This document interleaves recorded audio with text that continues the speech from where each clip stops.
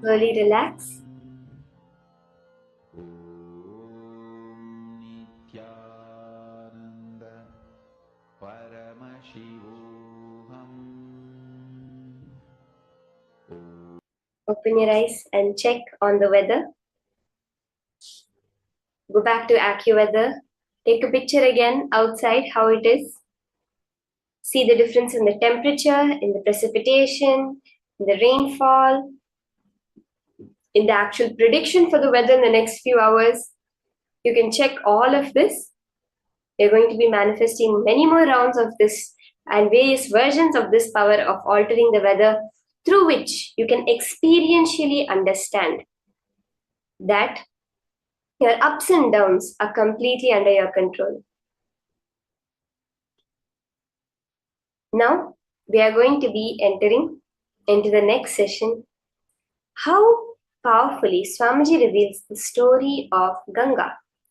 Not exactly the way we know it, but with its actual significance, how the story of Ganga represents the story of an individual's journey to enlightenment.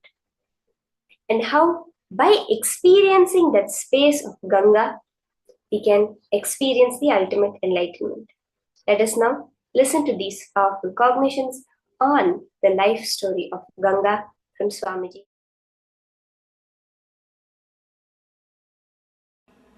Today we will see the story of Ganga. How Ganga happened on the planet Earth.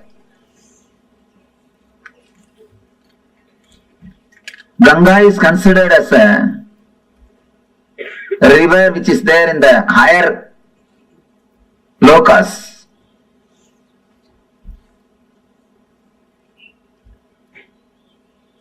It was there with the Kamandalu of Brahma. Means this is the energy, this is the water energy of existence. Brahma means a creator, the energy which creates the whole existence. You see Brahma, you can see four things with him. One is the Kamandalu, means the water energy. Another one is the palm leaves, Veda, knowledge, wisdom. Then Akshamala means Japamala.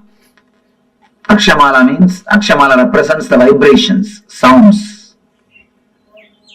Through all these things, and then the swan will be there.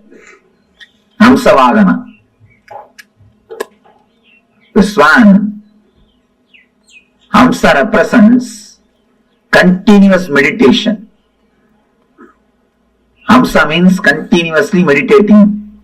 If you see the sound of your inhaling and exhaling, it will be hum, sum. It will go as a hum and come out as a sum. When they say hum, sum, they mean continuous awareness.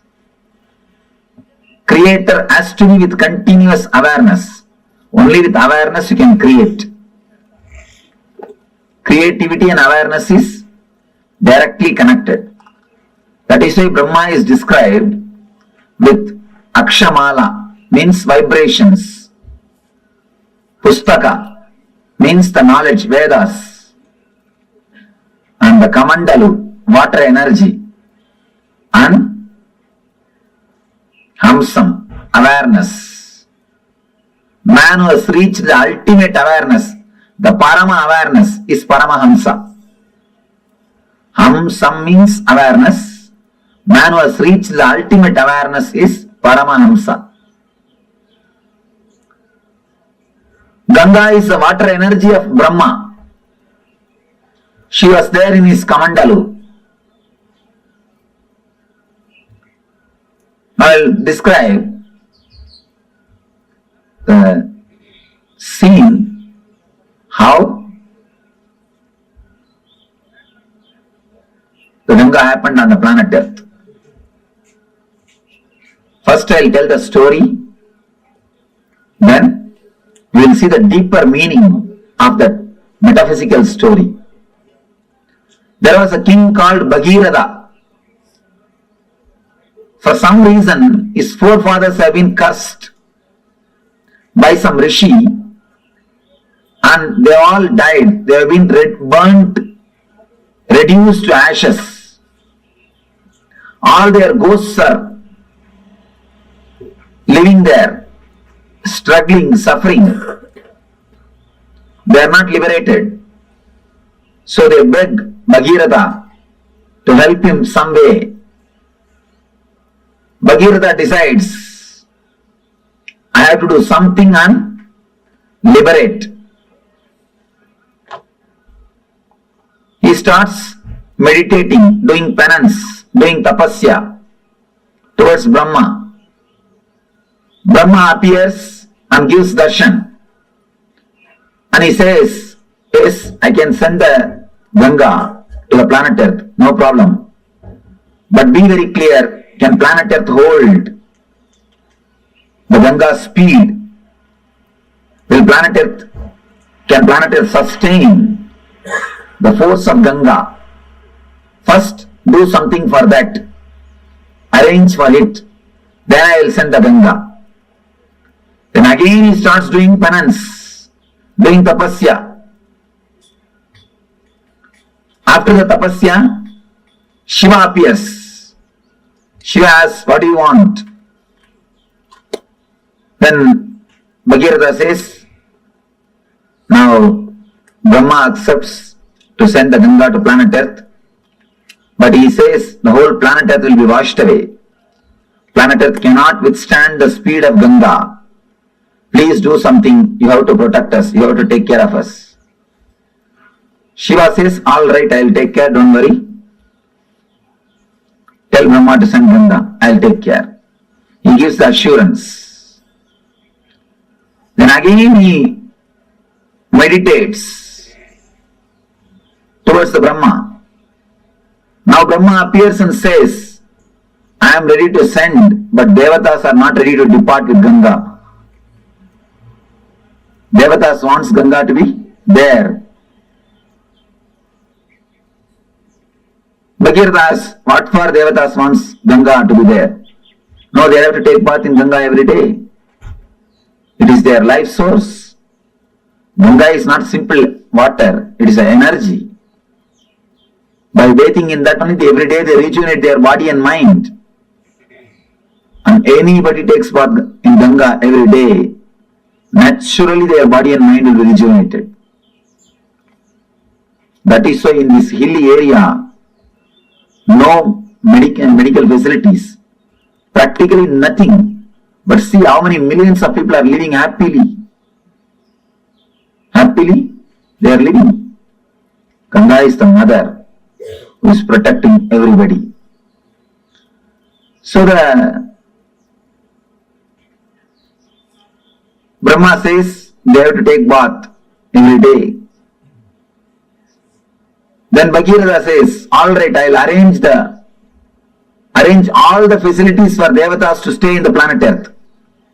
Just on the banks of Ganga, I will create cities where all gods and goddesses can live and have bath every day and have their regular routine as they have in the other loka, as they have in the Brahma Loka.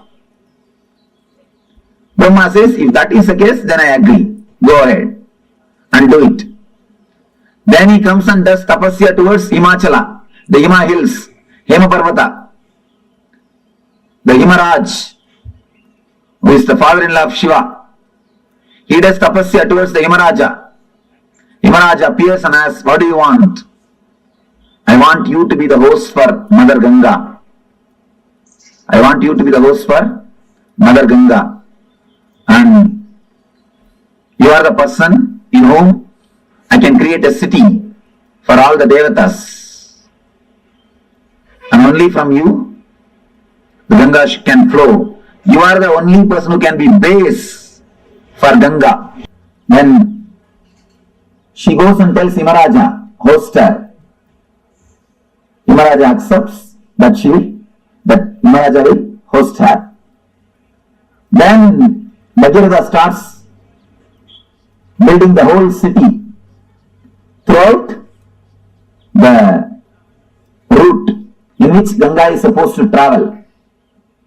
He meditates on every hill and takes permission. He prays to every hill. Every hill says, yes, I will give the way for Ganga. So all the whole route is cleared. Then he goes and prays to Kalabhairava, who is the in charge of city Varanasi. Kalabhairava is the in charge of Varanasi city. He meditates towards Kalabhairava. Kalabhairava appears and says, what do you want? I wanted, please give us the way for Ganga. You should receive Ganga and give us the way. Kalabhairava says, surely I will give, don't worry. But this is such a holy city. Tell Ganga to do a protection of the city and go. Suddenly, Brahma comes up with the next trouble, next problem. You meditated and propitiated all the devatas except Vishnu. Now, you have to do something to Vishnu. Only then I can send Ganga. Then he started meditating towards Vishnu. He prayed the Vishnu. With tapasya, Vishnu appeared. What do you want? I wanted the Ganga to come down to the planet Earth. Unless you agree, unless you give blessings, it will not be possible. Please bless me. Krishna says, all right. I bless you. Ganga will come to the planet Earth. She will come just out of my feet. And he blesses. The Ganga will come out of his feet. Then he says a beautiful one more word. Whomsoever has realized the Vishnumaya means the universal consciousness. Whatever water comes out of their feet will be Ganga. Whomsoever has realized the Vishnumayam Jagat, whomsoever has realized me, from their feet, whatever water comes out will be Ganga. From this word only the tradition of Pada Puja starts. Pada Puja of enlightened masters starts from this tradition. Vishnu says, whomsoever has realized the Vishnumayam Jagat, Sarvam Vishnumayam Jagat, from their feet Ganga will flow. From their feet, Ganga will flow.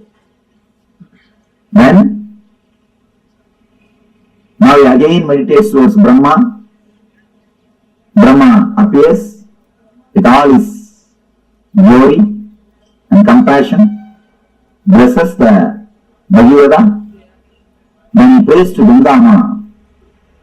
Then he does tapasya towards Ganga Ma, meditates and invites the Ganga Mother, Ganga with all compassion. Not only compassion, the wild energy. She just comes out of the Brahma's Kamandalu with all the power. She straight away started moving towards the planet Earth. The moment she came out of the Kamandalu and started moving towards the planet Earth, all the 14 worlds are shaken. All the devatas, all the rishis, all the munis simply escaped from their planet Earth and ran away. Because they got frightened. The Pralaya is going to happen. Means the end of the world has come. Such a power, they simply ran away from their world. They escaped. And appears Shiva. Shiva beautifully appears and puts his head in between the Ganga. She straight away lands into Shiva's head, into the matted lock. The next thing, she gets locked in the hair itself. She is black. Here, Bhagavad is sitting, waiting for Ganga for one kalpa. What has happened? They are receiving the call, she has started already, but she has not landed. Already she has started, but she has not landed here. What happened? What happened in the way? Again he meditates towards Shiva. Shiva appears and says, yes, she is there in my head. Now what do you want me to do? Bhagavad says, please just send her a little bit. Don't hold the whole thing. Then Shiva says, oh, is it so? Alright. Then just, he moves one hair. Just he does. Only one hair moves.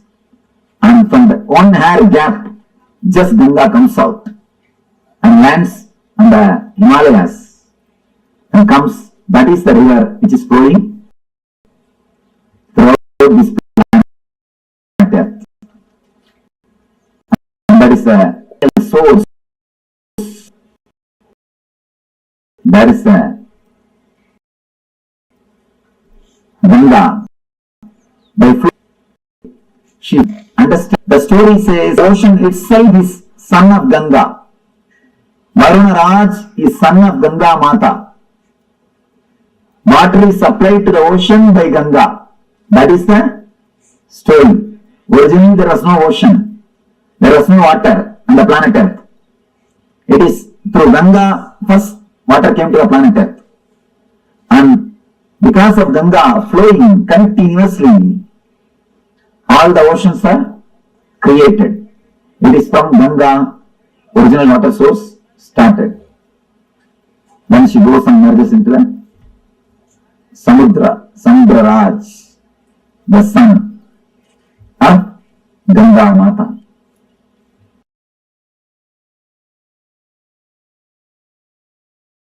Ganga is a river of knowledge, a river of enlightenment.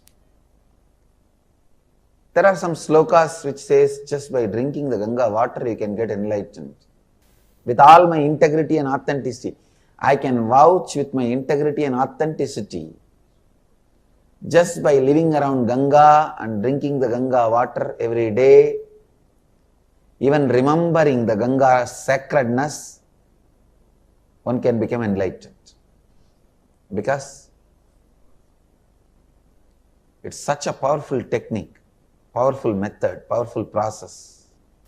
Ganga heals all the violence we carry. Ganga heals all the incompletions we carry. See, the lust is an incompletion, anger is an incompletion, violence is incompletion. All the incompletions we carry, Ganga can purify. Ganga can really, really purify.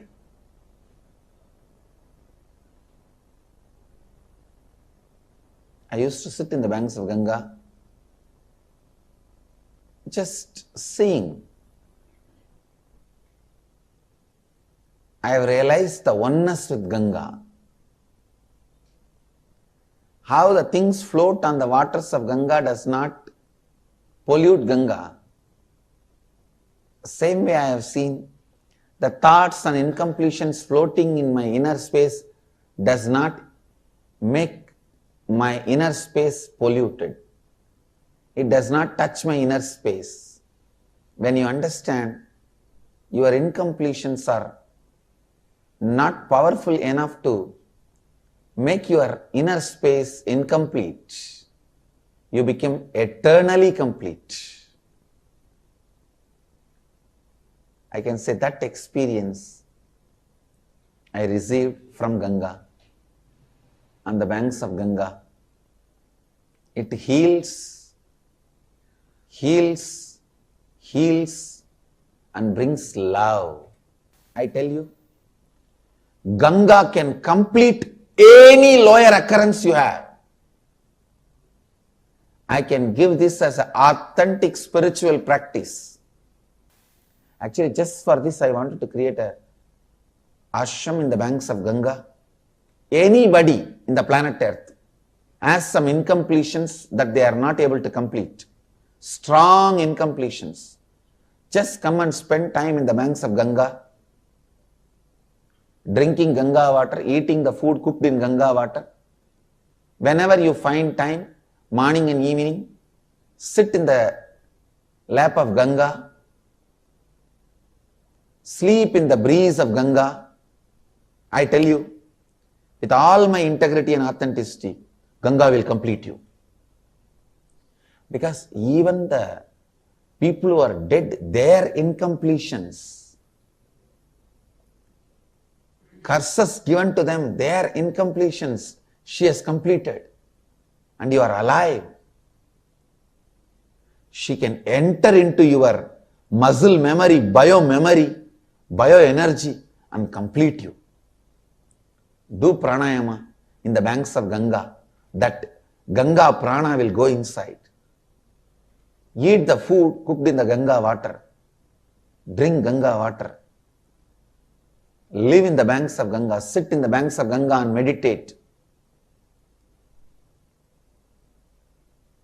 Sleep in the banks of Ganga. In her breeze.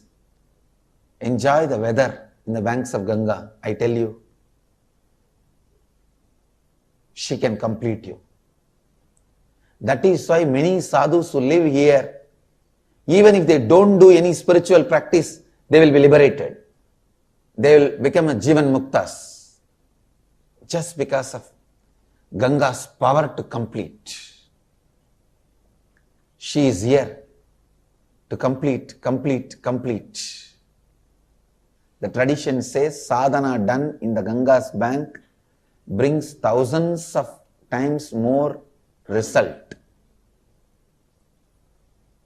It's true.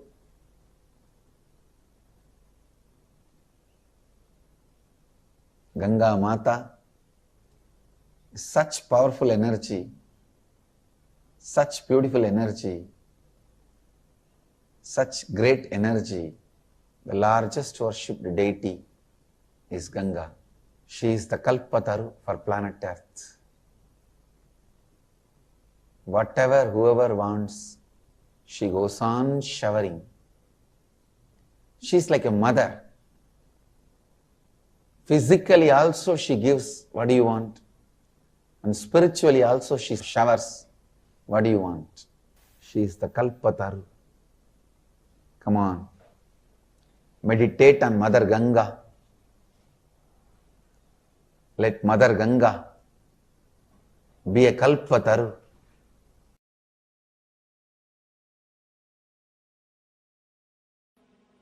Now you understand the whole story of Ganga from the dimension of a spiritual enlightenment.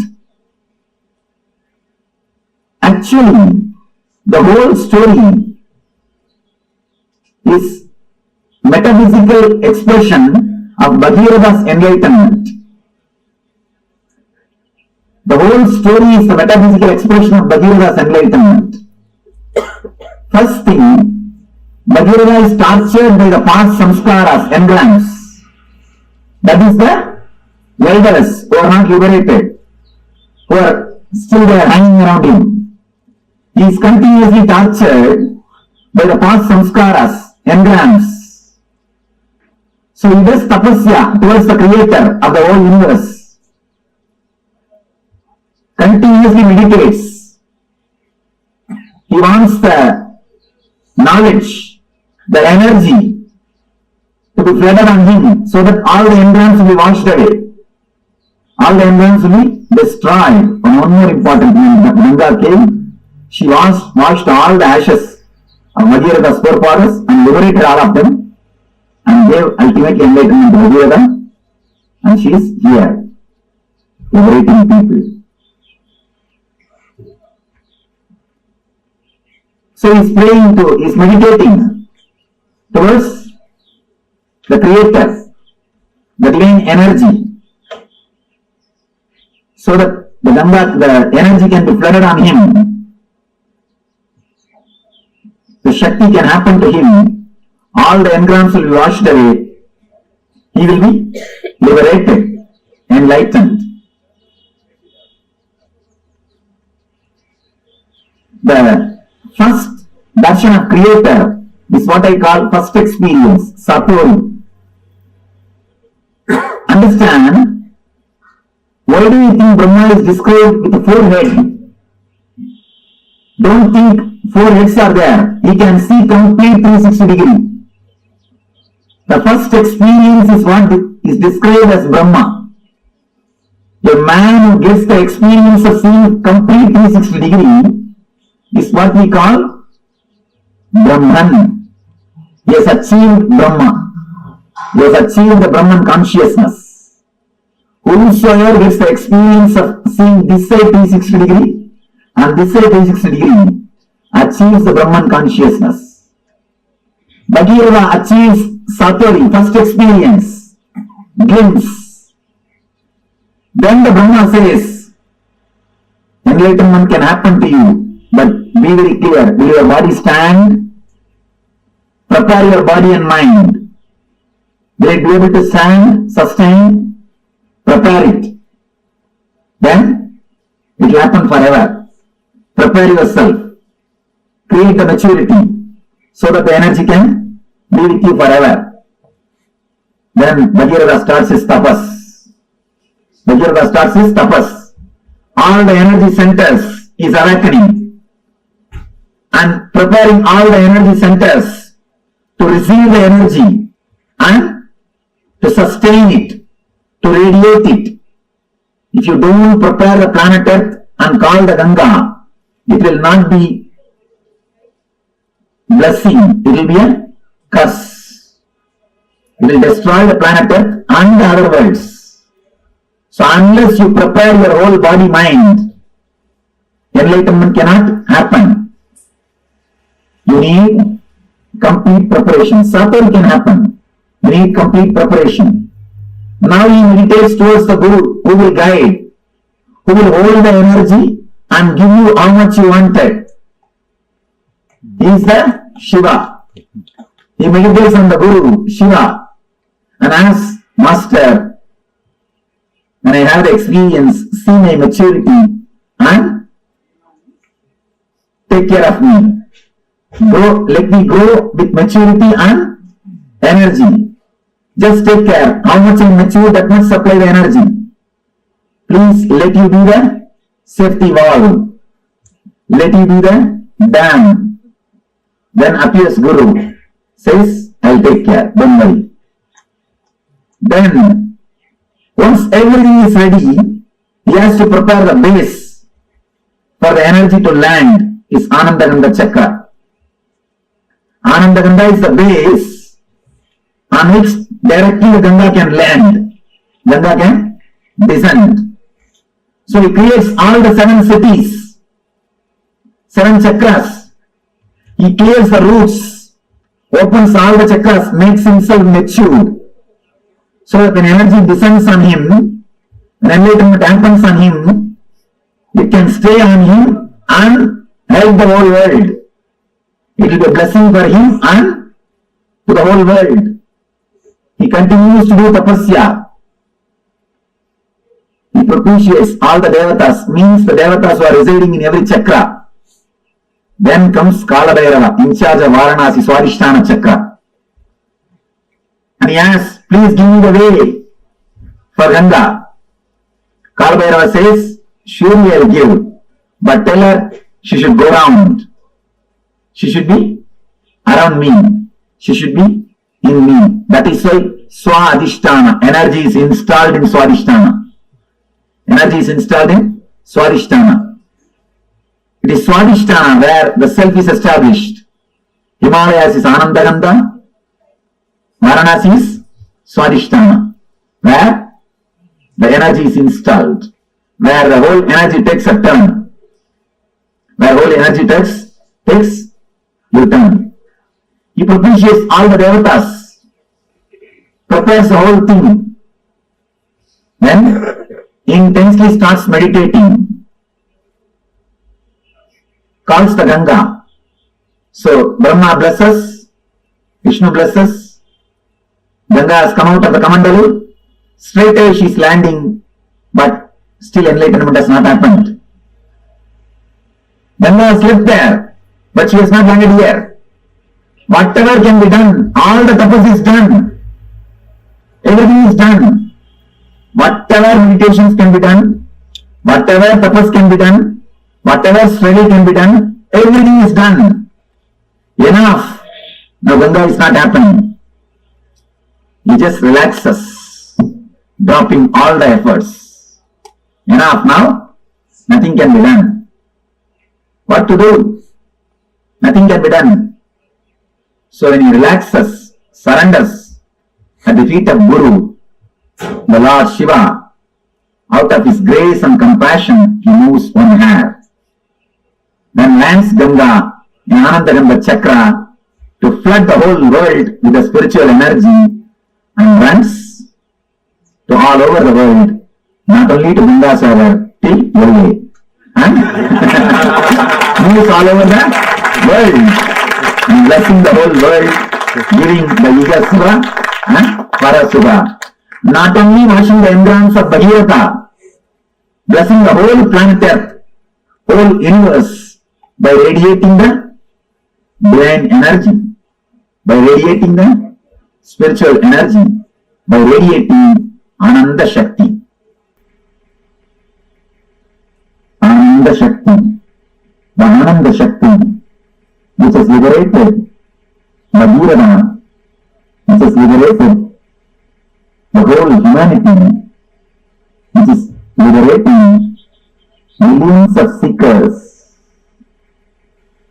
The Guru's grace, Ananda Shakti, let it liberate all of you, let it flow in all of you, let it be in all of you, let it purify all of you, let it radiate in all your beings, let you all become channels of Ananda Ganga, let you all become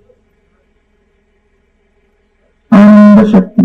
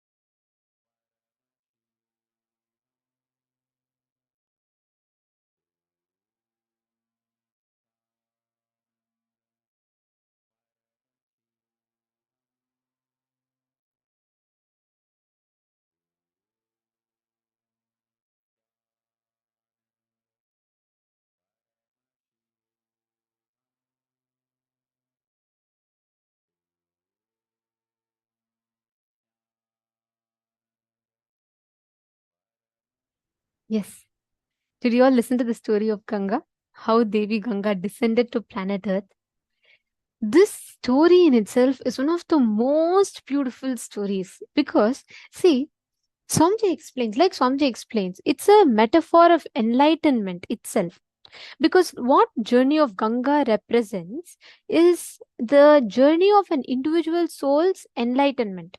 How you, me, as an individual soul, how we travel towards enlightenment. Bhagirata represents that persistence of humanity. It was after a lot of will persistence that enlightenment was bestowed. It is, see, it is not like it's not a very easy thing, right? We are talking about not 1 year, 2 years. We are talking about 1,000 years. The kalpa. He prayed for so many kalpas, they say, because he lived, firstly, he should have lived so long. And kalpa includes one whole pralaya, whole deluge time, and the beginning of a civilization, the peak of a civilization, the fall of a civilization, and a decline of a civilization. All these put together forms a kalpa. And Bhagirath prays for so many kalpas together for him to experience Ganga, experience enlightenment.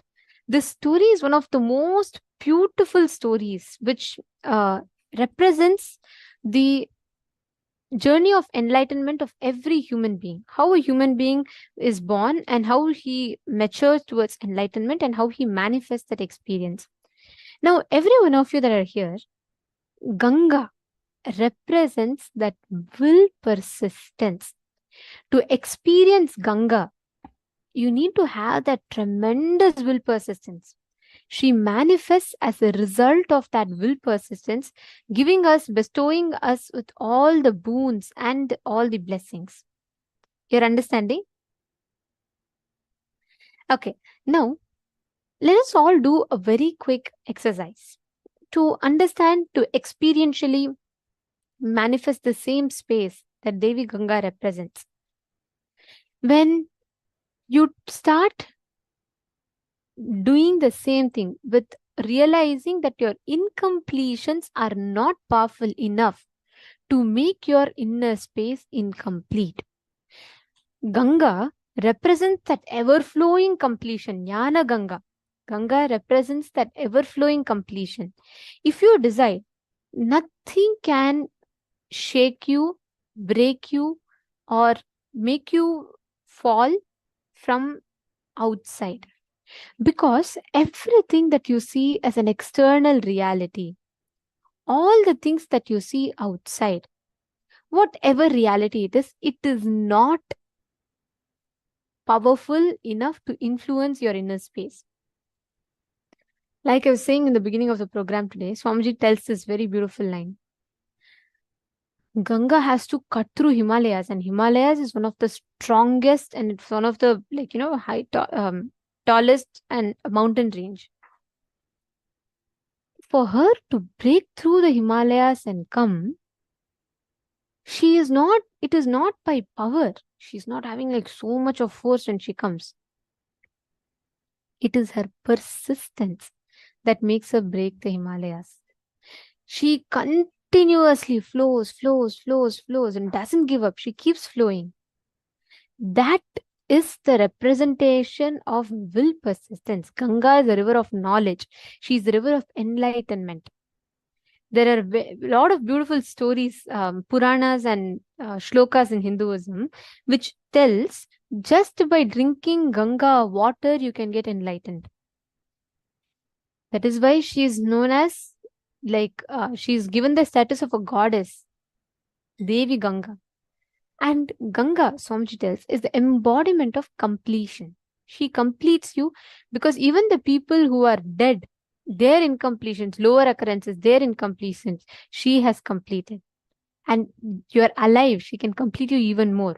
She can enter your muscle memory, bioenergy itself and complete you. That is Devi Ganga. She represents, she embodies that ultimate divine manifestation.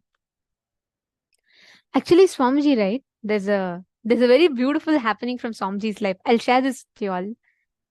So, do you all know that Swamiji went for the 9 years of Parivrajaka? Most of you, everyone here is aware. I'll tell you one very interesting story from that happening. So this was around towards the end of Swamiji's Parivrajaka Yatra, okay? And Swamiji had traveled, he'd wandered the length and breadth, and Swamiji went to the Narmada river in Omkareshwar. And these rivers are all, the source is Ganga, Devi Ganga. And from there only the Sapta Sindhu, the 7 sacred rivers of Hinduism happen. So Ganga, Yamuna and Saraswati these are the few main rivers, and the source of the water itself is Devi Ganga as per the Puranas. This is very beautiful happening, okay? So when Swamiji went there during his Parivrajaka time, Swamiji said, after almost spending, it was almost 8 years past, and Swamiji said he still hadn't received the experience of that avataric mission, the realization, that enlightenment. Of course, Swamiji attained enlightenment at the age of 12. But the purpose, the seeking, the truth that Swamiji was seeking, Swamiji said he couldn't still realize it. So what happened? Swamiji said he fell into such a extreme frustration. And understand, when I use this word, I'm using the word that Swamiji used, but this is not equivalent to what we understand. Our degree, even in feeling depressed or frustrated, we have very shallow experience in that. For incarnations, it's very different when they tell it and their experience. Anyway, Swamiji tells, Swamiji fell into such deep depression and frustration. Swamiji felt like, have I wasted all my youth, all my time, life, everything I put into it, and I'm still not able to find. So Swamiji said that in that frustration, in that deep frustration, Swamiji used to carry a stick, the Yoga Danda, and Swamiji used to carry Kamandalu and a photo of Sri Ramakrishna Paramahamsa. That was like Swamiji's life. Okay. Swamiji threw away all of them, and it went, or the things went on the other side of the banks of the river. And Swamiji threw all of them, and Swamiji decided that, he is going to drown. He decided that I'm not going to, this life is, it's of no point because I've not found the truth. 8 years I've spent and I've still not gotten it. Swamiji told, it is not the way we understand when I use the word depression or frustration, because what Swamiji explained is completely different. Swamiji said it was such a deep thing. Swamiji's whole being was sucked into that, almost as if, before launching, how a tiger would withdraw back and then come back with more energy, something like that. It went into such a low.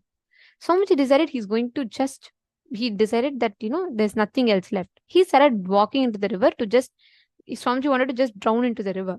So Swamiji started walking. Swamiji closed his eyes and he put his leg on the water, and Swamiji started going.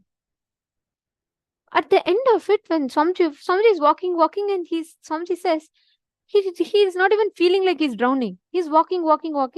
By the end of it, when Swamiji opened his eyes, he was on the other banks of the river. Swamiji had not drowned. Swamiji had his avataric mission and realization. He had walked on the water, reached the other bank of the river. In that bank, in that very place, Swamiji had the avataric mission, the realization of his incarnationhood. Then Swamiji said he had that the whole call for his birth just was awakened in him, and Swamiji realized the purpose of his life. This story just reminds me each time of will persistence, the willpower, the strength. We see, the moment we decide, I tried for 1 year, I tried for 1 day, it didn't work, so this will all not work for me. For 8 years after Swamiji tried, his intensity only increased. He didn't give up. He didn't say, I can't do all this. He never gave up. His intensity became so strong, it pushed him to have the next level breakthrough itself.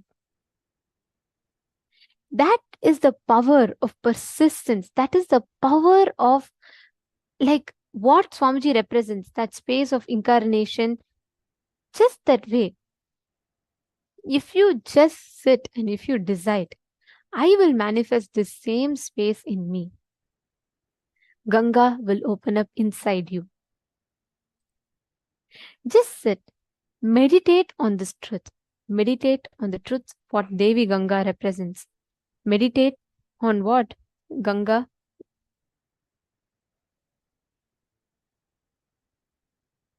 what Devi Ganga manifests.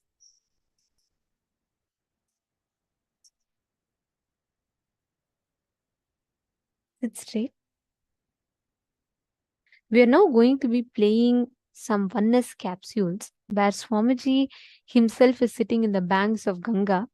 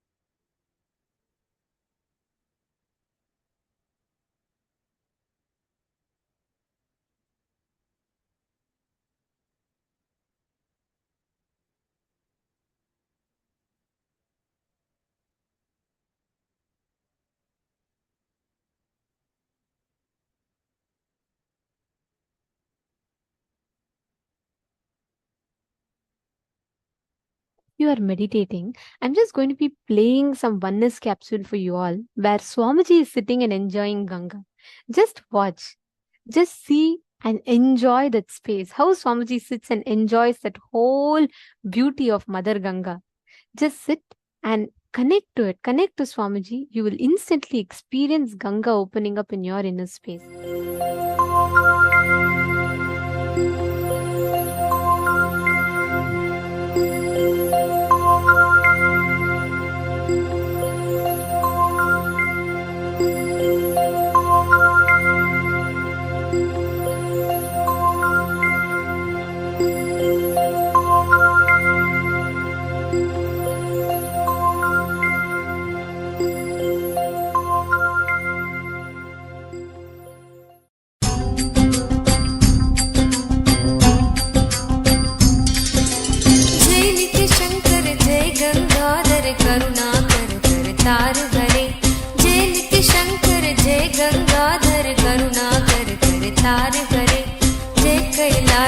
जय अविनाशी सुख राशि सुख सार भरे जय कैलाशी जय अविनाशी सुख राशि सुख सार भरे जय शशि शेखर जय डमरूधर जय जय प्रेमागार भरे जय शशि शेखर जय डमरूधर जय जय प्रेमागार हरे जय त्रिपुरारी जय मदहारी अमित अनंत अपार हरे जय त्रिपुरारी जय मदहारी अमित अनंत अपार हरे निर्गुण जय जय सगुण नामय निराकार साकार हरे नित्यानंद पुरी ईश्वर नित्या पाहि पाहि दातार हरे नित्यानंद पुरी ईश्वर नित्या पाहि पाहि दातार हरे हर हर नित्य देव हरे हर हर नित्य देव हरे हर हर नित्य देव हरे हर हर नित्य देव हरे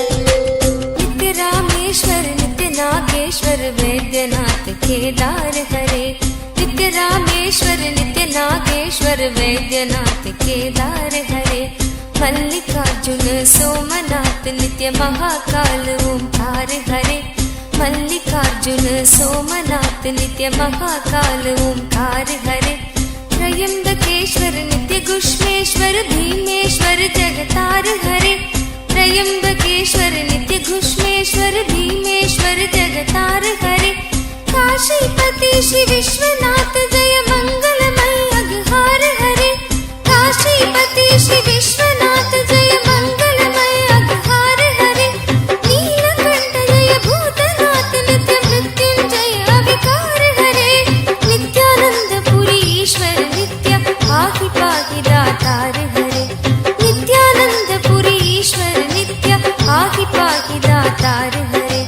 हर हर नित्य देव हरे हर हर नित्य देव हरे हर हर नित्य देव हरे हर हर नित्य देव हरे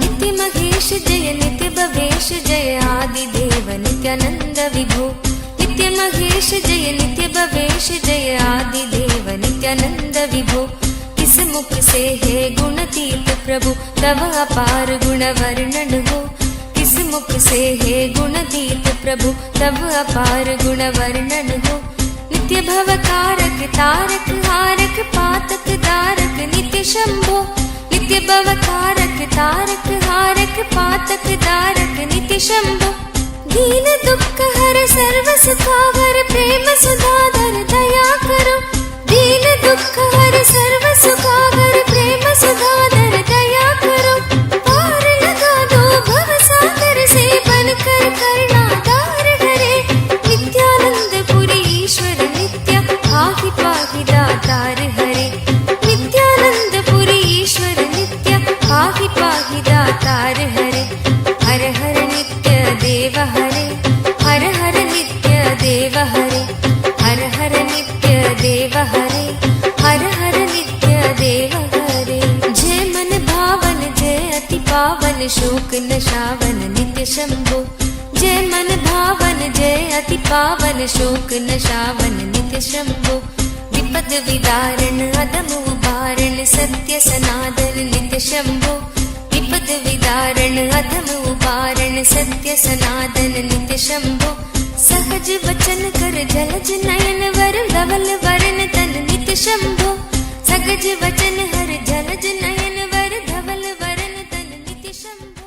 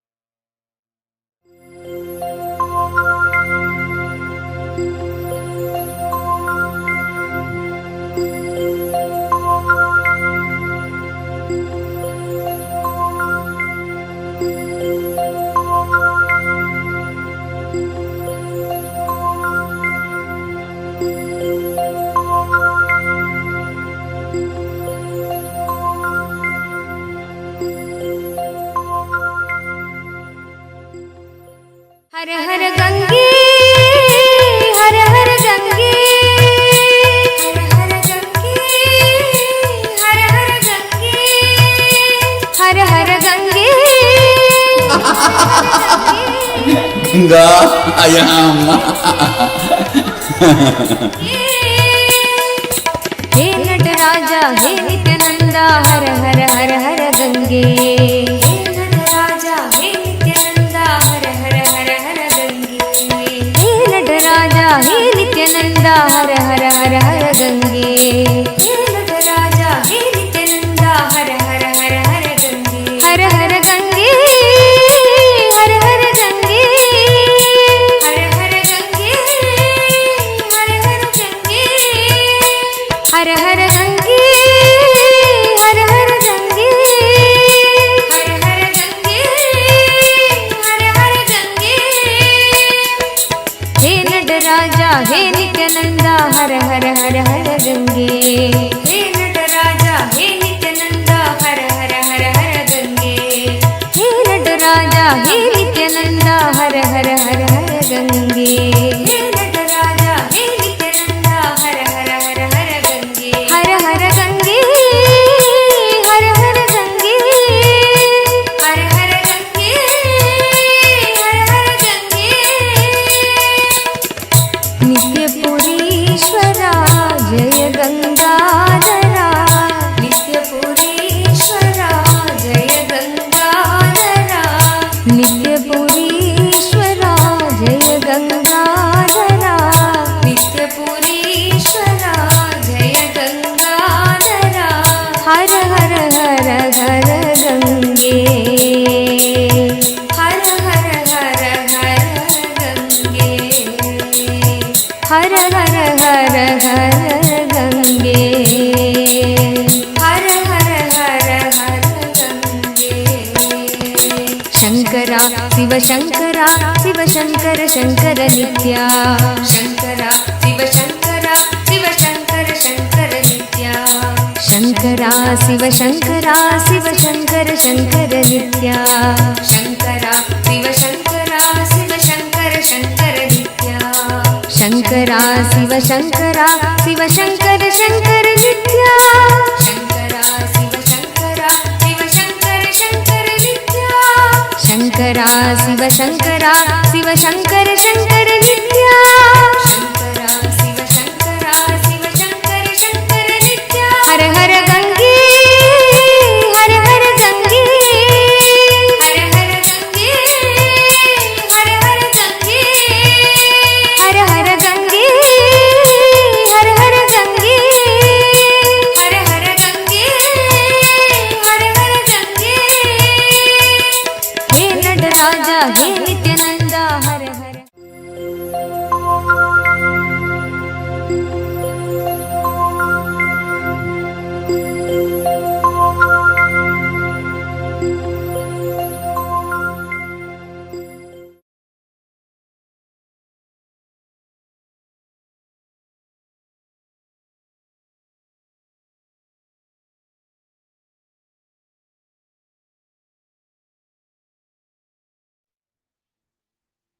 Now, let's go into the power manifestation session.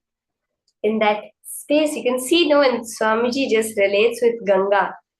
It's the way Swamiji says, when I relate with each and every one of you, it's that same way I relate with the mountains, Ganga, with Himalayas, with Arunachala, that feeling that living presence, which is what Hinduism is all about. We recognize each and every entity of the cosmos as a devata, as a living being. Now also, when we are manifesting this power over the Vatavarana, it is oneness with the Vatavarana. When we know that it is not something random happening, there is a higher intelligence functioning all of it, then we just automatically start manifesting all the powers. So are we all ready? Again, now we're going to be manifesting the power of altering the weather. You can choose a particular place. This time I would suggest everyone call a friend. Okay? All of you are going to reach out to a friend and you're going to change the weather in the location that your friend is in.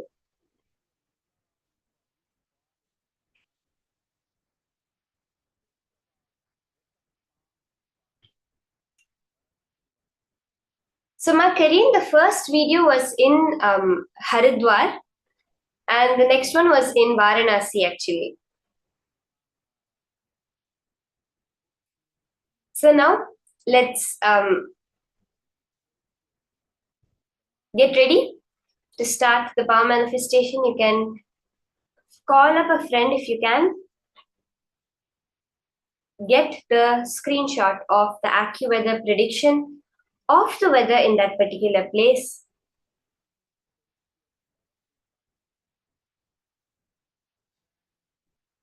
And get a picture from outside. You can explain to them that how this is the power manifestation science. You can reach out, you can tell them you're going to be changing the weather in their area, and you can explain how this is actually the most positive way of influencing the environment. Through our disconnect with nature, we have committed so much of atrocities against the environment, pollution, global warming. We hear all about these things. But when you connect in the space of oneness, that is when the transformation happens. Now, all of us sit intensely connect to Mata Ganga, to Ganga Maya, the Mother Ganga, who is the source in the cradle of Ganga and Saraswati civilization. The whole Hinduism flowered, blossomed. Connect intensely to Ganga. You will experience that completion space in your inner space, knowing that all the ups and downs have no relevance, and you will just manifest this power. So let's all sit. Sit with your head, neck and spine in a straight line. Chant the Mahavakya, knowing that you are Paramashiva. You're the vast etheric space. You're beyond anything that is there. You're that space of Kaivalya, aloneness, because any other being in this universe is only you. Whatever we are seeing as nature, Prakriti, you are a manifestation of that only. And from that space, just make the will for the weather to change.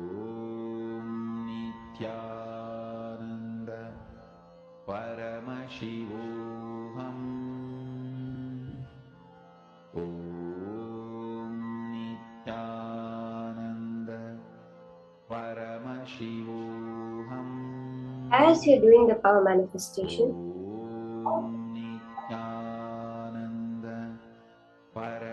anything comes up in your inner space.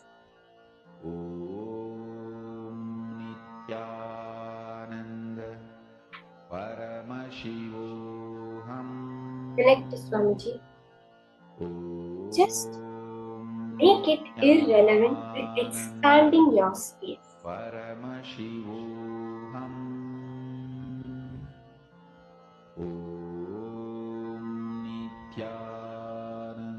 That completion space is the only reality.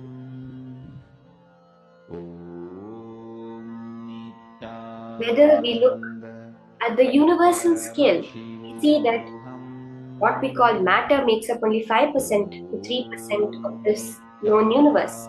Everything else is what is unknown to science as dark matter and dark energy. Whether we look at it at the large scale, as I was saying, whether we look at it at the large scale, we see that what we know as physical matter makes up only 3 to 5% of the universe. The rest of it is dark matter and dark energy, yet not understood by science. Or whether we delve into the deepest recesses of the atom, we see that it's also 99.999% space. Where is the matter? There is no matter the way we understand it. All we call matter also, they say, is wave-particle duality. The observer is what makes it as a particle. You are the space, the quantum vacuum fluctuations, that pure energy, Paramashiva, is you. Anything that's telling you you are not that, anything that is connecting back to matter, is what we are unclutching from. When you just look at the larger picture, it all becomes completely irrelevant to you.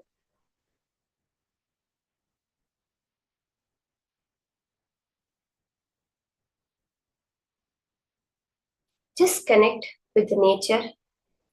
Understand that Prakriti is also you. You are also Prakriti. But what you actually know as you is the Purusha, the Paramashiva, the only being alive in the universe.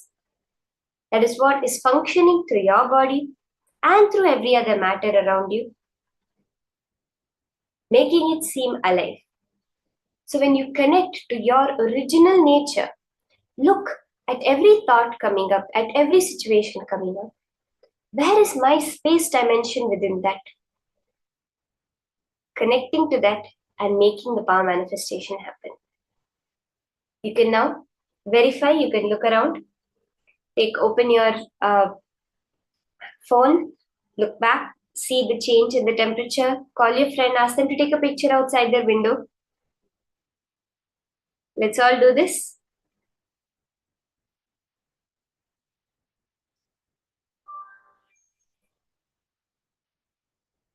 You can all see how so beautifully, so powerfully the manifestation has happened. Now we are going to be entering into the next session, Powerful Cognitions from Swamiji, which is exactly the science of Ganga. What makes Ganga so powerful? It is the will persistence, that Paramātma Shakti, as Swamiji says. We are going to be understanding what is will persistence, why will persistence, and how we can manifest anything we want like Ganga with will persistence. Let's now enter into these higher powerful cognitions from Swamiji himself.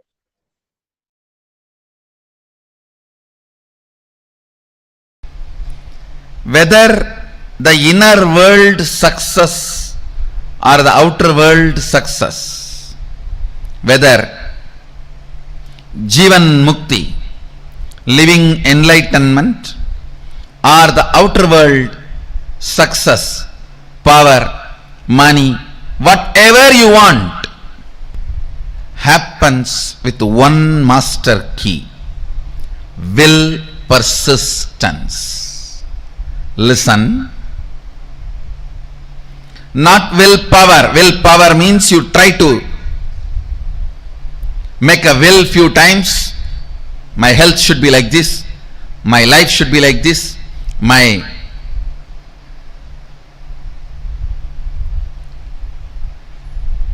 business should be like this. You make few will with the clear idea it is not going to be successful. And when that fails, you think, oh, it is not for me, this is not for me. And you collapse. That is what I call willpower. Actually, it is will arrogance. But will persistence means the number of times again and again and again your ability to create the will intensely is will persistence. Your will is made out of the material called persistence. Please understand, water in the Ganga breaks the Himalayas not because of power but because of persistence. Not because of power but because of persistence. Whether it is the inner world, enlightenment, or outer world success like money, name and fame, power, health, relationships, whatever you want, inner world or outer world, the master key is will persistence, not willpower. Willpower will always make you feel you are a failure. Will persistence manifests the real willpower and it will make you always successful. Understand? Ganga, the water of the Ganga, neither by its power nor by the objects she carries, she opens the Himalayas. It is just by her persistence she opens Himalayas. Just by her persistence she opens Himalayas. Understand? Will persistence, not willpower. Whenever you use willpower, it has to happen. It has to happen immediately. Always you have the shade. No, if it's not, what will I? It means already you planned for failure. And when it collapses, you are confirming this willpower and all is not going to work for you. You don't have, either you don't have willpower, or you feel that will not work for you, or you will feel that is only for others, or you will feel this much only is me, it may be for others. Only when you know the science, why it works, when it works, and when it does not work, that is the only when you know when it works, when it does not work, why it works, why it does not work, you start living enlightenment. Listen carefully. Will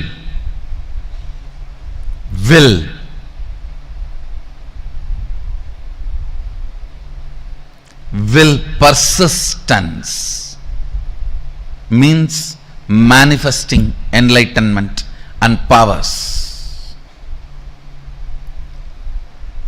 If you decide to persist, that moment power starts manifesting. You don't even need to spend your whole life on persistence.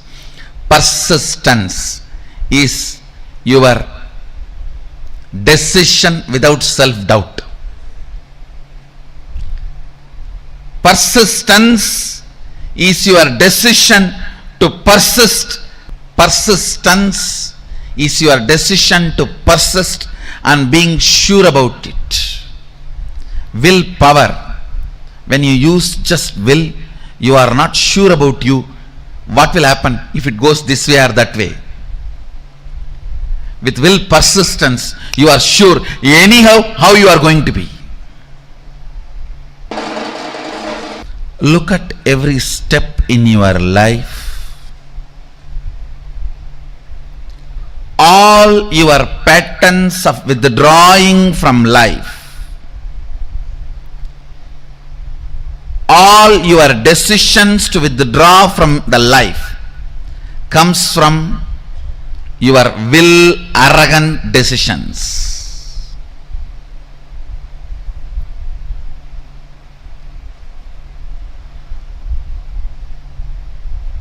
All the life involvement decisions comes from will persistence. I tell you, whether inner world or outer world, life is all about how much you are intensely getting involved. That's all.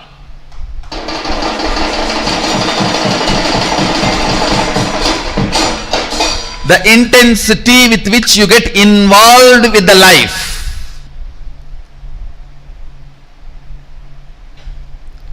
Intensity with which you get involved with the life.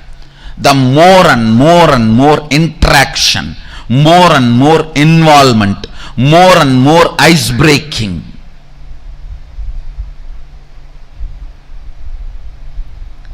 Will persistence is all about life. Life is all about will persistence.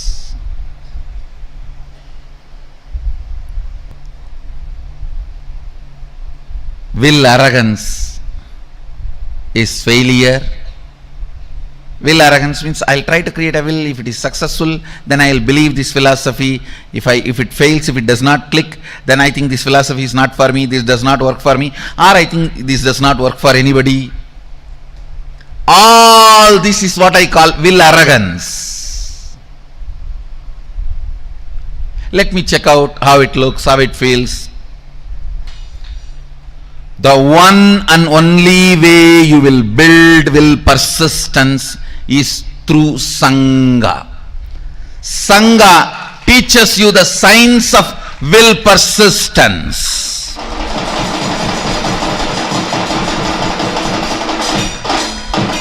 I tell you,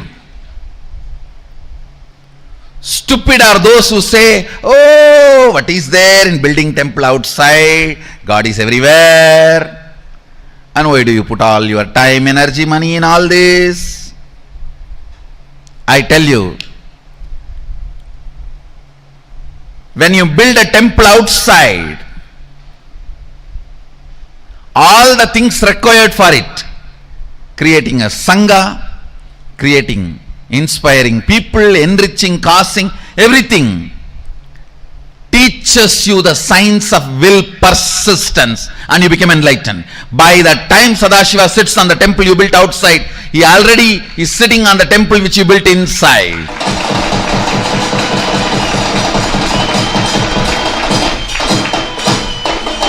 I tell you, anybody wants enlightenment, build a temple, you will have it.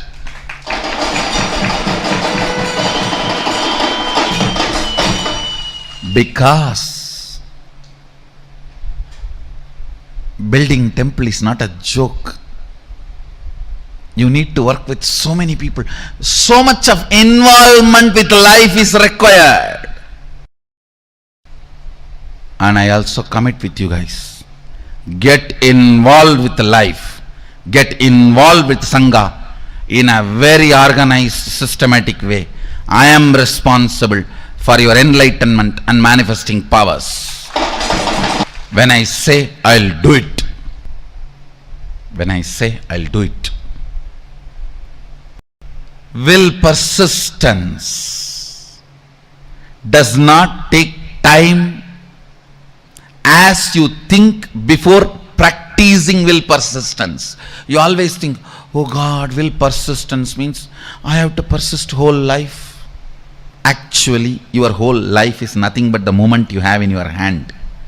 Persist in that few moments you have in your hand. That's all is required.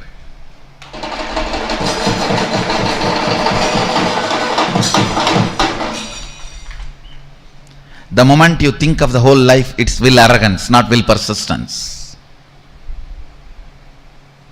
The moment you decide will persistence, simply you start manifesting Sadashiva.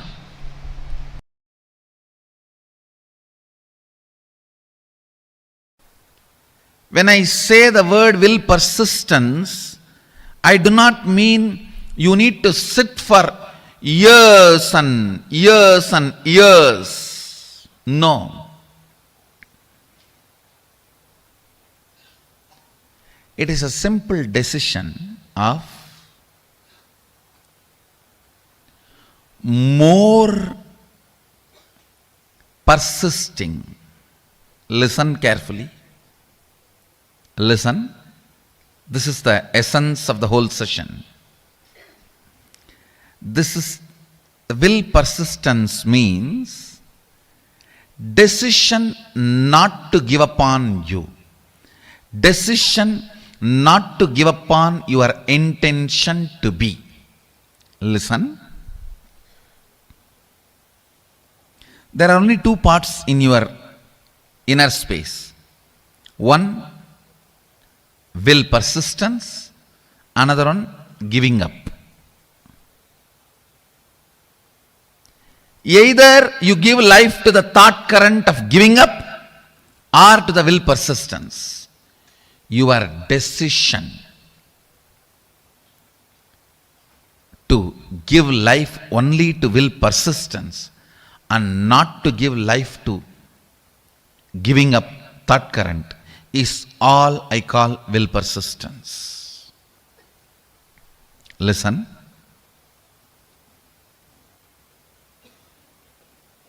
Actually,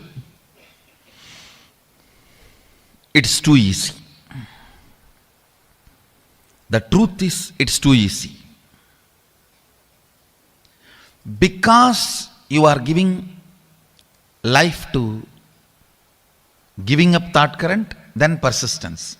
Giving up thought current, then persistence. That is when it becomes complicated. It is like you create a terrorist group for some purpose and then you send your army to kill them. You create a terrorist group and then you send your army to kill them. Then world will never have peace. In your inner space, you do the same political game. For right or wrong reasons. For good or bad. You support giving up pattern. You cherish, sometimes without even you knowing. Only when you are about to fail, collapse, you wake up, oh, not this, not this.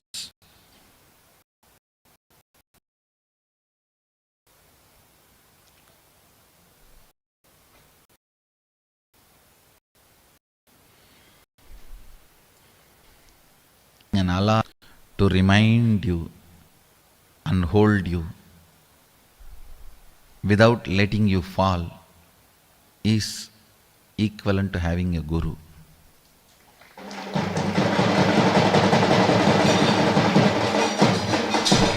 Guru is all about that only. An alarm which rings every day between 8 to 9.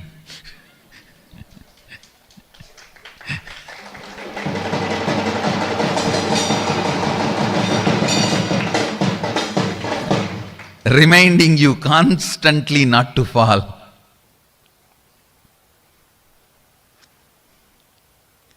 And empower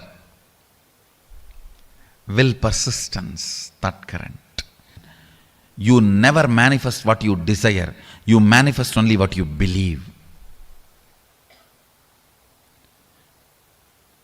If you think what you desire you are going to manifest, no. You are fool. You don't know the secret of manifestation. What you believe, you are going to manifest. If you believe your willpower is never going to manifest, it is never going to manifest. your belief, your cognition, your perception, that is only going to become reality. Understand, an important thorn in the flesh need to be removed.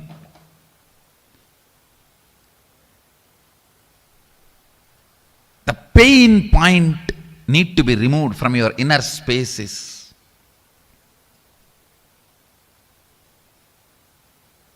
Will, arrogance, failures. All your failures, whether you prayed and did not get. You see, prayer is nothing but making a will.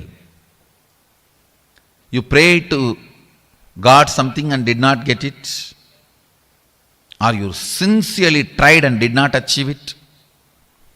Or you created a space and it did not become reality.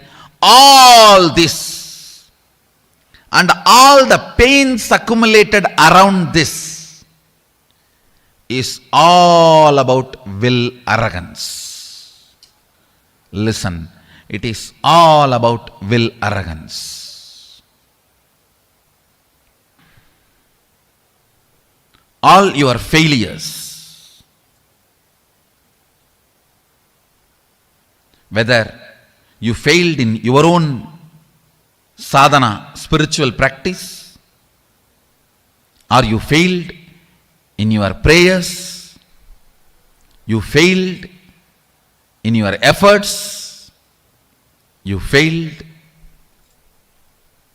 in situations, relationships, life, everything is will arrogance.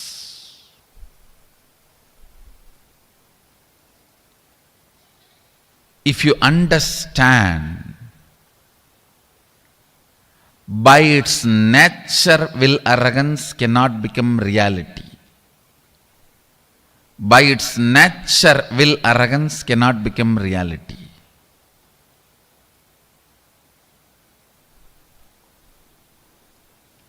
Only will persistence can become reality. So much of healing will happen inside you. Today I wanted all of you to do this as an assignment. All the situations you feel you have failed, frustrated, hopeless, list from the time you remember you. From the time you remember you, list and find out how your will arrogance failed you in that situation. How your will arrogance was the main reason why you failed. This understanding and then completing with this pattern of struggling with will arrogance and deciding to have will persistence. Your will arrogance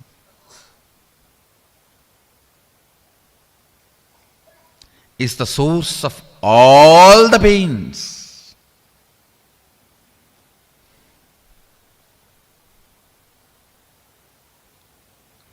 If you can internalize this one truth today,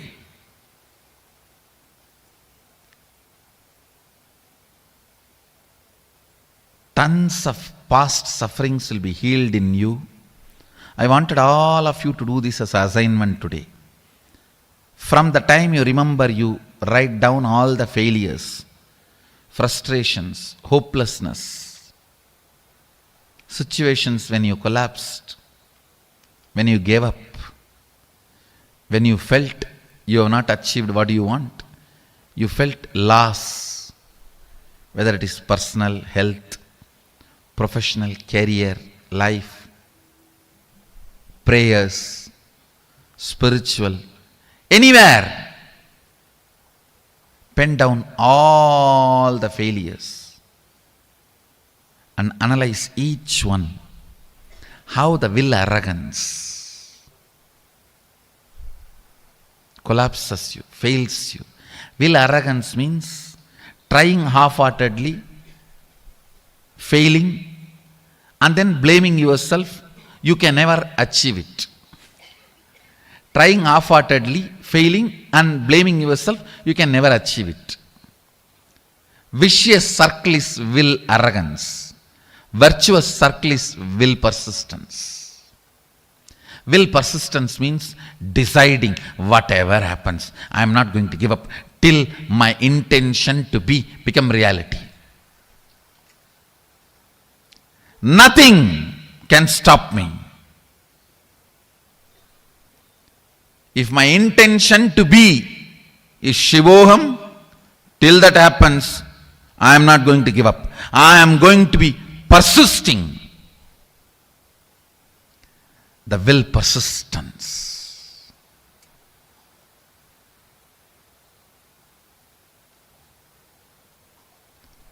Whatever may be your intention to be, the moment you decide, will persistence,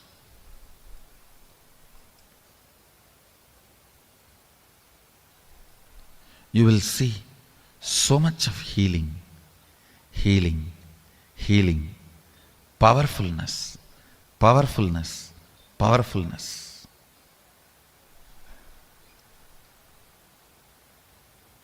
Your own voice sitting inside you and constantly teasing you, pulling you down, disrespecting you, abusing you, will just melt down.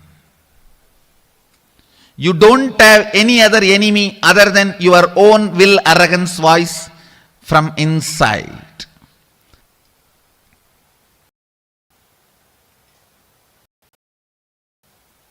Today, do it. This ironing out will heal you so much. You will be ready to manifest all the experiences and powers of Sadashiva. Align here. Start this assignment today. Start this assignment today. To complete with all the pains, ideas, neurological, psychological, physiological, physical, hormonal ups and downs you generated in you, which goes on trying to make you believe falsely that you are not your intention to be. Complete all of that. After finishing the assignment, you will simply understand it is just dash dash dumped on you by your will arrogant lifestyle. Actually, I want you to do the assignment here. Sit here, and after this session, do the assignment. I'll help you complete here.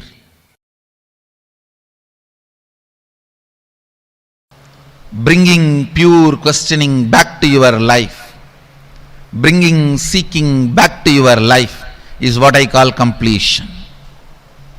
Understand? It happens only by will persistence, not by willpower. Sometimes people come and tell me, oh, 10 years I had persistence. No, you had willpower. Persistence never brings you tiredness and boredom. You never had persistence. It was always will arrogance fighting and failing. Will arrogance fighting and failing. That is why you are feeling tired and bored. That is not persistence. That is will arrogance. You need to have right idea about your past. Only then you will make right decision about your future. Many times, the tug of war which you continue to have with your will arrogance, you call it as will persistence. No. Will persistence is different. Will arrogance is different. In will arrogance, Every time you only fall into powerlessness and repeat the same stupid cycle. In will persistence, every time you are one step ahead. You are one step ahead. You are one step ahead. So you will never be bored. You will never be tired. Tiredness and boredom is the quality of will arrogance, not the quality of will persistence. Will persistence never brings powerlessness about you or about others. Will arrogance always brings tiredness, anger towards you and others. Will arrogance is different. Will persistence is different. Will persistence becomes will power, not will arrogance. Will arrogance becomes only will failure. Will persistence becomes will power. Will arrogance becomes only will failure. Will persistence suddenly makes you young and you start from the beginning. Come on, start 1, 2, 3.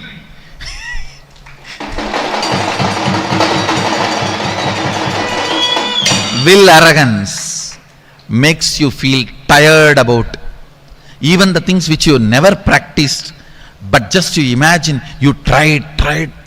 I tried.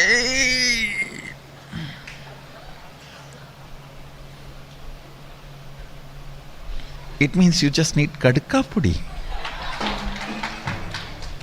I tried. It is not coming. Will arrogance is different. Will persistence is different. Persist. Persist. Persist. Naham manye suveteti. Nona veteti vetacha. Yonastat veda tatveda nona vedeti vedacha. You may know something, you may not know something. Knowing what you know and knowing what you don't know is itself knowledge. Will persistence, will persistence, will persistence.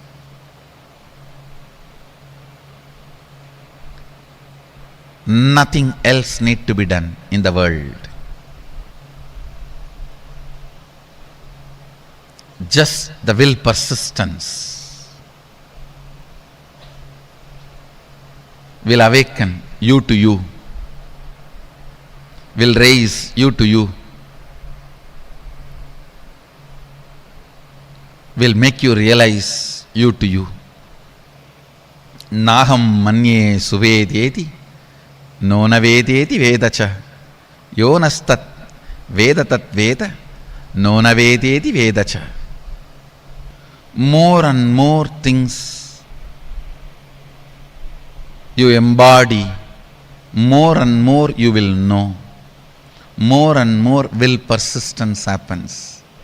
More and more will arrogance gets completed. That's all is the essence of life. That's all is the essence of life.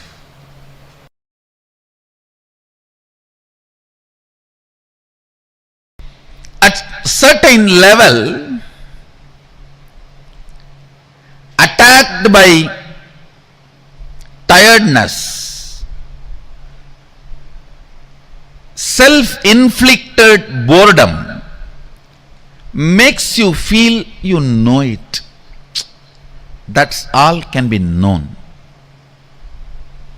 You give up on you. And you feel everything is okay. I have seen this during the manifestation of powers. People actually fight with the so-called willpower. It is not willpower, will arrogance. If I make it now, it has to happen now. If it is not happening, then it is not for me. Leave it. willpower. What do you think as willpower is nothing but will arrogance. Real willpower comes by will persistence. When you are bit by the snake called will arrogance, and that poison spreads inside you as tiredness and self-inflicted boredom. I've always seen this. When people first start seeing me, they are all excited, go gaga about all over. If they don't convert that excitement into responsibility and assimilate it as part of them, then slowly, that's the difference between fan and devotee. Fan just fans away all the excitement. Devotee makes the excitement into responsibility. Whoever is converted their excitement and devote responsibility, they will never be bitten by tiredness and self-inflicted boredom. Understand? I am using two words. Tiredness can sometime can come even externally, but boredom only from internally it can come. That is why I am using the word self-inflicted boredom. When these two attacks you, you come to a decision, that's all for me, leave me. When you say, that's all for me, leave me, your life has ended. Your life has ended. Even I don't tell that. Even still I sit and work. How can the system be more and more stronger, so it can radiate more and more? It can manifest more and more. It can support more and more. It can share more and more.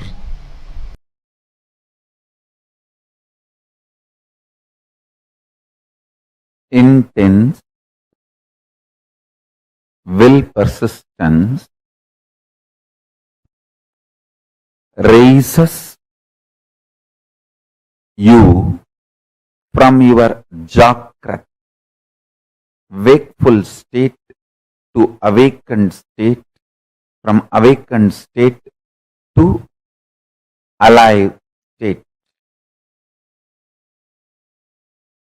There are 5 states of consciousness. Waking state, which all of you are now in. Above this state is awakened state, Turiya. Alive state, Turiya Atita. Below the waking state is dream state and deep sleep state. Listen. Waking state. Jakrat. In Sanskrit we call it Jakrat.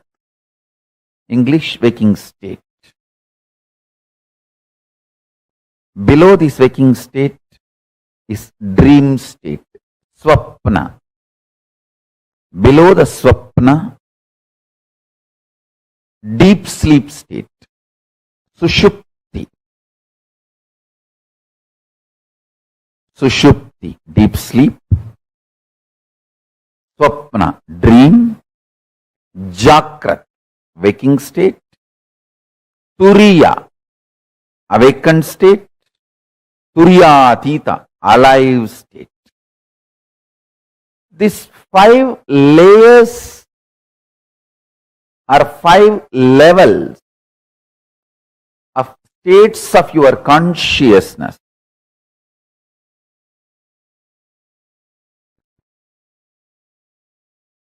Is your life.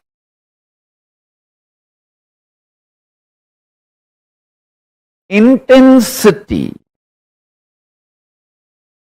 intensely awakened state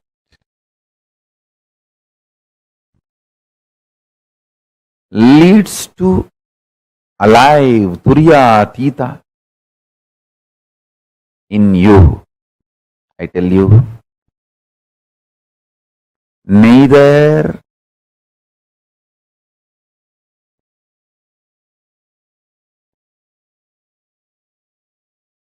what you consider as external achievements, nor the external capabilities can define you. They can all be one of your glories, like one ornament, but they cannot be the definition of you. Definition of you is in which state you feel cute about you. Do you feel very cute about you sleeping all the time? Or do you feel very cute about your dream state? Do you feel very cute about your waking state?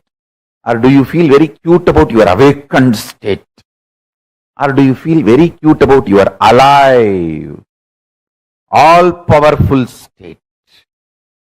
In which state you feel very cute about you all matters. Stop wasting your energy in making others feel cute about you. Understand, the whole world is stupid, dash, dash, dash, frustrated, beep, beep, beep, beep, beep, beep, beep, beep. Understand? Nobody feels cute even about themselves. Why will they feel cute about you? Just dump the shit of putting your energy and attention, time, treasure, talent in making others feel cute about you. Pooh.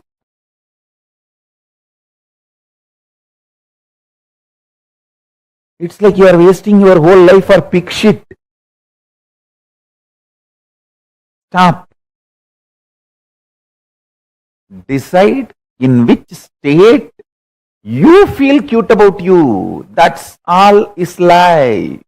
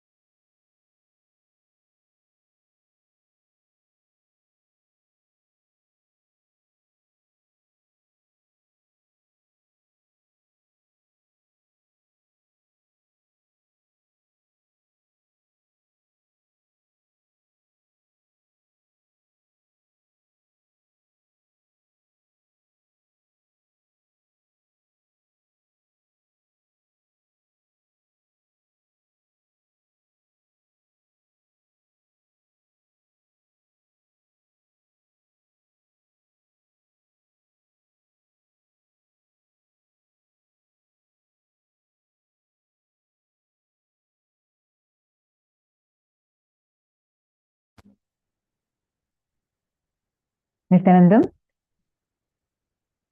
very, very beautifully Swamiji explained to us one of the key ingredients of our life, which is will persistence. Paramatma Shakti, will persistence. How many of you understood about how, because of tiredness, boredom, self-inflicted boredom, we literally give up on life? How many of you understood that part? And how many of you understood that by constant remembrance of our past failures, we literally give up on ourselves and feel like, I know everything that needs to be known. How many of you understood all these areas that Swamiji so precisely explained? Many times I'll actually feel like, how does Swamiji know exactly how our human mind functions? It's like, see, if you read Swamiji's autobiography, right? Like, if you study Swamiji's life, you will see that whole time Swamiji was doing Parivrajaka and being like it's recorded, and you can see from the time his public life began, you will see day by day the photos of it being uploaded on Nithyananda. Like every day almost is clearly documented, and Swamiji will be giving satsangs, being with people. But you will see Swamiji will tell the exact problems that what you will have in office, what kind of problems you have in your home, what kind of problems and conversations you have with yourself. And even sometimes, even the slangs that Swamiji uses, suddenly it will be like, wow, it's like so like Americans would be able to relate to that immediately, or sometimes it will be like, oh, like very Indianish, very like uh, every type of people, all of us, irrespective of our age groups, irrespective of where we are from, you'll just see that it's so relatable. How many of you also feel the same thing? I used to wonder, like I still wonder, I don't know the answer.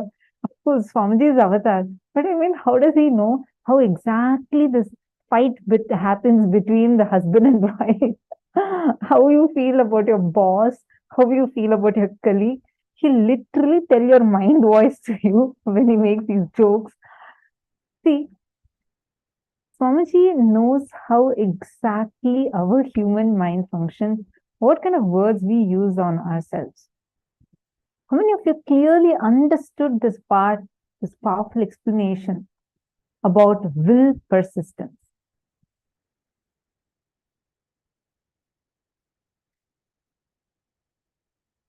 Take a few minutes and I request everyone to share how many of you understood. What is will persistence?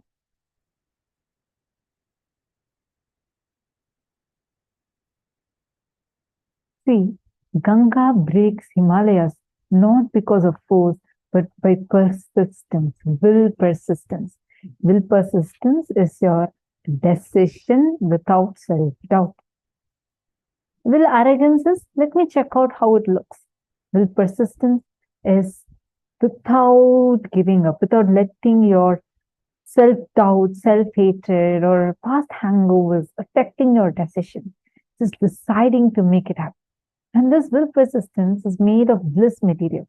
So more and more you learn to be blissful, more and more you will have will persistence. Take a few minutes and write down the qualities of will arrogance and will persistence. For example, will arrogance has tiredness, boredom, powerlessness about self, powerlessness about others, anger towards self, anger towards others, feeling that all that is known is already known. That's all can be known, and makes you withdraw from life. Qualities of will persistence are more youthful, energy to restart from beginning, powerfulness about you and others, causes manifesting powers and enlightenment immediately, and brings intense life involvement. Now, please take a few minutes and I request everyone to please pen this down.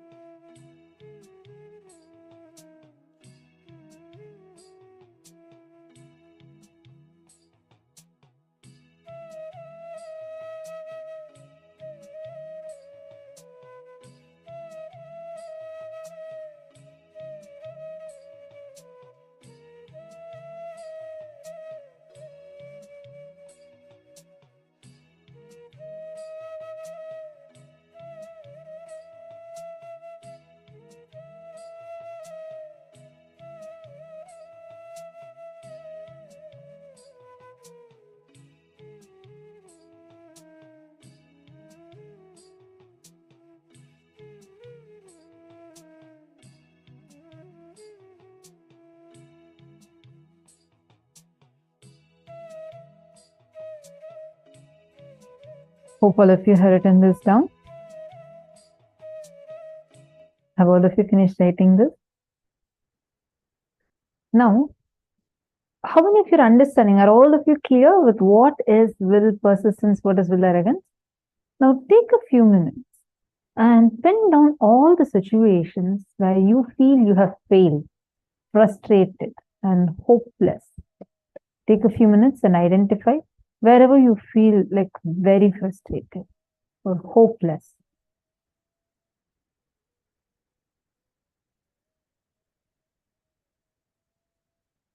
Jane Dennis, are you able to see us? I just saw your comment on YouTube. I see that you're not able to see us clearly.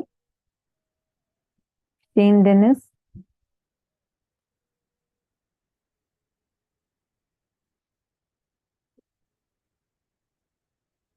Nithyananda, can all of you please acknowledge it in all rooms, if all of you are able to see us and hear us clearly? Nithyananda.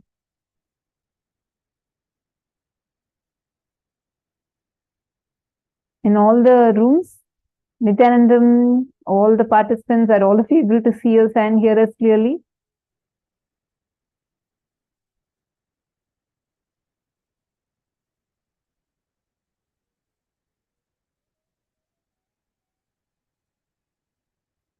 You can hear, you're not able to see us, Aya? Are you able to see us also? Zachmed.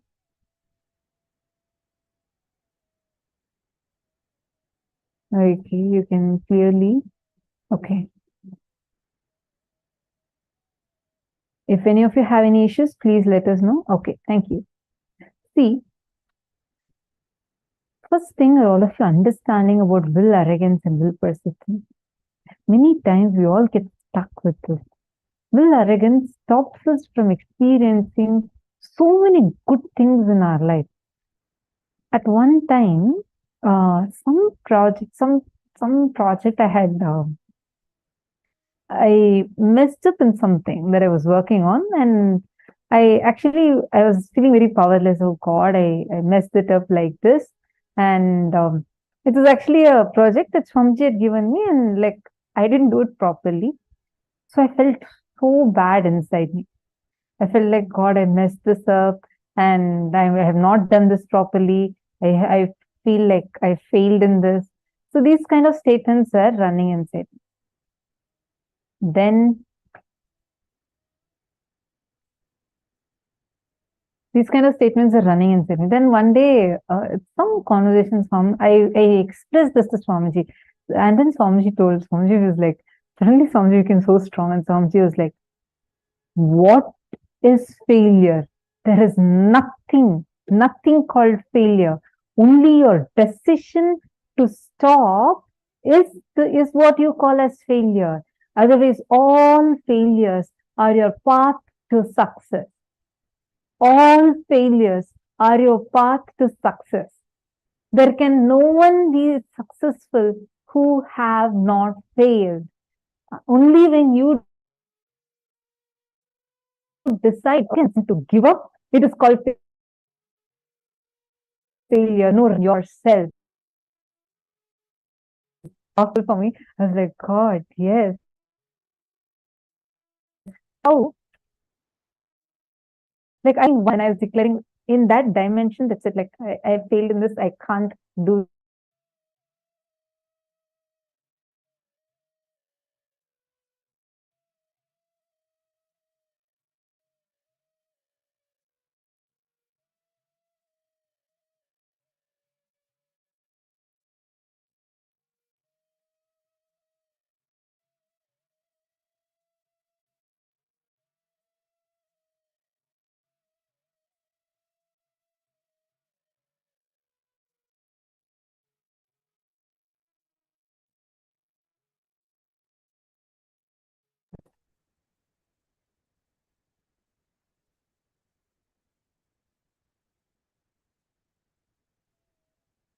Nithyanandam. So are all of you able to hear me now?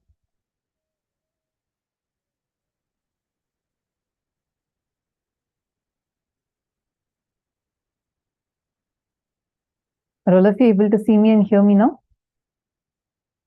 Okay. Sorry for the technical glitch. So I was saying, I was like almost, see, this is what normally we all do, right? Like at that point, I somehow felt like, no, this just does not work for me. I feel like I'm not able to be successful in this. And I felt like giving up on myself. Means what? I thought that I can't do this. I can't take up this project. I can't work on this. Swamiji explained to me, like it was such a eye opener.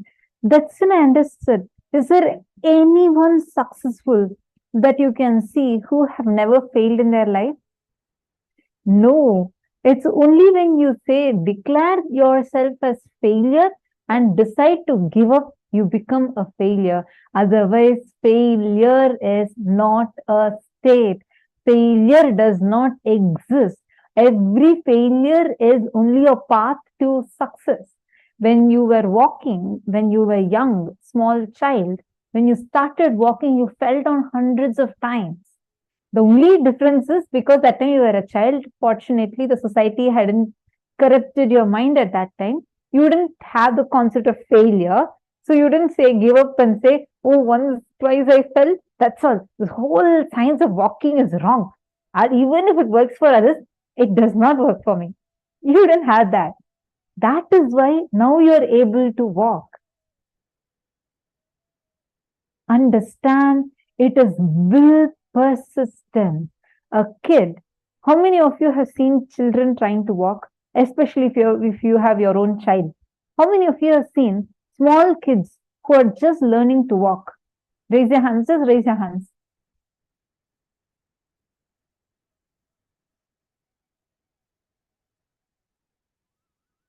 That's all. Only so many of you. Now I see more hands really. Okay. So you all have seen how kids fall when they walk? Have you seen how many times they fall? They keep falling and getting up, falling and getting up, falling and getting up. Do they give up? No, because there's a clear decision that no matter what, they want to walk.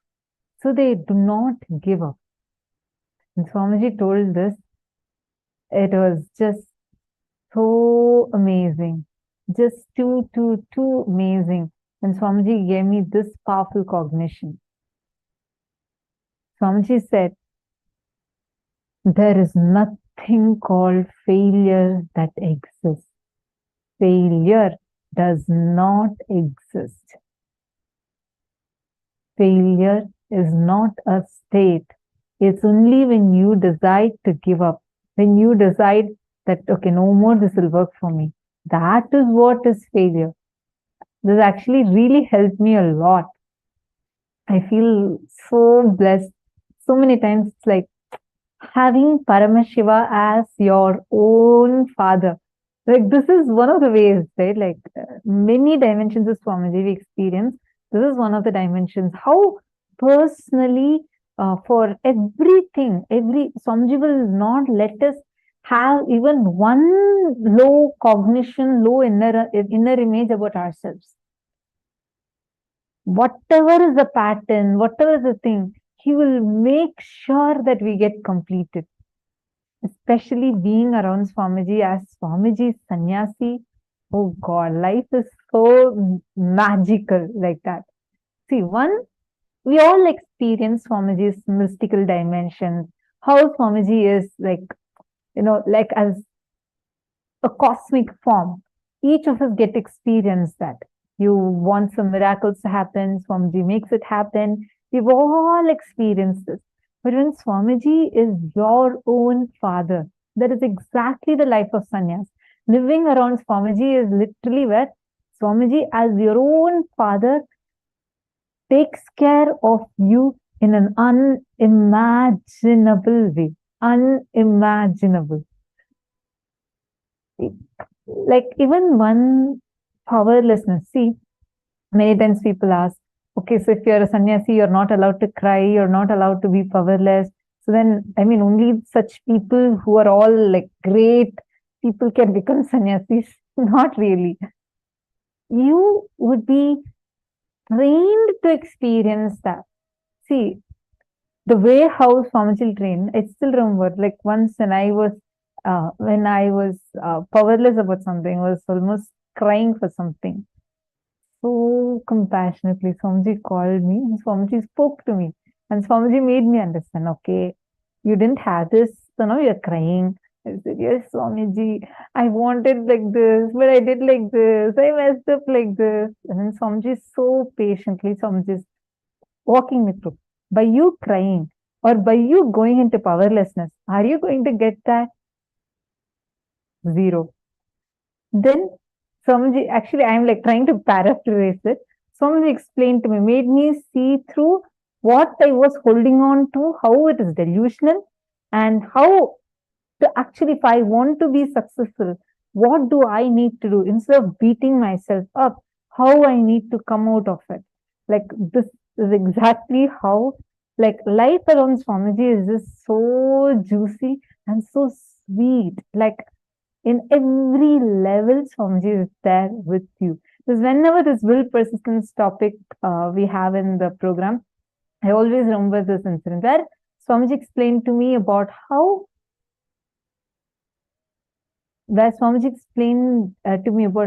it is, how so powerfully he explained, there's nothing called failure that even exists.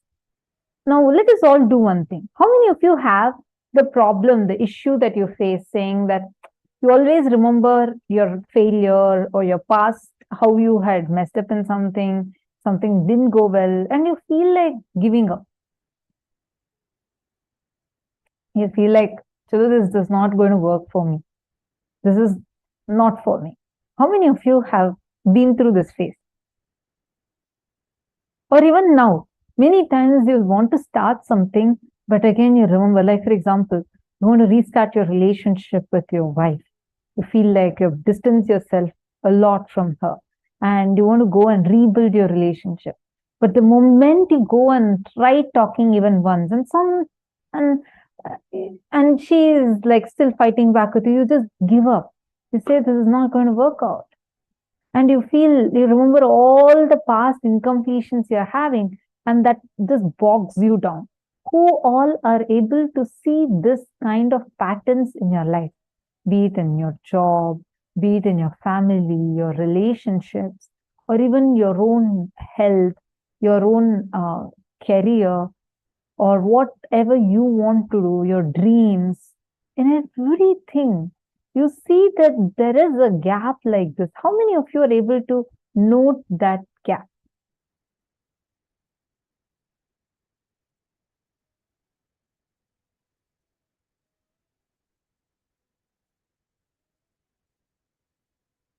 Good.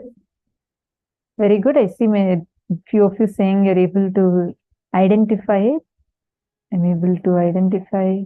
Yes, yes. Good. We're actually in about 10 rooms. So if any of you have asked any questions, you can just again just put, we only see the chats mainly. So if you have any questions in any of these things, please put it as question in capital letters, question, and then post your question. I see the pattern regularly. Good that all of you are identifying, because all of us have it. See, the society corrupts us, meaning you can't literally blame someone. But unfortunately, right now, this has become our human mindset. The will persistence level has gone so low. And we all feel like, giving up on things so easily. And we think it is freedom to be so. No. This pattern is coming because you're holding on to your past pains, the failure pains so deeply inside of you. The other day I was sharing, for me, when I came to Gurukul the first time, really when I got the role of being a leader for a group of kids, I was new. My whole pattern from a much younger age, where I became the class leader and then I started losing many friends, And I felt like that's the same thing that's going to happen. It was not even clearly logical for me.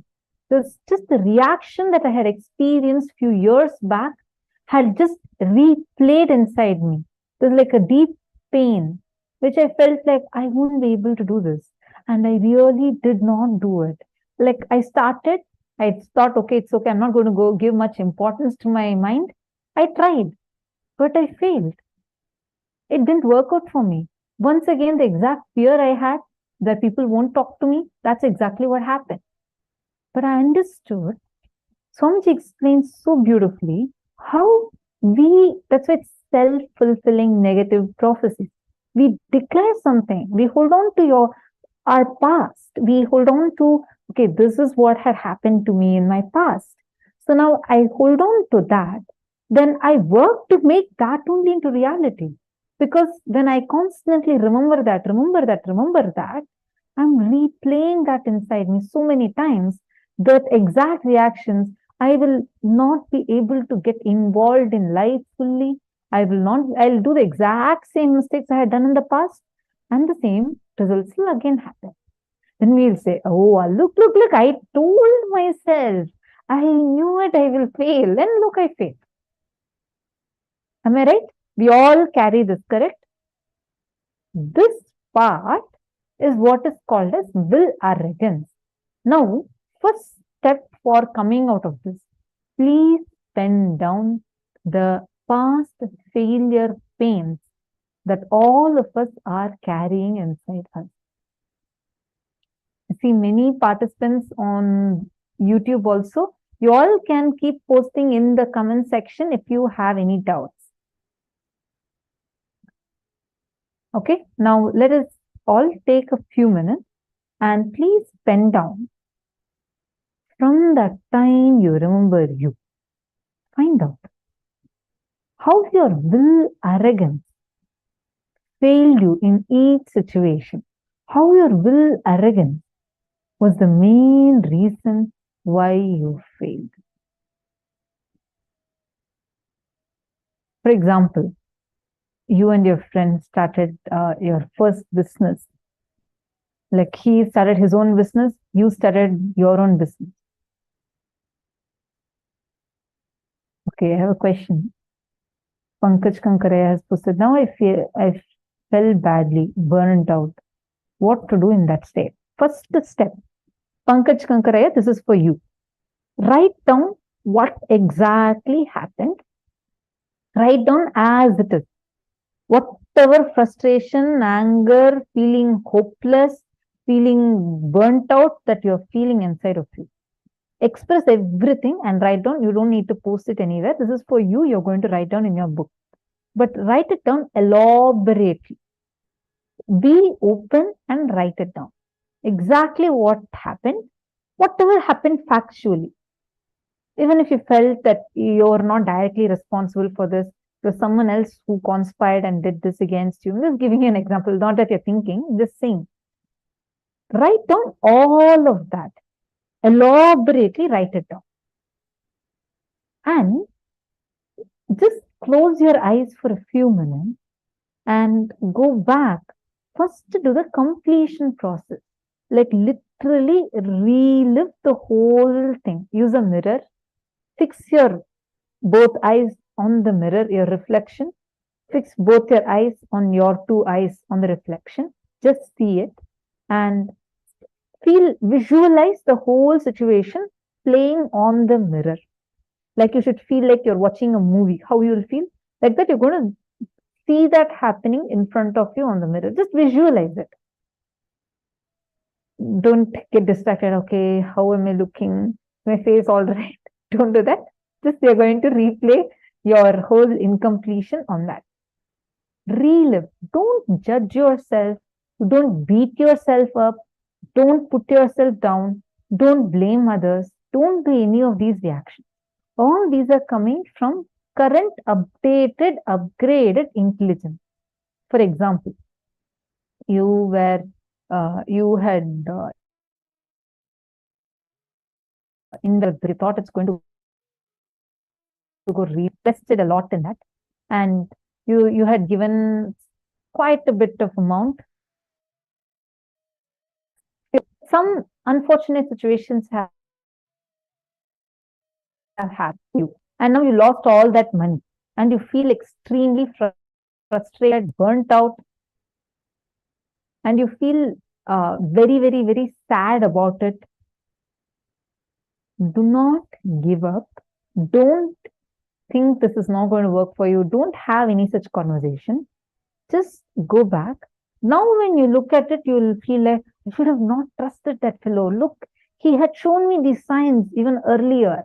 When he told me these statements, I should have not trusted. All that is coming now from your upgraded intelligence. But at that time, that was not there. Whatever was your cognition at that time, you're going to go back to that and relive and relive. If you just do this 5 times, write 5 times and relive 5 times, first thing you experience tremendous completion. Second, do this exercise along with that. You start off with this exercise and identify what was your will arrogance, meaning, do you see that there is a cognition in you which is from your will arrogance, which is what made you give up, which is what made you feel burnt out, made you feel hopeless? Write that down elaborately. Are you understanding, Aya?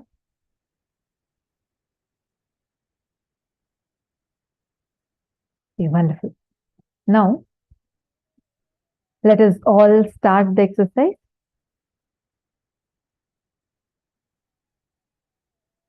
Please start writing down the exact failures that you have experienced.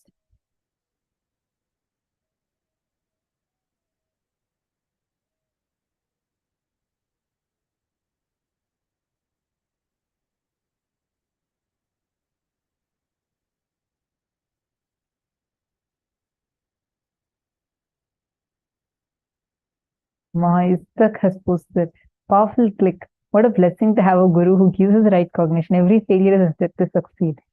To reinitiate fresh. Thank you for sharing your personal experiences with Swamiji and Gurukul. I really love them. They're so inspiring.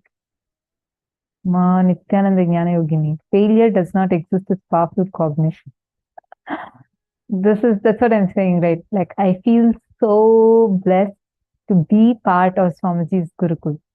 Like, literally having what we are experiencing in the program as Swamiji is like this few dimensions of Swamiji. How Swamiji is with the sannyasis, like literally, even if we say, I still remember one kid went and asked Swamiji, I like snow a lot, Swamiji. Swamiji was laughing and Swamiji said, okay. And then he said, Swamiji, can you make it snow? This is a small kid. He was, I think, about 7 years old. So Swamiji was sitting, and then this kid, Gurukul kid, he walked up to Swamiji, and like Swamiji is actually sitting with all the kids. This is to be our time with Swamiji in Gurukul. Like Swamiji will come and sit, and the two were Swamiji will sit on, like, we had stacked up our manapalagai. Like, he'll just come casually walk and sit amongst the children, like, and with us, he'll be talking to us, and he'll be playing with the kids. It'll be so nice.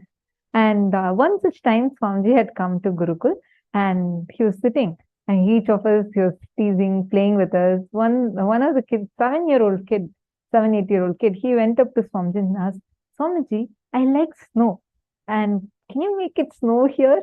And Swamiji said, all right, tell me where. The kid said, okay, Swamiji, I want it in Sacred Arts. And Swamiji said, done. Tonight, you will have, it'll snow over there, and you'll actually experience the ice just falling. And that exactly happened. Like, that's the way how we live with Swamiji. Swamiji is just so, like how Swamiji is, like having Paramashiva as your own father is just too sweet and too amazing. It's beyond how you can even think of.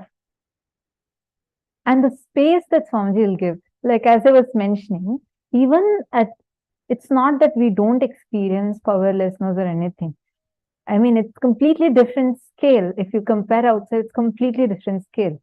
But even the slightest of ups or downs, if we go through, Swamiji will be so compassionate.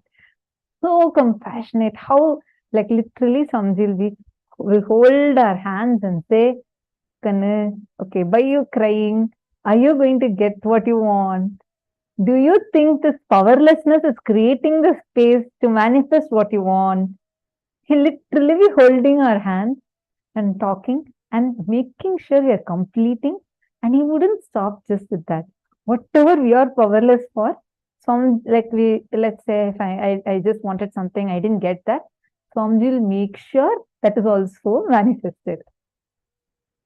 Even a simple desire you have, he'll make sure even that is fulfilled. It's just too sweet to experience Swamiji, especially being his Gurukul kid. It's just too sweet. And I still remember, like very casually, Swamiji will do miracles. If we ask something, he'll just say, "Okay, now come on, it's done. It'll happen." Like it'll just happen, and we know it. It won't even be a factor to be surprised about or anything like that, because you know that's your lifestyle. You'll just know it. Even whether some small desire you have to big desire you have, everything, and even smallest powerlessness you go through, Swamiji will not leave you to be powerless or beat yourself down or give up on yourself. Never.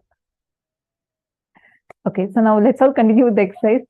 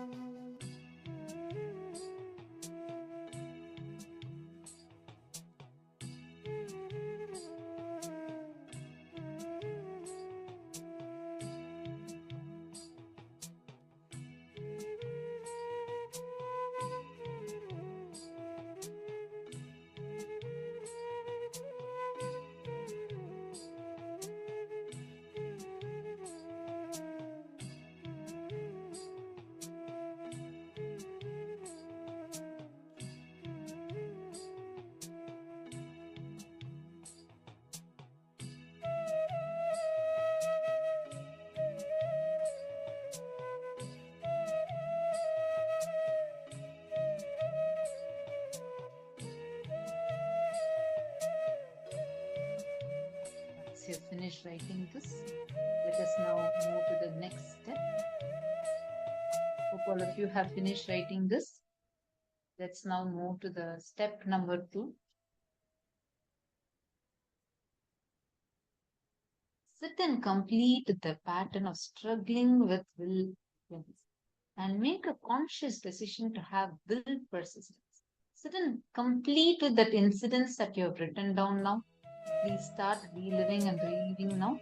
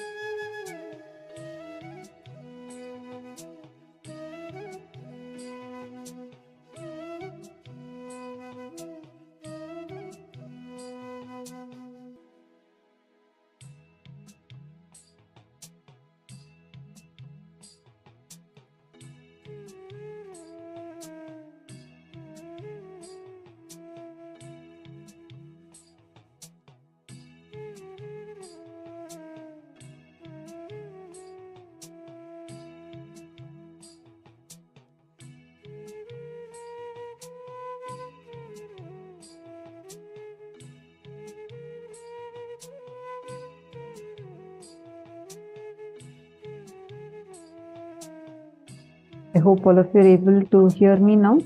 Nithyananda.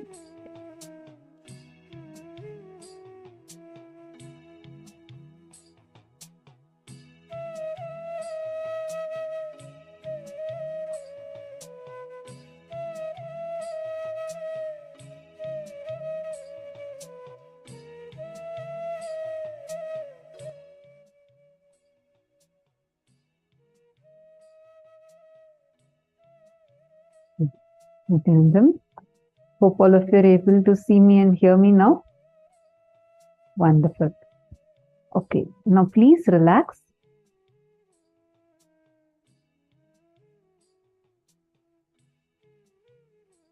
How many of you feel relieved just by doing this process of completion? How many of you already feel a big relief happening? How many of you did it sincerely? See, understand, this will persistence is that one quality that you need for being successful in anything. Actually, Swamiji says very clearly, you cannot give up. Do not give up on yourself and others. You do not have the rights to give up on yourself or give up on others. Like very, very, very powerfully. See, just take a look at your own life now. If any of you, see, when you're doing this process and you're having some particular specific incompletion, like you feel like, no, ma, I'm not able to understand this in this particular area. Like I did this, I did all of these things, and I was with will persistence, yet again I failed. I'm not able to take that. If any of you are having any such specific examples where you need help in, feel free to ask. You can just post it, just put it in all caps saying this is your question, and then put your question. Your question doesn't need to be in caps, just put the title saying it's question. That way it will be easier for us to not miss and answer your question. All of you take a few minutes and please post that. Ma Nada Priya Nithyanandam. Are you also doing the internalization exercise? Ma Nada Priya.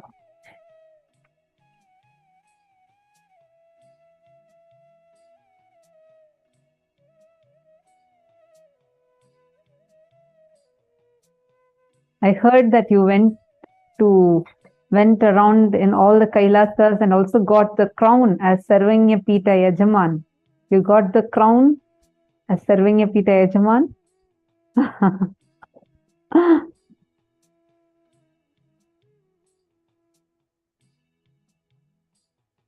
Yes, I heard that now. I see her with a wide smile. So beautifully, she went to many different Kailasas and saw the hard work. Do you see, Ma Nadapriya, what you saw? That is actually the representation of Swamiji's will persistence. Literally, that is Swamiji's will persistence standing tall today. Like anywhere you go. I remember I heard your sharing about how you had expressed that the crown that Swamiji gave for all the Sarvanya Pita Yajamans, Swamiji has made like a beautiful big crown as a representation that they are part of Kailasa's core family. And recently, Ma Nadapriya went and received the crown. Do you see? I remember your sharing saying how the crown, even for a few minutes, it was so heavy on your head. And then you understood how Swamiji is like putting all of these and sitting for darshan for all of us, right? Like, you know, wearing the jewels or the ayudams, holding everything and sitting for such a long time, sitting in Padmasana, sitting and gracing all of us with the energy landing in him. Actually, every bit of this shows Swamiji's ultimate tyaga, the sacrifice Swamiji does, and does everything with will persistence. I just saw you sitting in the session, so I just remembered. See, like when you saw all the Kailasas, like how across the globe, where you went and saw in India, many different Kailasas, all the services that they do, understand every single thing. Even now, you go ask Swamiji, actually, every time every day there is Annadam that happens in SSJP, Shamala Pita Sarvanya Pita, Madurai. Even now, Swamiji sits and micromanages. Swamiji sees whether the food, how many items are there, and are all of these served properly. People, so many different people keep coming, and they also want to be a part of, like volunteer and get the blessing by serving. Swamiji will ensure that they are wearing head cap, hand gloves to that level. How many years it's been?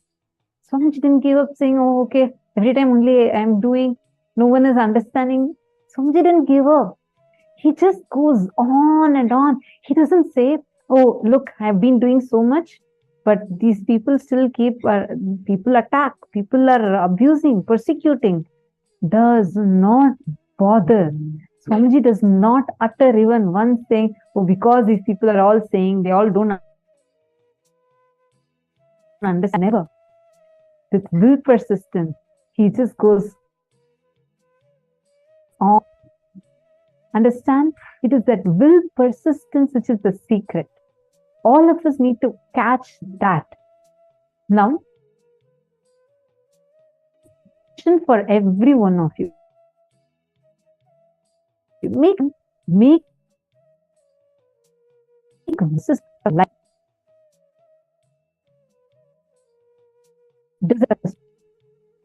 Take a few minutes and make it as a declaration. And this is a gift we are going to be receiving today. We'll actually be showing all of you the gifts link. Towards the end of the day, we are going to be showing you the gifts that Swamiji is gifting to all of us through today's day and the sessions.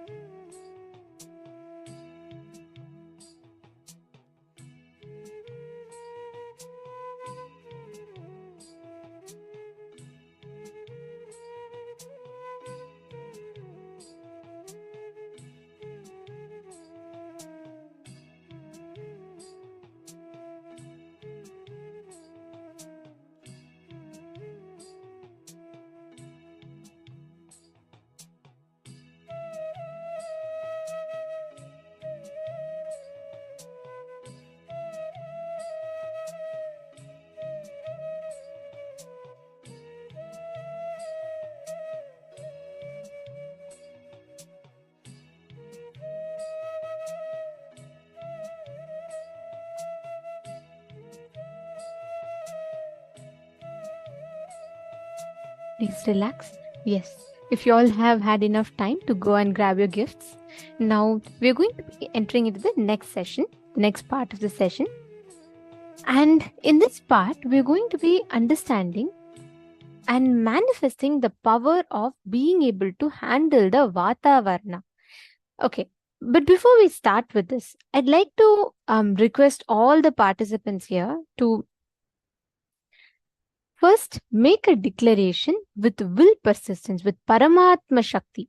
How many of you are declaring and how many of you are committing to manifest powers with that same will persistence? Dvitiya Vinyasa Krama is, yes, 308 yoga asanas. Yes, ma.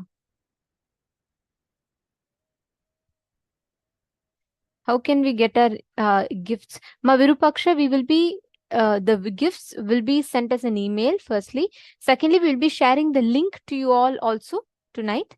So you'll be getting the link towards end of the program, ma. Towards end of today's program.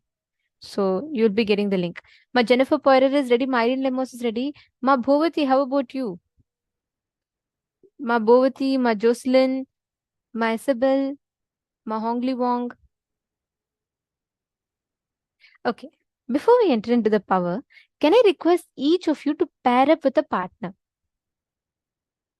Ma Parameshwari, you can connect to Ma Priyatma Swarupini, and Ma Hilde, you can connect to one of the participants. Nitya Vedanta Shaktini, you can connect to one of the participants. Ma Indra Dionarayan, you can connect to one of the participants. I see your message. Let me check if you could please post which email ID exactly, because we typically send to the email ID that logs in to the program. So if you could please send your email ID, we will find out the issue. Can I request each of you to post, connect to a partner, and please post the names of your partner that you're connecting with.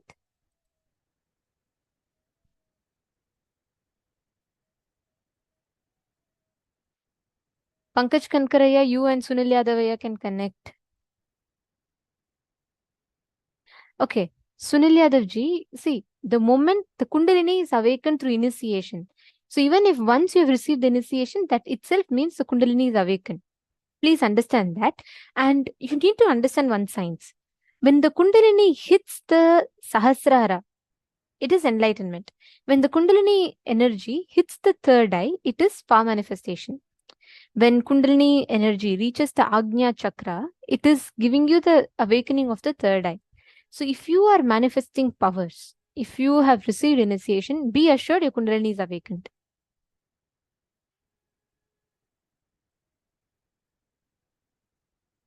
Okay, can I request each of you to connect? This is a very, very powerful process. So I just want to make sure none of you are missing it. Please connect Keegzing Wong Aya, Shane Dennis Aya, David Lehman, Everardo Alfaro, Arjun Ravishankar. Okay, now listen very carefully. I'm going to tell you all the exact process of the exact process of manifesting. Now, each of you are going, like for example, Shane Dennis Aya is in one place and Arjun Ravishankar Aya is in totally different place. Now, Shane Dennis Aya, you're going to go and check the current weather forecast of your city and see if rain is predicted in your place. Okay. Second, Arjun Ravishankar Aya, you're going to do the same thing. Okay. If rain is predicted, then choose any other random city. But if rain is not predicted, then listen very carefully. You are going to be connecting to the Vatavarana. You're going to be connecting to Mother Ganga and you're going to declare for rain to manifest. First thing, one cycle of this manifestation takes 42 minutes. Typically, we do 21 minutes of manifestation. But Swamiji tells this cycle, one cycle of this manifestation is 42 minutes. So you need to give at least 42 minutes time for it to, I'm not saying only after 42 minutes it will happen. It may happen anywhere between the first minute to the 42nd minute.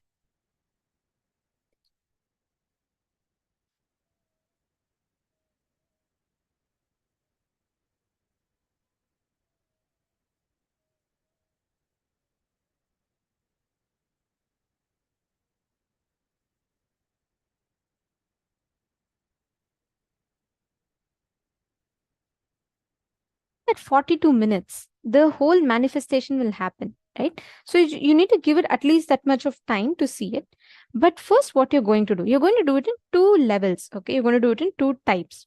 One is for you to manifest, altering the temperature, right? Second is bringing rain.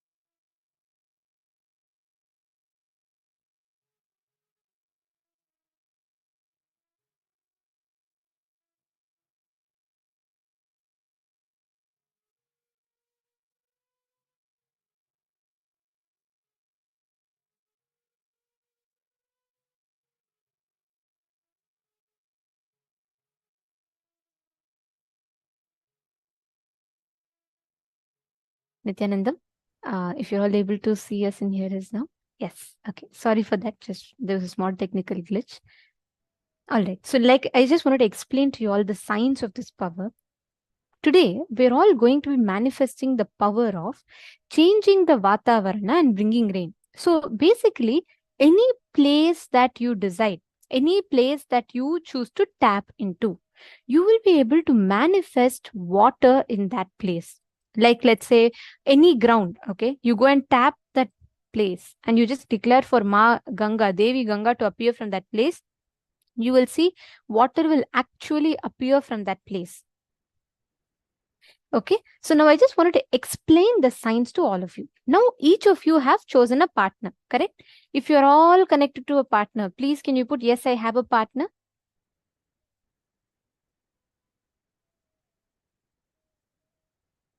Okay.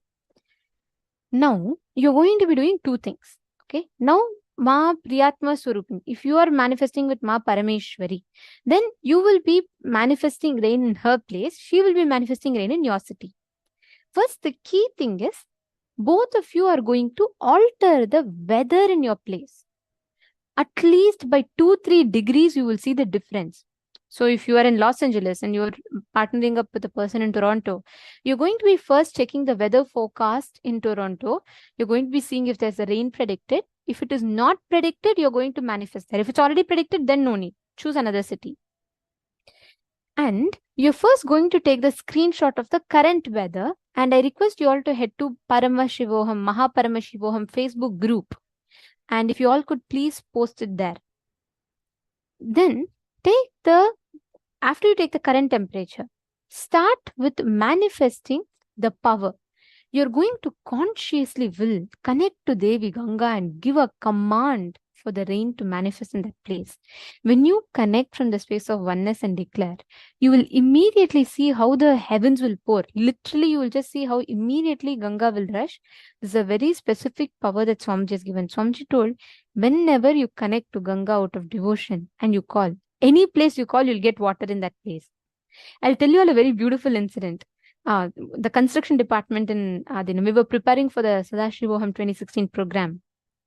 And there was no water. They were trying to dig borewell in a place to get water. No water was coming. And the person who had come, the surveyor had surveyed, and he said, even 20 meters deep or something, there's no water. So you can't get water in this place. He said 4 kilometers surrounding this radius, there's no water. He gave a particular distance. So this construction department person, he came to Swamiji and he said, Swamiji, we are not able to get the water, Swamiji. It's not coming. And he said this to Swamiji and he said, we are trying and we're not able to dig the borewell. Swamiji was just walking. And Swamiji had this walking stick. When Swamiji walks, he typically carries a stick with him, walking stick. Swamiji took the walking stick and Swamiji just tapped on that ground just 2 times. And Swamiji said, put the borewell here, water will come now. That is just right next to the old borewell that was dug. And this person, the contractor who had come, he was very skeptical. He was like, I just checked and told there's no water. It's impossible that it will come. But then our Adinavasis, we all know it, right? When Swamiji says, he's already made it happen. The moment these Adinavasis insisted, okay, that person also, he dug into it.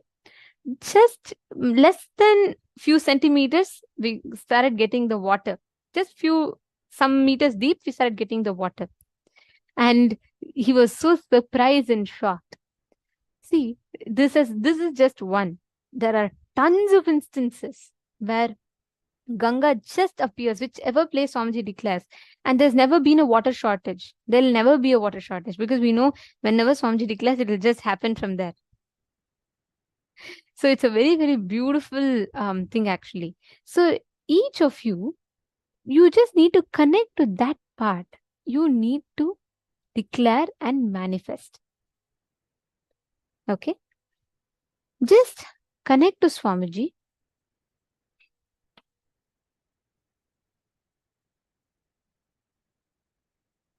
Chant the Mahavakya.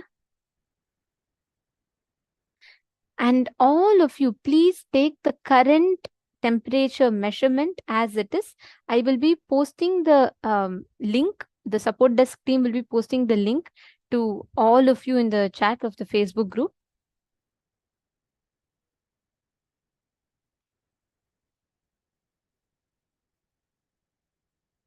It's facebook.com/Paramashivoham, Paramashivoham.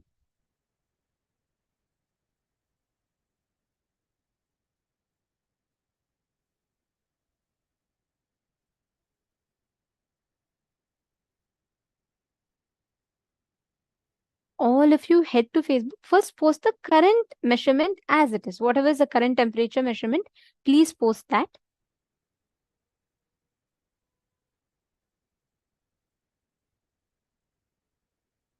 Come on, everyone connect to your partner. Very easily you'll be able to manifest.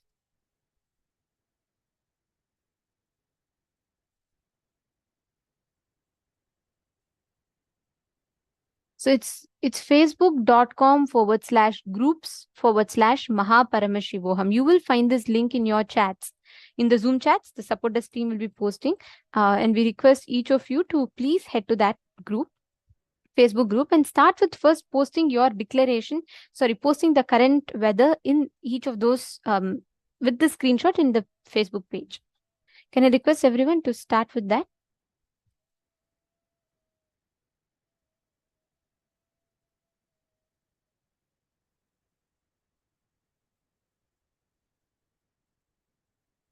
Now, after you post, listen very carefully. One cycle is 42 minutes. For you to manifest one round is 42 minutes. So what you need to do is you need to connect to Swamiji and give 42 minutes time. Okay, that is fine. It may take, even if it's just 42 minutes, it's taking, no problem. But manifest. First, increase the weather. First, increase the weather and temperature. And after that, you can start declaring and bringing rain in those places. Okay, just connect to Swamiji now. Sit, each of you sit with the declaration.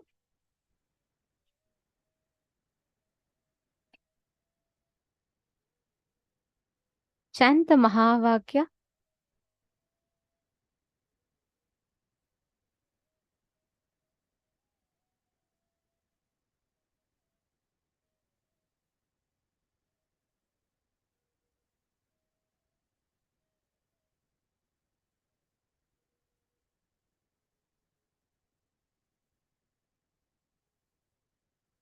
And connect to Swamiji intensely. And declare. When you declare with intensity, with will persistence, cosmos will receive that command and you will see that the rain will manifest. Just declare and start. You will see that intense what coolness will happen in your inner space and you will start manifesting this power. Can I request every one of you to post the current screenshot of each of your places? Okay, I see Shane Denizaya has posted. Can I request all of you? We have posted the link in all of your chats and we request each of you to please head to that link and post the current picture of the current weather in the Facebook.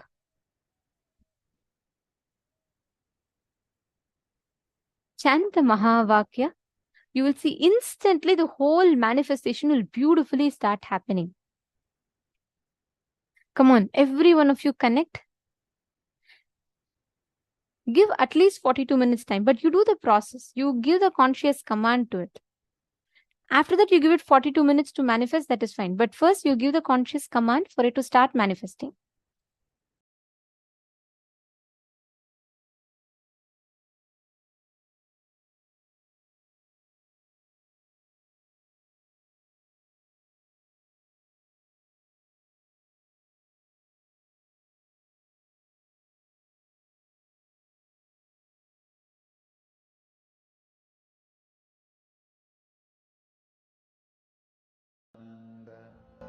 Paramashivoham.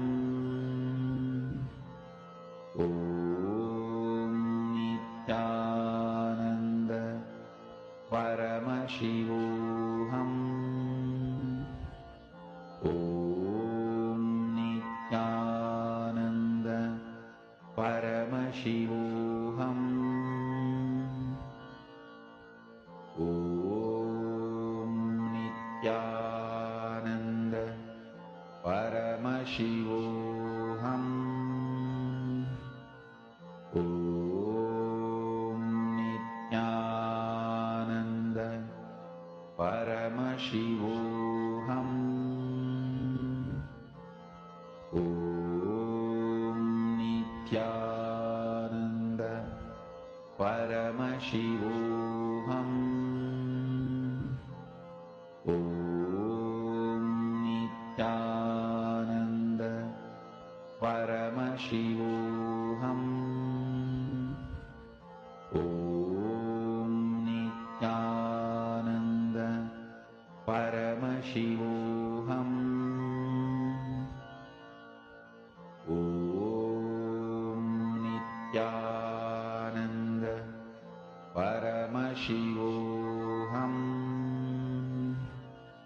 Om Nithyananda.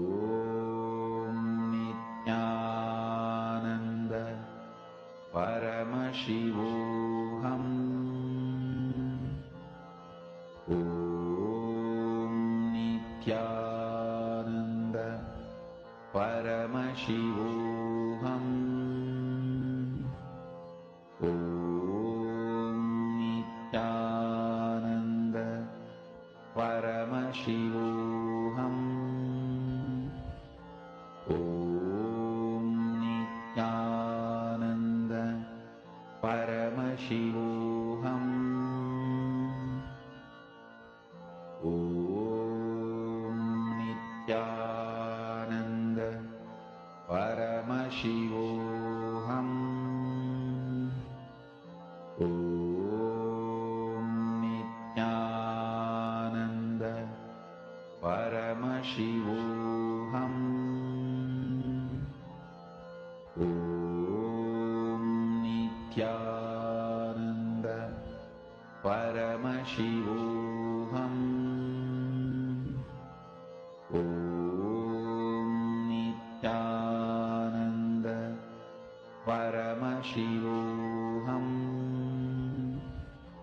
Om Nithyananda Paramashivoham.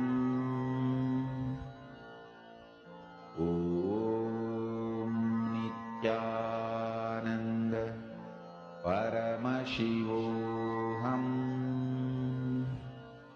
Om Nithyananda Paramashivoham. Om Nithyananda.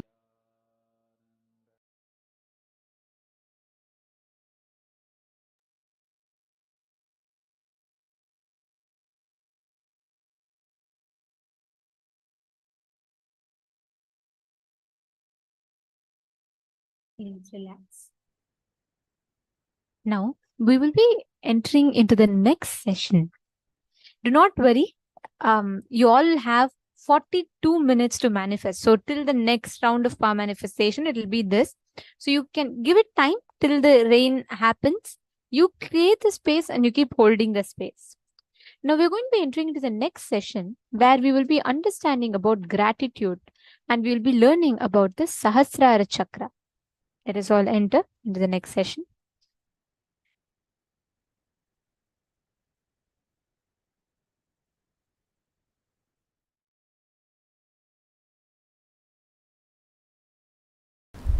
The opinions like love, hatred, those signals occupy such large space in your brain, they form like a fort and do not let you see beyond the wall. Listen, listen.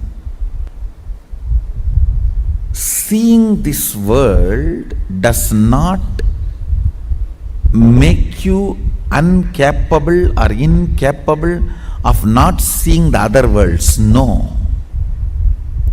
Opinions you form about this world stops you perceiving the other planes. Listen. I'll repeat. See, this world you see. Bur, Bhuva. In the human body you have access to all the three. Bhur, Bhuva, Swa. In human body you can experience Swa also. Bhur, Bhuva, Swa. All the three you can experience in this human body. This Bhur, Bhuva, Swa, these planes which you are seeing is not stopping your ability to perceive other planes like a Tapo, Satya, Brahma, all those lokas. But the opinions you form about these worlds becomes a huge fort inside your brain, Sahasrara Mandala, 1,000 petal flower. When that fort is built, then you are not able to see outside the fort. That stops your ability to perceive the multiple dimensions of the universe. Listen. Actually, choices are not only not freedom, they are anti-freedom. Listen. Choices are not only not freedom, they are anti-freedom. You are so engrossed, engaged, feeling you got the result.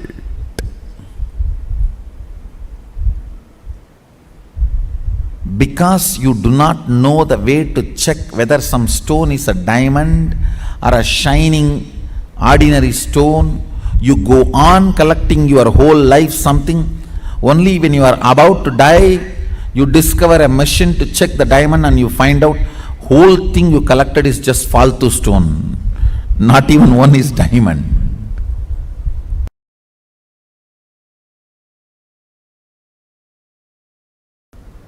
The more dimension life you manifest, more fulfilling you are, more complete you are, more Sadashivatva manifests through you.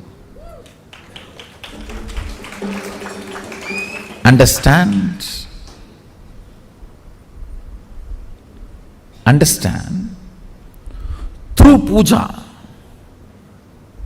if your breathing becomes very, listen, intense does not mean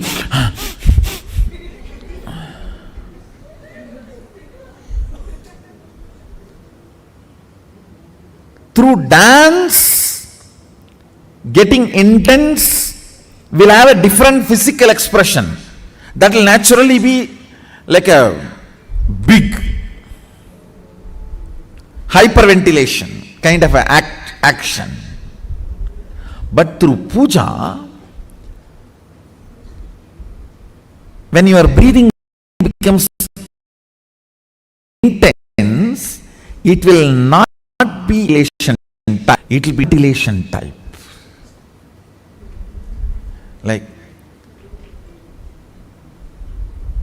Sahasradala Pangaje Shagala Siddharashmi Prabham Varabhayagarambujam Vimalaganda Pushpambaram Prasannavadanekshanam Sagala Devata Rupinam Smarechirasiyam Sagam Tatapimana Purvam Gurum.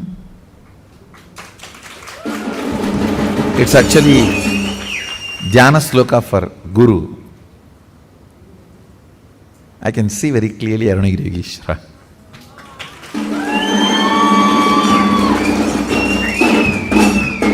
Sahasradala Pangaje Shagala Siddharashmi Prabham Varabhayagarambujam Vimalaganda Pushpambaram Prasannavadanekshanam Sagala Devata Rupinam.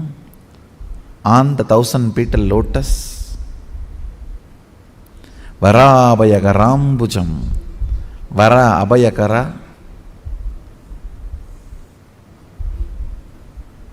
Prasannavadanekshanam, with a beautiful, alive, Prasannavadana, smiling, welcoming. Prasanna cannot be translated just as a smiling or welcoming. Prasanna should be smiling, welcoming, alive, illumined, graceful, all that words should be added. Prasanna is something which brings you to the present. Prasannavadanekshanam Sagala Devata Rupinam, embodiment, or in the form of Sagala Devatas, all the gods and goddesses. Smarechirasi Hamsaham Tatapimana Purvam Gurum means with my breathing flow, Hamsakam. See, Hamsam sam is the integrity syllable of your breathing. Listen carefully. Integrity means being what you are known for.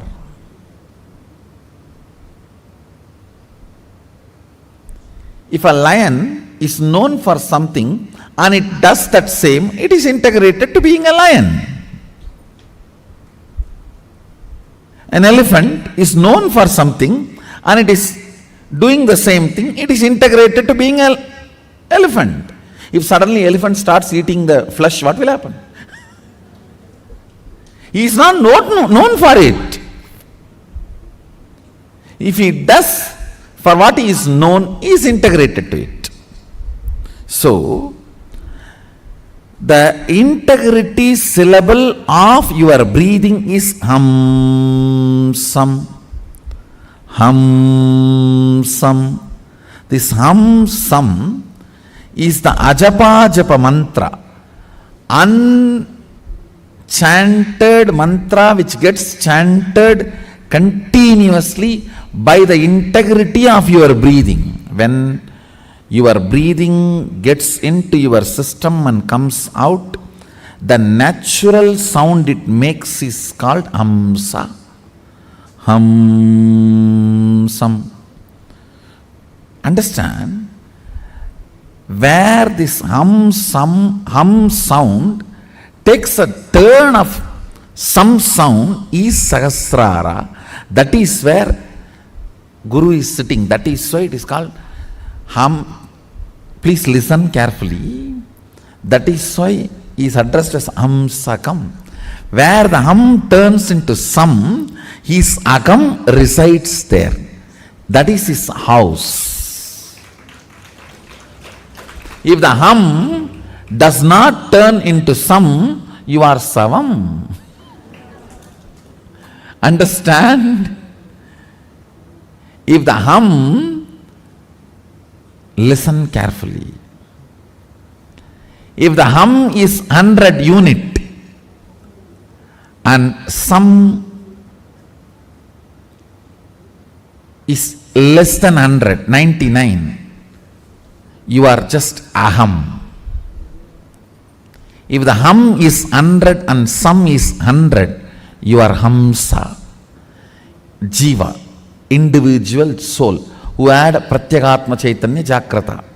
If the hum is 100 and sam is 101, you are Paramahamsa.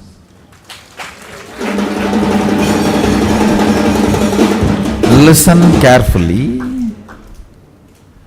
This hum-sam proportion decides the level of integrity you have in your system.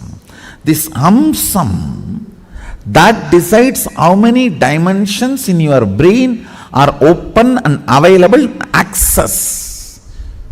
accessible to you. Listen very carefully.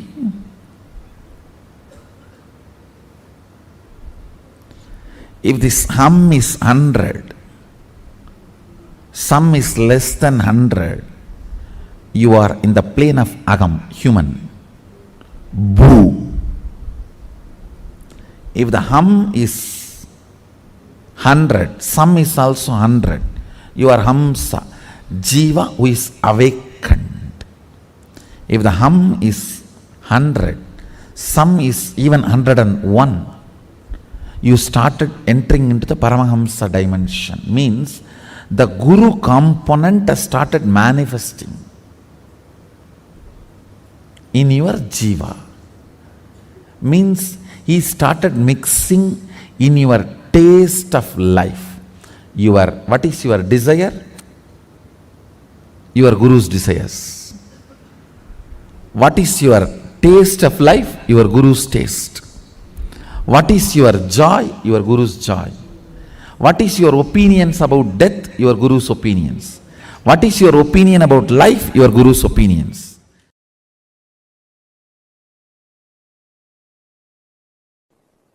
If you start enjoying the narration you carry about you, Svarupa Ananda, and everyone around you enjoys the narration about you, which they carry in them. In that space,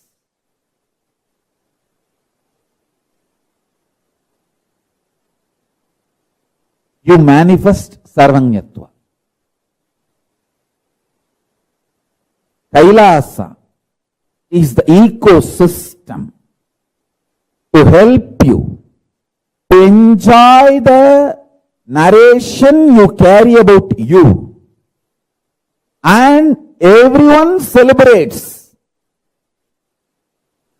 the narration they carry about you in them. You celebrate them, they celebrate you. In this kind of ecosystem, powers manifest just like that.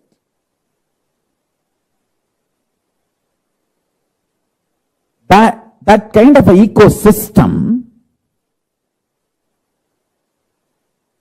makes nectar flow in your Sahasrara chakra, in your crown center.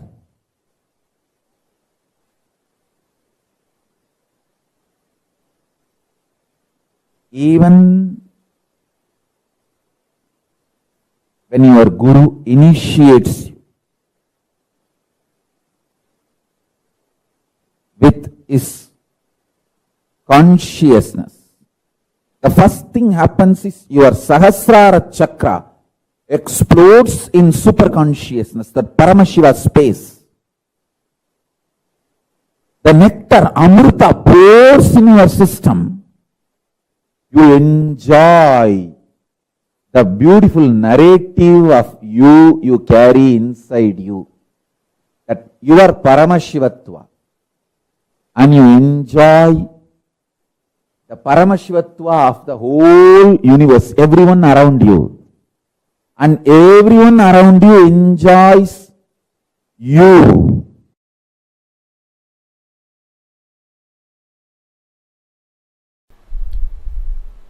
Let me come back to the subject. Listen.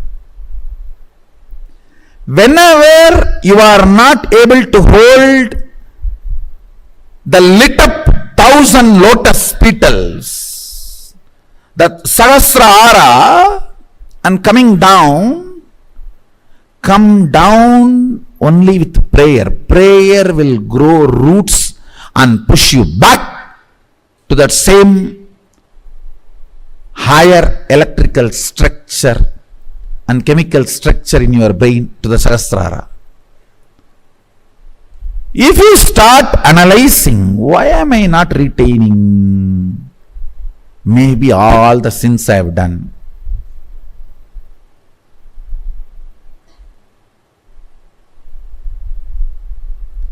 That is complete stupidity. Wrong diagnosis makes duplicate doctors.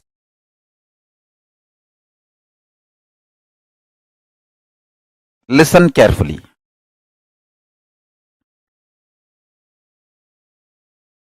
All of us are given something and denied something.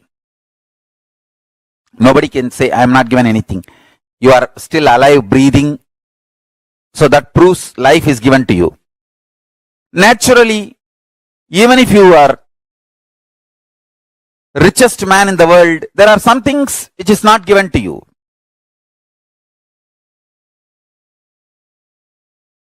If you cultivate consciously a consciousness, the inner space, which feels grateful for whatever is showered, your biology is ready to give birth to great boons of life. Understand?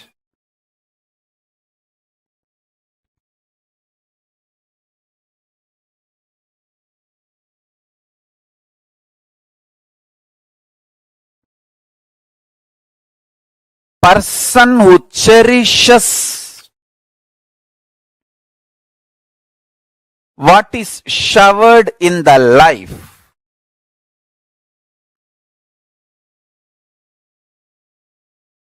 feels supported, loved, cared, and goes on deciding to support, love, care. Understand? This space is heaven. I tell you, all I need for me to run my whole day is just consciously feeling joyful. Those devotees smile, that's all. See, when I open the eyes from Samadhi and see the two-way, when I see all these people, that's all is my food. Nothing else is needed. No other food is needed.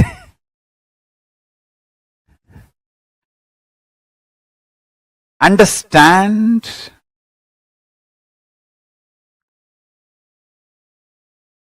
The biology you carry, inner space you carry, gives birth to your reality.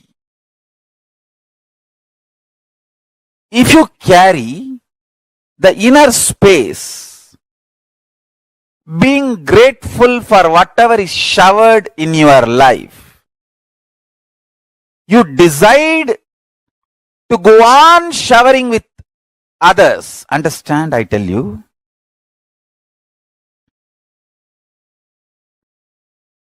Whoever enjoys by contributing are gods, angels. Angels may not be the right word. What I wanted to convey is devatas. The Sanskrit word devatas. Maybe the rough translation in English can be gods and goddesses, not angels. Because devatas are much higher than angels. The concept of angels. Listen carefully.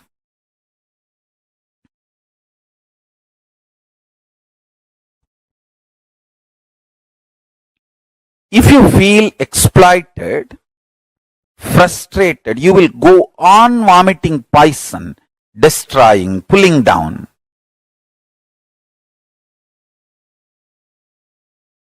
Spreading hatred, vomiting poison. You will be so deluded. You will know you are straight lying.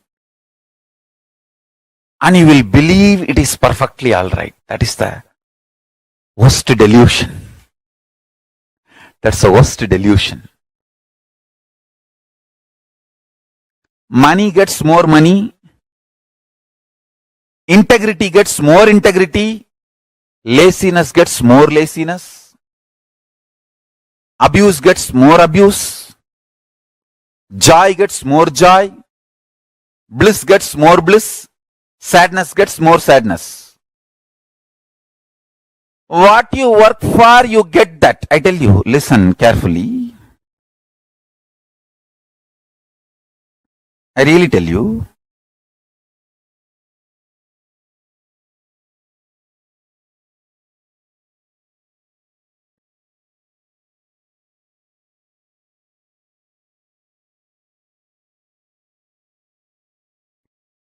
Make integrity as a strategy for your life. You will attract such wonderful integrated people around you. Even if the non-integrated people come, you will know them just by their smell, and they will not be able to harm you. You know how to protect yourself, save yourself, and continue your service. Love for the consciousness. Love for the existence. Understand? The source of life is all about going on contributing.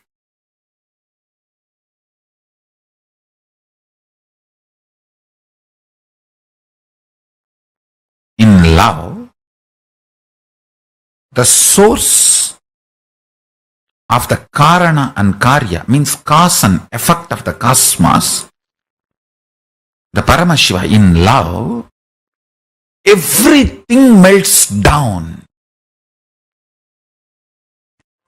There is nothing called good, bad, higher, lower, right, wrong. It is all just various versions of Paramashiva's love. Whether you melt in extreme joy,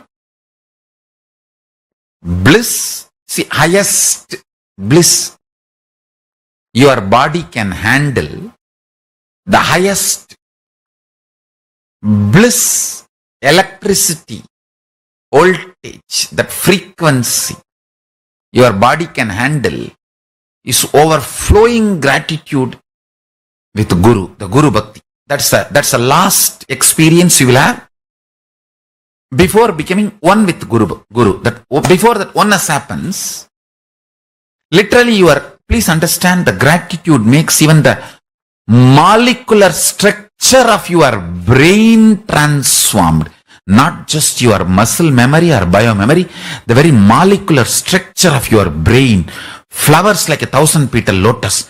That is why the Sahasrara is always shown as a 1,000-petal lotus in our Vedic tradition, and the gratitude is shown as the quality flowers the Sahasrara chakra, your brain. Understand? The lowest lust or the lowest lust of Muladhara chakra, root center, or the highest gratitude of the Sahasrara chakra. All are various versions of Paramashiva's love. That's all. Nothing is lower, nothing is higher. Just different versions of Paramashiva's love. All you need is just go to the closer and closer, the core of Paramashiva. It is not actually vertical, that lust is lower, and then the next is love, then the Guru Bhakti. It's not actually vertical, it's actually horizontal. All of them are part of Paramashiva's core love, various versions. Not steps, components. Not the step by step, but the component of Paramashiva. Parts of Paramashiva. Components of Paramashiva. Surely the highest gratitude with the Guru, that Guru Bhakti, is best because that leads you to the oneness immediately. The ultimate is experienced immediately. Surely in that way, it has its own advantages. And I also want to tell you, most of you, 99.99% of you, really need detox, and you need to work only on your physiology, body. You all don't have a bigger problem in your psychology or the mind. I have given you so much of teachings, powerful cognitions. You don't need lack of knowledge or education or powerful cognition. You just lack the ability to retain it. So just build a yogic body, heavy body, and detox yourself. If you are my fanatic disciple, you listen to me absolutely. I give you this one word: stop eating. Live by drinking. Juices, herbal juices, even rice, if you want to have, make it into a juice, rice water, and take. I'm telling you, just if you stop giving the responsibility of grinding to your stomach, 90% of the detoxification happens.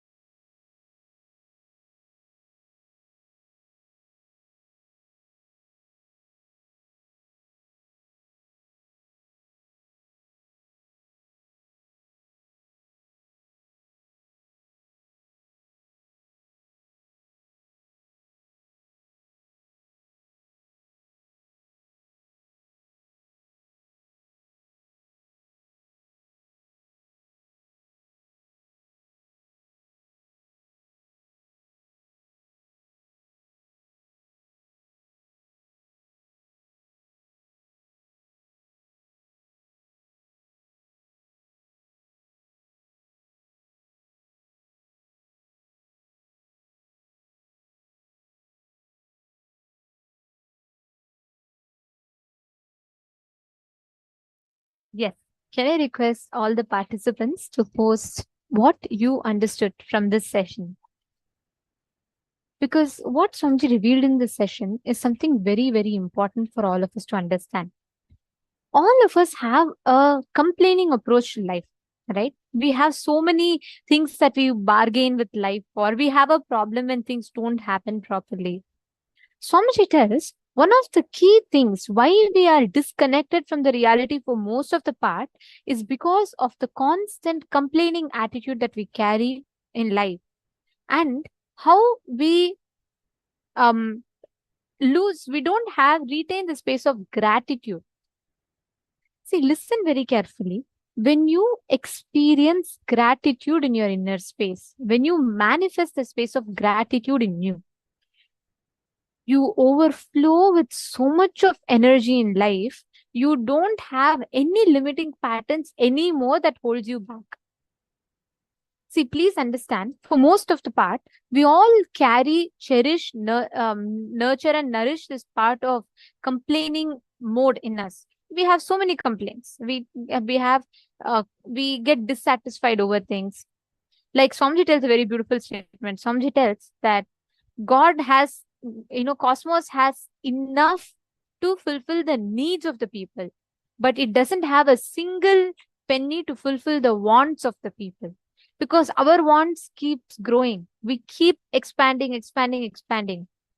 Imagine, even if you get $100 million today and you're able to buy everything, you will still have a place in you where you'll think, if I could have gotten just a little bit more, it could have been better.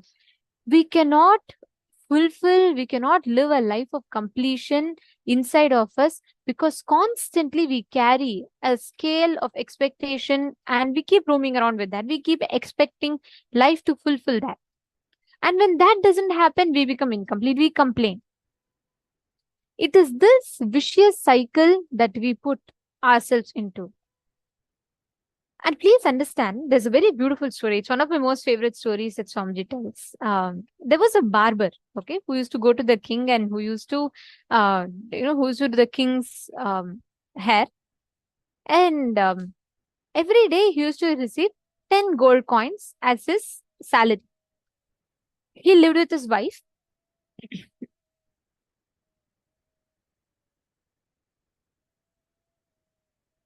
He lived with his wife. He used to come back home. He used to return the 10 gold coins, and they all lived a very peaceful life. He had enough for his expenditure. He had enough for the earnings and eating everything. One day, on his way back, he finished his regular work and he was returning back from the palace. On his way back, he hears a divine voice, a cosmic voice, which tells him basically that I have a jar full of gold coins and I'll give it to you for free. Do you want it? This farmer looks at the tree and he sees it's a tree. It's a huge tree, and he says that no, it's fine. I'm very complete and I'm very fulfilled with what I have, so I don't need extra coins or anything. Again, the voice tells, it's okay. You think, I'll give you 24 hours time. Think and come back and let me know. This farmer's like, okay, fine. And then he goes back. He does one mistake. He tells his wife. So he goes and tells his wife. His wife immediately looks at him and he says, what? How can you decline the offer? From the time you married me, have you gotten me any grand jewelry? Have you gotten me any lot of saris? Have I ever asked you for any of this? No, when life is giving the offer, why will you deny? You should have accepted the jar. Now the farmer says, all right, the barber, he says, all right, don't yell. I'll go get it for you. He's given me anyways 24 hours time. I'll go back, I'll tell I need the jar and I'll get it. The wife says, you better get. I have lived all my life with just few pairs of saris and jewelry. So don't, I have adjusted too much. Now it's time that you gift me. This man says, all right. He goes back. Next day on the way back, the voice asks him again, have you thought through? He tells, yes, I would like to take the jar. And then the voice gives him a jar. And it's a yaksha, basically, and a yaksha appears. Yaksha is a divine being. So he appears, he gives a jar. He says, this jar has 9,989. Okay. Sorry, 9,999 coins it has. And it just needs 10 more coins and the jar will overflow. It's almost full. It's to the brink. There's just some gap left. He says, just put 10 coins, it will overflow. Then the farmer says, okay, he takes a jar back home and then he thinks his wife will be satisfied. He gives a jar. The first thing she asks is, she's looking at it, she's excited, but she looks at it and she says, there's still some gap. Something happened. How did the coins go missing?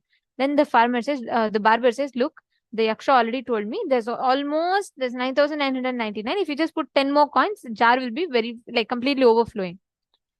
Then this wife looks at it in surprise. She says, all right, let us just make the jar overflow. It will be so good if it is just a little bit more overflowing.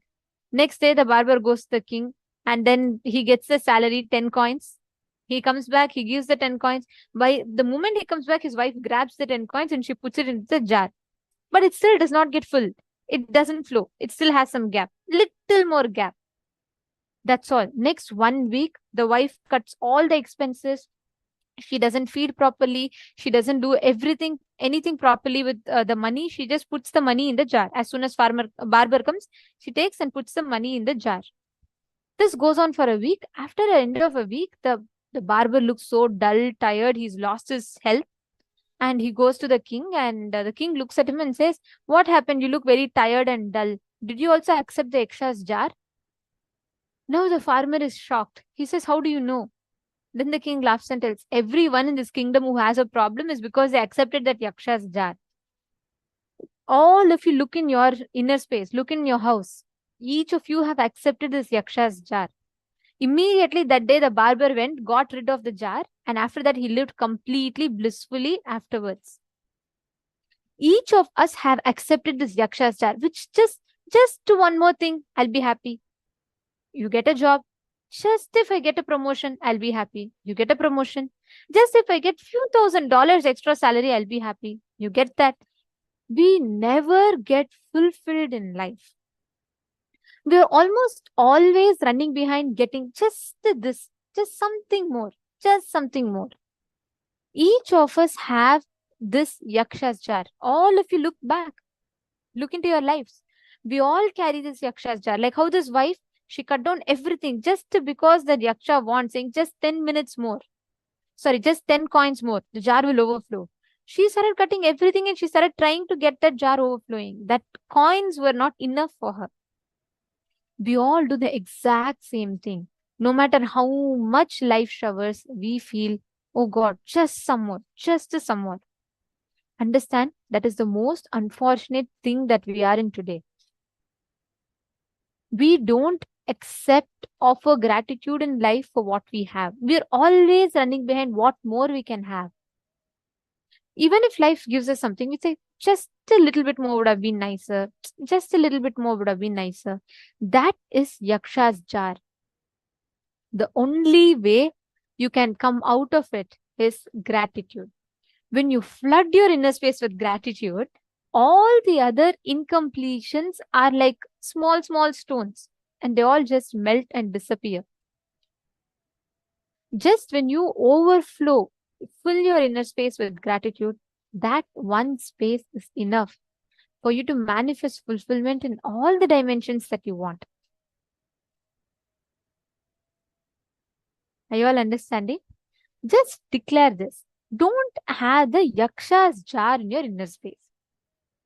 Now, to experientially understand this, what this space of gratitude means, we're going to be doing a very beautiful meditation process, which is the Sahasrara Dhyana. I request all the participants to please follow along. We'll be guiding you all step by step, and we request all of you to please follow along.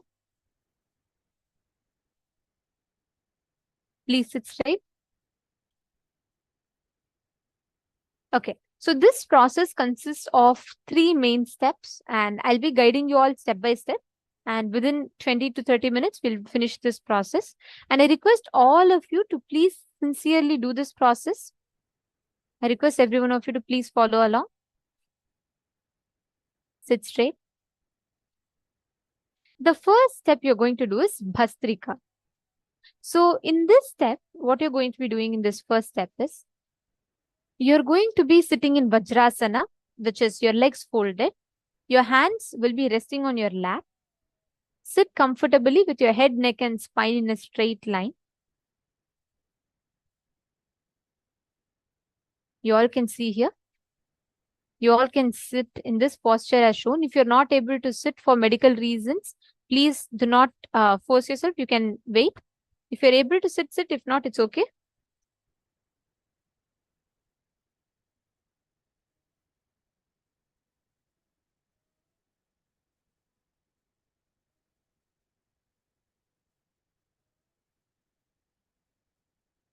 Shane Denisaya, you should not you should never do the yogasanas in the beanbag. See, because the postures, yoga is very important, the postures, because they'll affect your breathing pattern.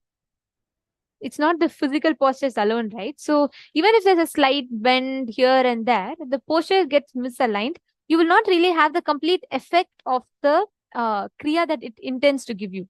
So avoid the beanbag as much as possible for you to do it. Of course, if you have any health concerns, please go ahead. If not, it's fine. Okay. All the others, if you are having any respiratory problems, if you are a heart problem patient, please do not do this kriya. Now, all the others, it's a very simple one. In the first 7 minutes of this step, you're going to be breathing chaotically. Just breathe. You're just going to chaotically breathe. Don't breathe in any particular pattern. You're just going to breathe in complete chaotic manner. For 7 minutes, just breathe. That's all. Breathe without any pattern, just in random chaos, in a chaotic rhythm. Please breathe.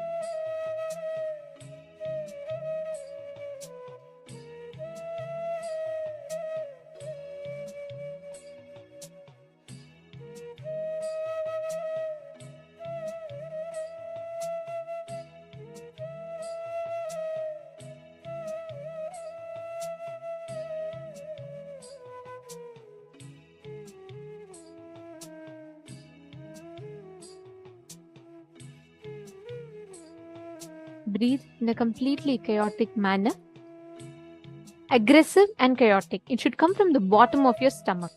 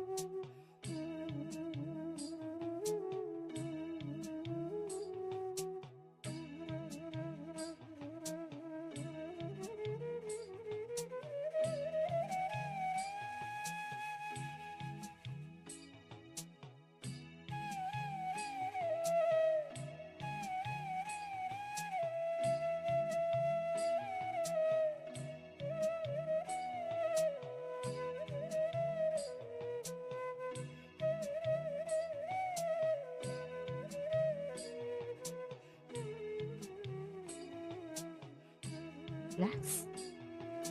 Now, let us enter into the second step of the process.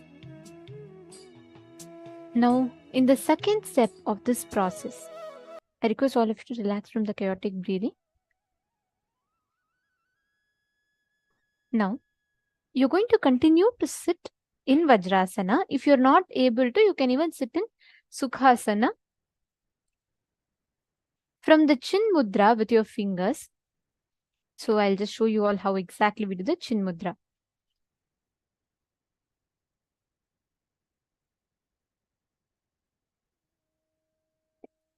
See, your index finger should be touching the thumb. So you're just going to do it like this. So this is the Chin Mudra. You're going to be keeping your hand like this on your lap. So you all can put both your hands in this mudra and you're going to be placing it on your lap. This is the Chin Mudra. So you're going to be continuing to sit in Vajrasana with the Chin Mudra in your fingers and place your hands on your knees. You can keep your hands on your knees and your hands with the open palm should be facing upwards. So once you form this mudra, you're going to be putting it on your lap. You're going to be keeping it on your lap. And you will now hum intensely for the next 7 minutes. And the humming should be done with the lips together. Listen very carefully. The humming should be done with the lips together. It should not be just like Om or something like that. You have to hum.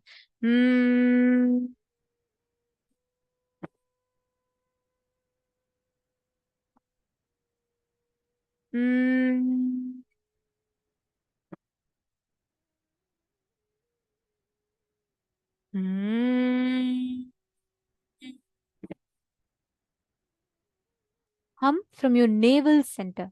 You're going to hum as lengthy as possible and as loudly as possible. But your lips should be pursed together, which it should not open. So it should be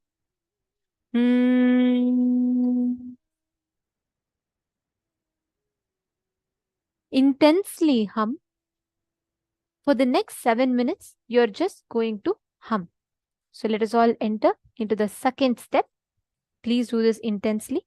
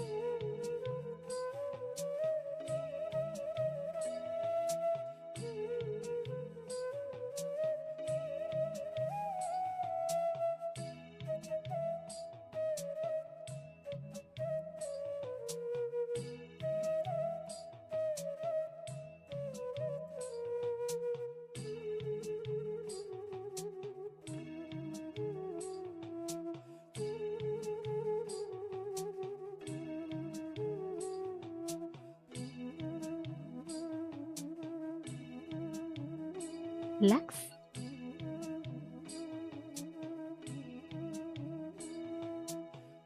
Please relax. Slow down your breathing, your humming, and breathe in and breathe out. Now, we will be entering into the third step of the process. So now, in the first step, we did the chaotic breathing. In the second step, we did the Mahamantra meditation. Now, sit in a relaxed way. Sit cross-legged on the floor if you wish to, or you can even sit in Vajrasana, however you prefer. Now, for the next 7 minutes, you're going to be taking your awareness from each of the chakras, from the Mooladhara chakra, the base of your spine. Please close your eyes, and I request everyone to follow along. Please close your eyes. Bring your complete awareness to the base of your spine, your Mooladhara chakra. Bring your complete awareness to the Mooladhara chakra. Experience your presence, experience you there.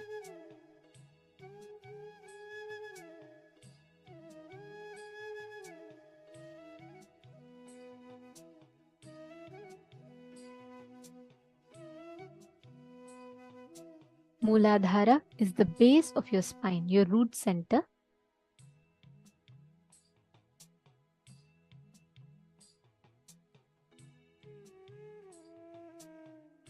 Bring your complete awareness to the Mooladhara chakra.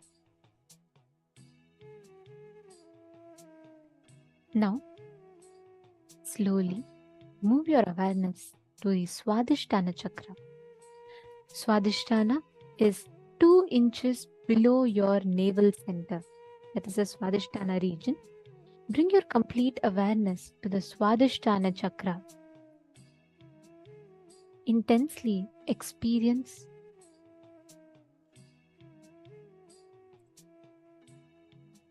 yourself manifesting in the Swadhisthana chakra.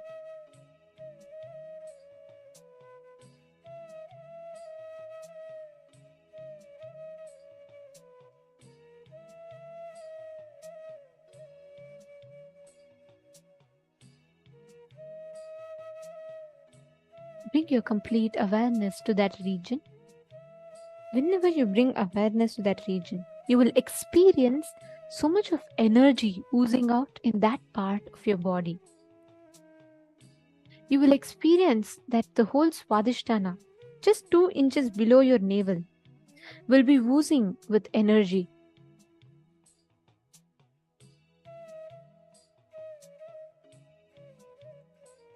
Now, move your awareness to the navel center, the Manipuraka chakra. Bring your complete awareness to the navel center.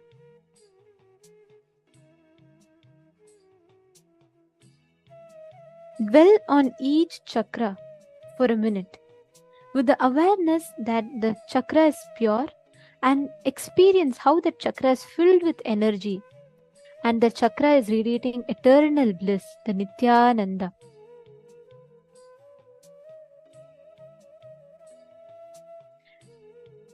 Experience your whole Manipuraka, the navel center, brimming with energy.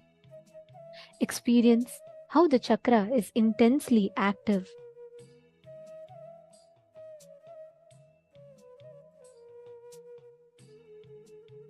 Now, bring your complete awareness to the Anahata, the heart center, the Anahata chakra. Dwell on the Anahata chakra. Experience your intense energy manifesting in the Anahata chakra. Please sit straight. Have your head, neck and spine in a straight line.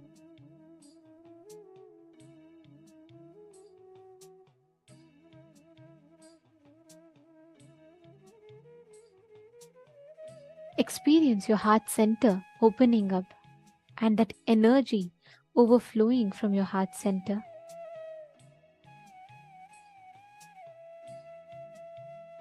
The next, slowly move your complete awareness to the Vishuddhi chakra, your throat center. Bring your complete awareness to the throat center. Experience your Vishuddhi chakra opening up. Experience the energy in your Vishuddhi chakra.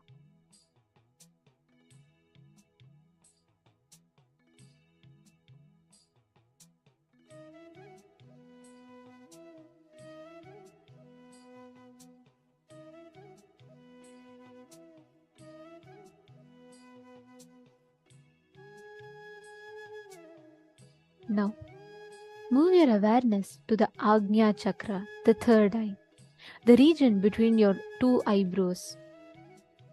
Bring your complete awareness to the Agnya chakra.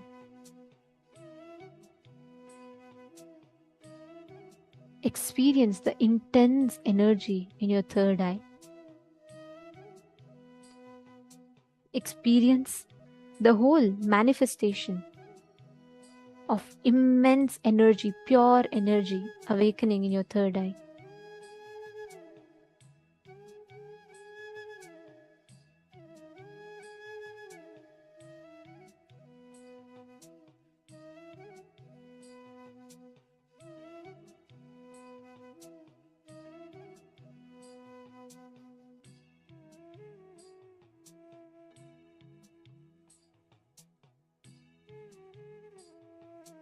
Now, slowly center your entire awareness and focus on the Sahasrara chakra, the top of your head.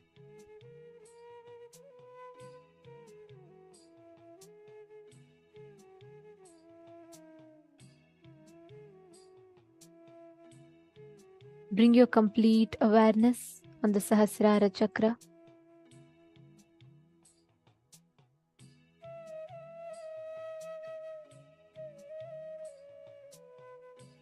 Experience the intense energy flowing through your Sahasrara chakra.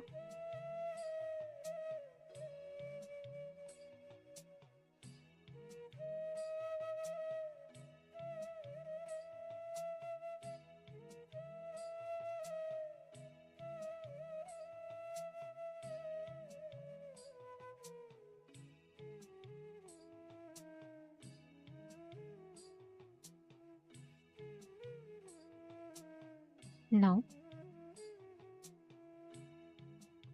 have your eyes closed. In the next 7 minutes, each of you are going to be doing this process along with me, and you all can continue being seated. If you have some flowers with you, I request you to get some flowers. If you have, if not, that's fine, you can sit. In the next 7 minutes of the process, you're going to be offering your gratitude to everyone, every thought that comes in your inner space, every single memory that comes in your inner space. You are just going to be overflowing with gratitude and offering gratitude to each of them. Whether it is any thought that comes into you, even if it is a negative thought, unpleasant memories, offer your gratitude. Please sit straight, have your eyes closed.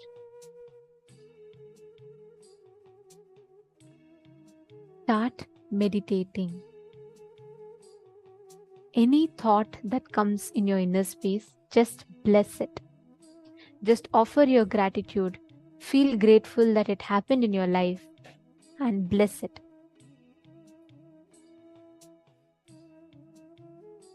If it is a negative thought or a person you don't like or an unpleasant situation, feel gratitude for that also and bless anything that comes into your mind. Bless it with deep gratitude. If you have a few flowers, please hold the flower in your hand and offer as you remember each of this. Concentrate on your Sahasrara chakra. Forget all the other parts of your body. Experience yourself on your crown center, topmost of your head. Just sit with a smile. I request every one of you to experience yourself only in the Sahasrara Chakra. Sit with a smile.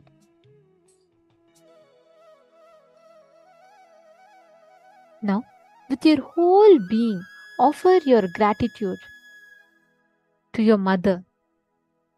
Offer your gratitude to your mother for her giving you this body. Remember and give her your gratitude with all your being, just for the purpose of giving birth to you. Offer your complete gratitude to her. From your whole being, thank her. Offer your gratitude. Express your love to her.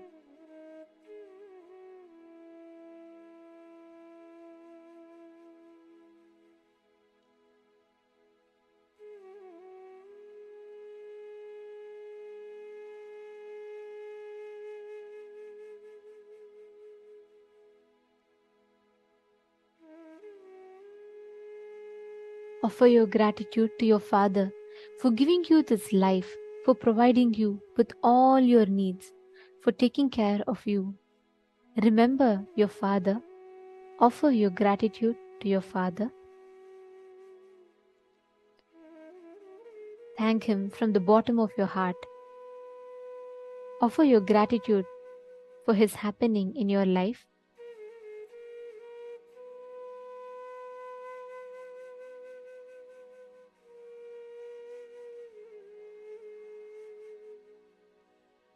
Offer your gratitude to all the doctors and nurses who received you when you came to planet Earth. Experience that tremendous gratitude flowing towards them as they supported you in your arrival to planet Earth.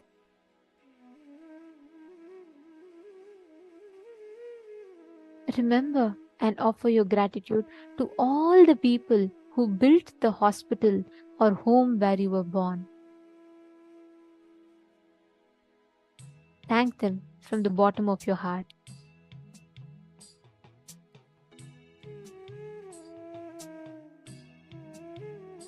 Offer your gratitude to all the people who took care of you when you were an infant. All the people with food, that provided you with love, shelter, care, affection. Offer your gratitude to them. Offer your gratitude to all those who worked for your food, who worked for your clothes, and living when you were young. All the people who supported you in one way or the other. Remember each of them and offer your gratitude.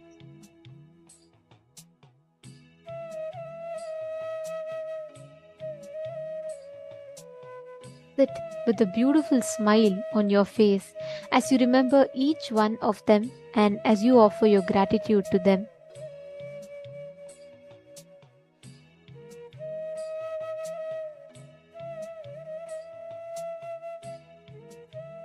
Offer your gratitude to all your young age friends who made your life happy and blissful, who shared their innocence and joy with you. Remember all your young age friends. Offer your love and gratitude to them. Thank them for being a part of your life.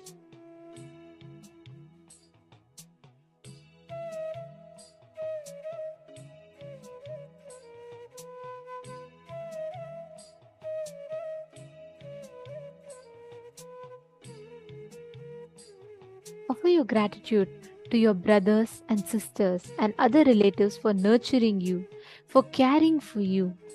Seek their forgiveness for any hurt that you may have caused to them, intentionally or unintentionally, consciously or unconsciously. Remember them, invoke them, and apologize to them. Seek their forgiveness. And forgive them if they have caused you any kind of hurt, intentionally or unintentionally. Just forgive.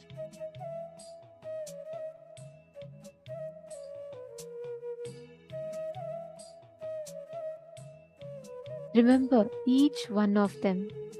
Offer the gratitude from the bottom of your heart for the very happening in your lives.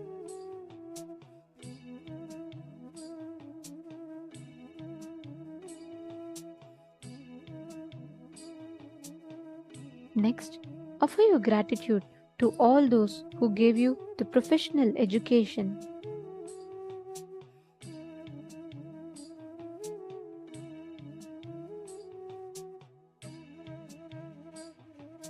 who helped you stand in your profession, who gave you the courage to stand on your own feet.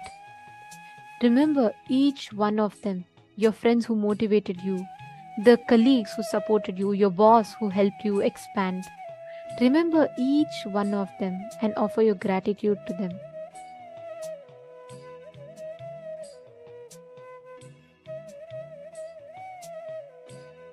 Next, offer your gratitude to all the people who helped you financially whenever you needed it. Thank each of them. Remember each one of them.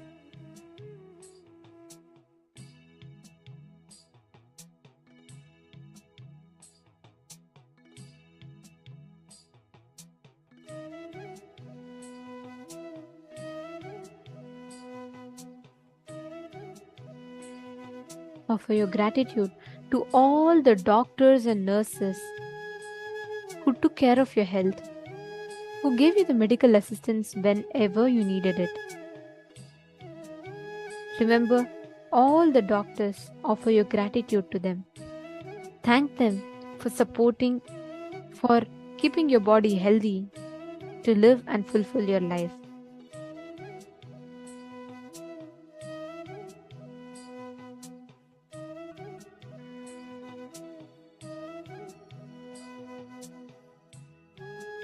Offer your gratitude to your wife or your husband for giving you love and security in your life.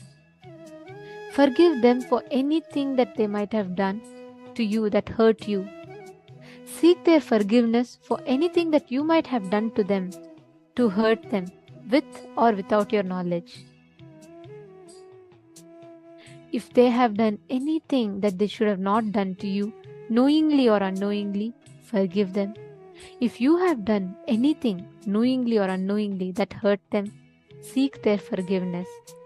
Express your love, express your gratitude for the other person to have happened in your life.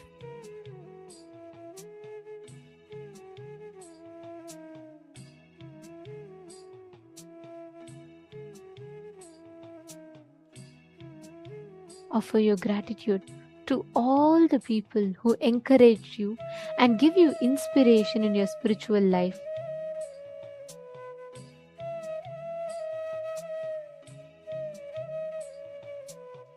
Offer your gratitude to all those who have served you in one way or the other, all through your life, whether the milkman who delivers milk, the grocer, the laundryman, the garbage collector, your servants, your driver, all these people who you take for granted. Seek each one's forgiveness for any hurt that you may have caused, intentionally or unintentionally, consciously or unconsciously. Seek their forgiveness for any hurt that you might have caused and offer your gratitude for their support in your life.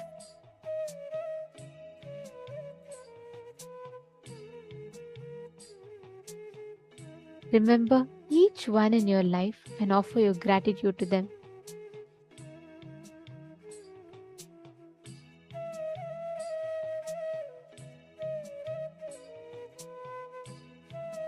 Offer your gratitude to your enemies and those who have hurt you for making you strong and forgiving. Seek their forgiveness for any hurt that you might have caused to them and forgive them for any hurt they might have caused to you. Offer your gratitude to them for helping you expand, for helping you discover newer dimensions of yourself.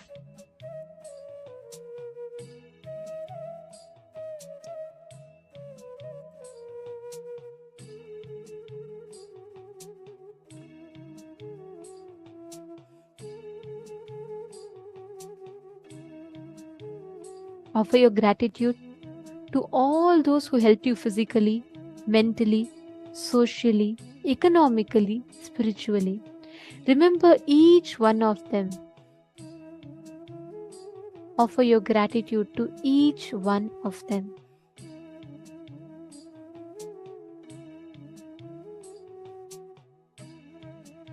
Remember each one, whatever way they have supported you, whatever way they have helped you. Remember each one of them for your gratitude.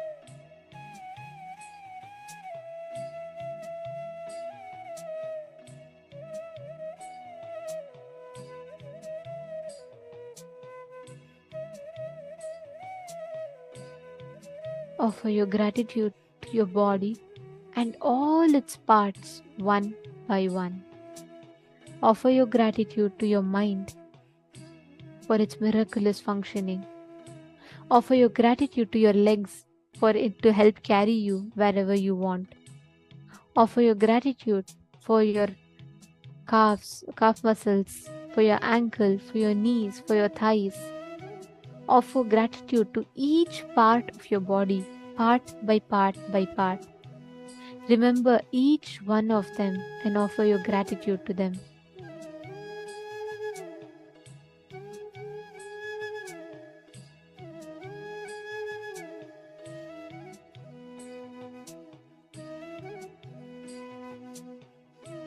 Remember your stomach for digesting, for providing you with nutrition. Thank your stomach.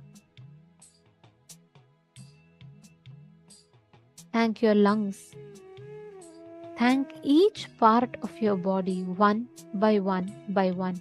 Remember and offer your gratitude to each of them.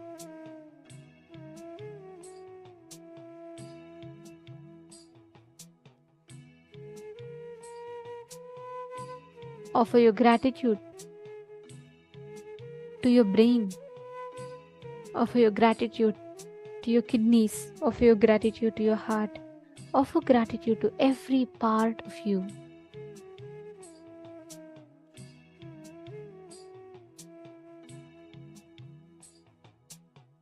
Offer your gratitude to your mind for its miraculous functioning. Offer your gratitude to your whole body and mind, your whole existence. Offer your gratitude to the divine, to the whole, to the God for making all these things possible in your life. Offer your gratitude just for the fact that you are alive.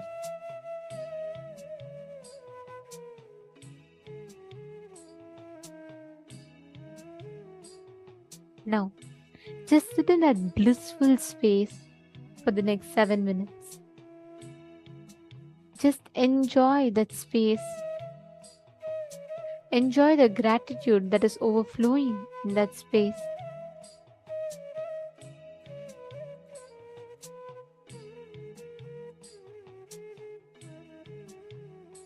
Offer your complete gratitude and love.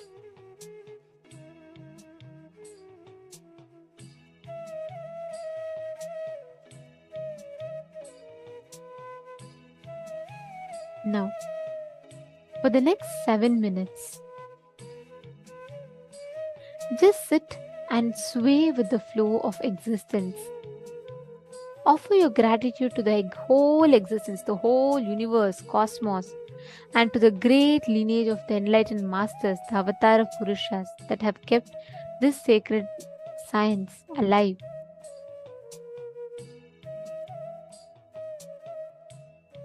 Offer your gratitude to the entire Guru Parampara.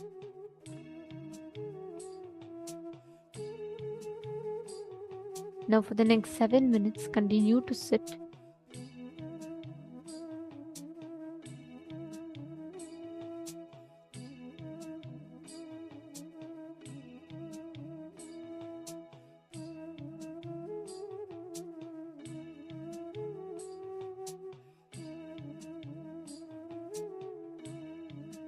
This way, let your whole being go with the flow of the existence. Don't judge, don't try to create. Just go with the flow of existence.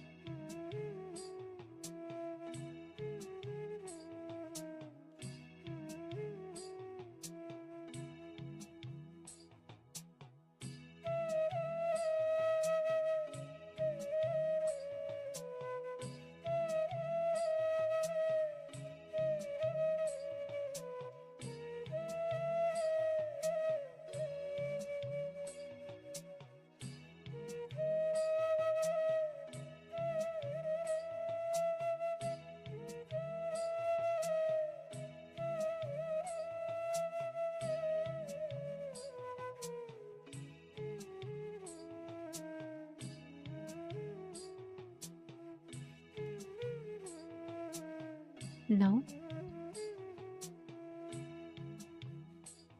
offer your flowers of gratitude to them. And slowly, very slowly, please relax. Please open your eyes.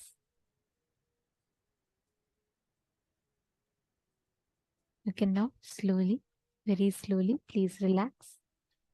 Actually, this is a very powerful process because this process self will give you that intense awakening in your inner space, and it will manifest as energy. It will be like a huge surge of energy, right? How was the experience for you all? How was the experience manifesting the Sahasrara Dhyana? This is called the Sahasrara Dhyana, which literally awakens that gratitude filled space in you.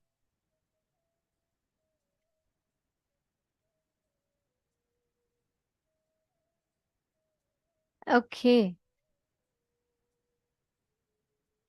Very nice to see so many of you have posted.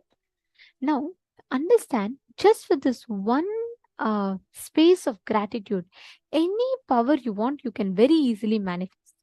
You will not have any kind of a doubt or anything coming in. Like Swamiji says, whenever your inner space is filled with gratitude, your whole being is literally flooded with that inner space of energy. So let us now, in this same space, manifest the power of the space of gratitude in us.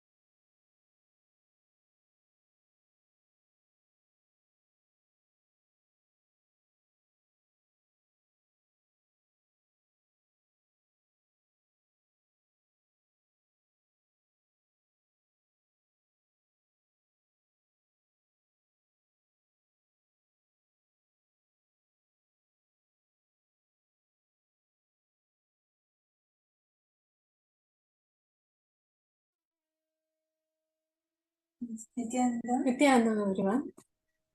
So now we are going to be entering into the power manifestation in the same space of gratitude. Let us start. So now we are going to be continuing with the power of manifesting rain and just holding the same space of deep gratitude. Hold the space of gratitude towards Swamiji for manifesting through you. Hold the space of gratitude to the clouds, to the rain, to Indradeva for showering rain.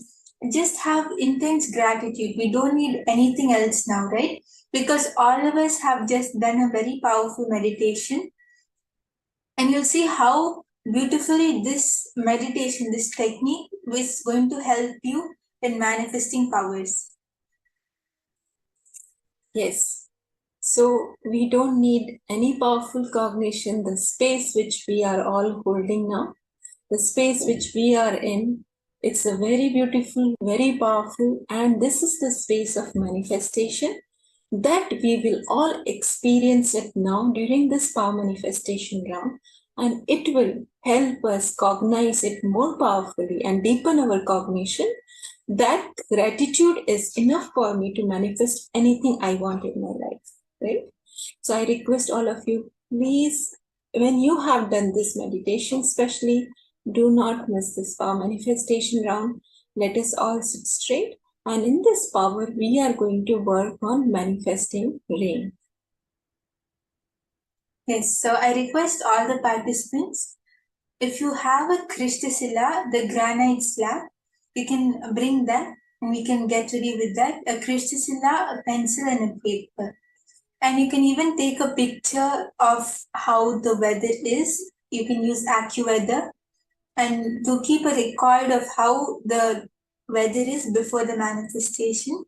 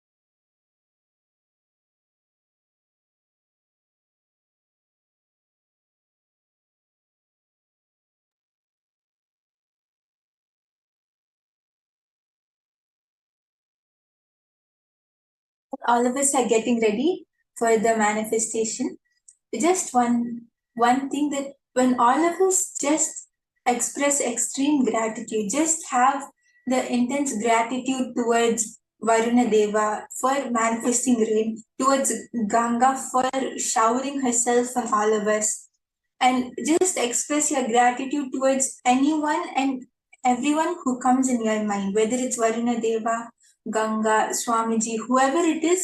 You'll see that when you express this gratitude, you will manifest rain, and it will be very easy because we just did a very powerful process of expressing our gratitude. We just did a beautiful meditation for it. So you'll see that when you just manifest this power using the same technique, the power will manifest very fast. Yes, so I request all of you to consciously decide to express the gratitude towards nature, towards rain, towards the god of rain, which is Varuna Deva. So when we are in that space of gratitude, and when we connect from the space of gratitude and oneness, we will see that simply the manifestation will happen, right? So I hope all of you are ready. Please do understand, get ready with your Krishtashila as well as with the Ashta, whatever Ashta you have.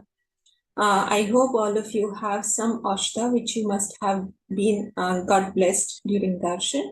Do apply it on your third eye. Do apply on your Krishtashila and connect to the nature, connect to Varuna Devta, connect to the rain, right? Have gratitude and let us all get into the power manifestation.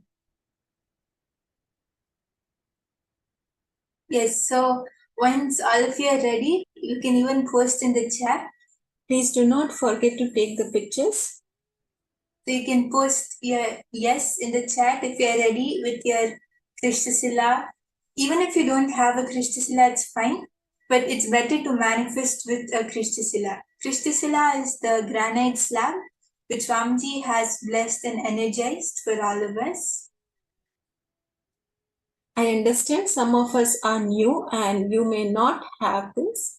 It is basically one of the very powerful alchemy product which Swamiji blesses us with. And if you don't have, it's fine. We can just sit with our head, neck and spine in straight line. If you have the Ashta, it can be the Gyananjana or Kumkum or anything which you got blessed from Swamiji in any of the darshans, please do apply it on your third eye and two temples. If you don't have that, no problem. Please sit with your head, neck and spine in straight line and decide to consciously have gratitude. And let us all get into the space of power manifestation. Yes, so is everyone ready? Ma Hongzu, Ma Isdik, Ma Yili, are all of you ready to manifest? You can post in the chat once you're ready.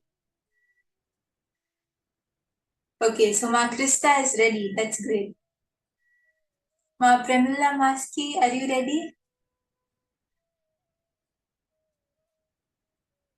Okay, yes. So Ma Priyatma Surupini, Ma Parameshwari, all of you are ready. That's great.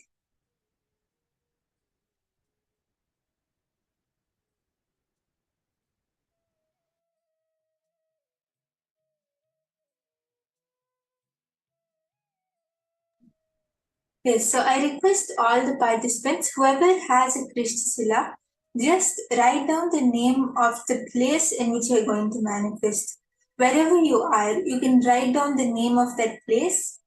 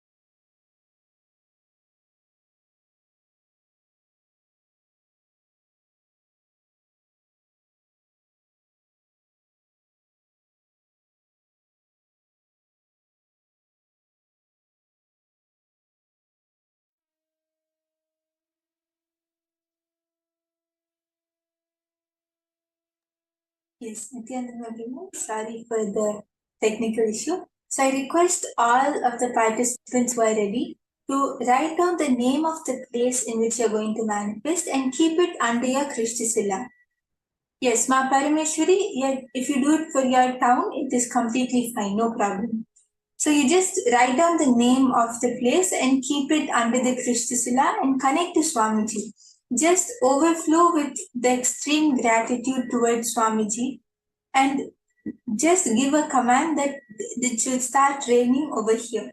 You'll see that because the Krishthisila is like a medium through which Swamiji will manifest, and it's a very powerful alchemy product. So it will really help you in the manifestation.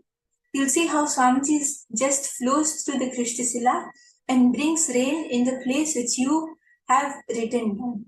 And if anyone doesn't have the Krishthisila also, you can just connect to Swamiji and keep the place where whichever place you're manifesting, have that visualization in your third eye and connect to Swamiji and request Swamiji to please bring rain in that area. You'll see that we are able to manifest. Yes, so my Priyatma Swarupini, you are doing it in Alpha Reta. Okay, that's great. Do you have a Krishthisila, ma? If you have a Krishthisila, you can even use that and manifest.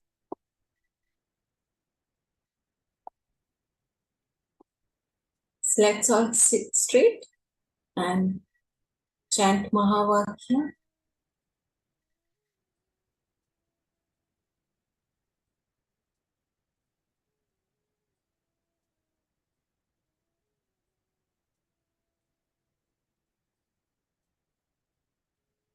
Okay, yes, that's no problem, Priyatma Swarupini. Just visualize the place, what you're going to manifest in your third eye, and express extreme gratitude towards Swamiji, towards Varuna Deva, towards everything which comes in your mind. And just you'll see how the manifestation happens. So I request everyone to chant the Mahavakya and connect to Swamiji.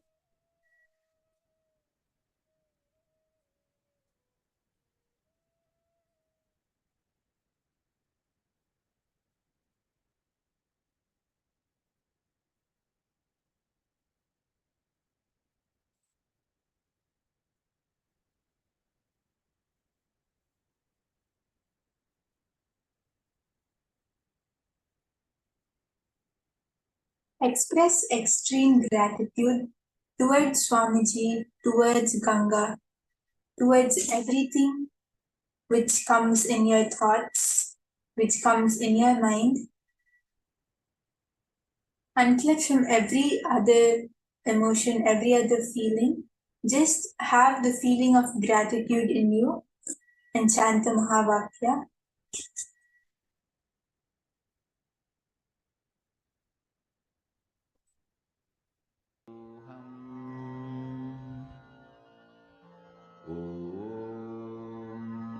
Nithyananda Paramashivoham.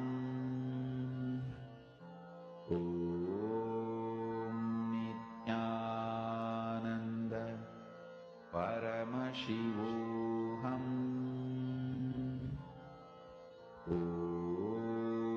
Nithyananda Paramashivoham. Nithyananda Paramashivoham. Nithyananda Paramashivoham.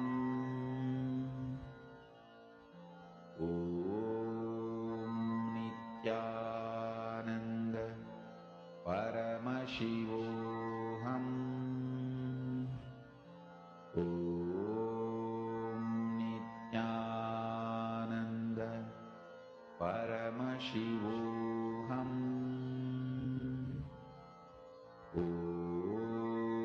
Nithyananda Paramashivoham.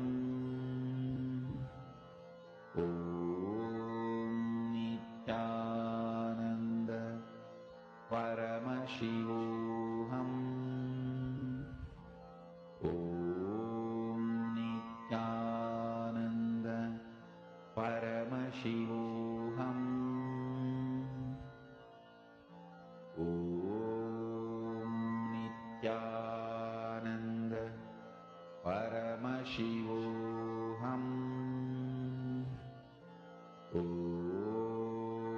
Nithyananda Paramashivoham. Om Nithyananda Paramashivoham. Om Nithyananda Paramashivoham.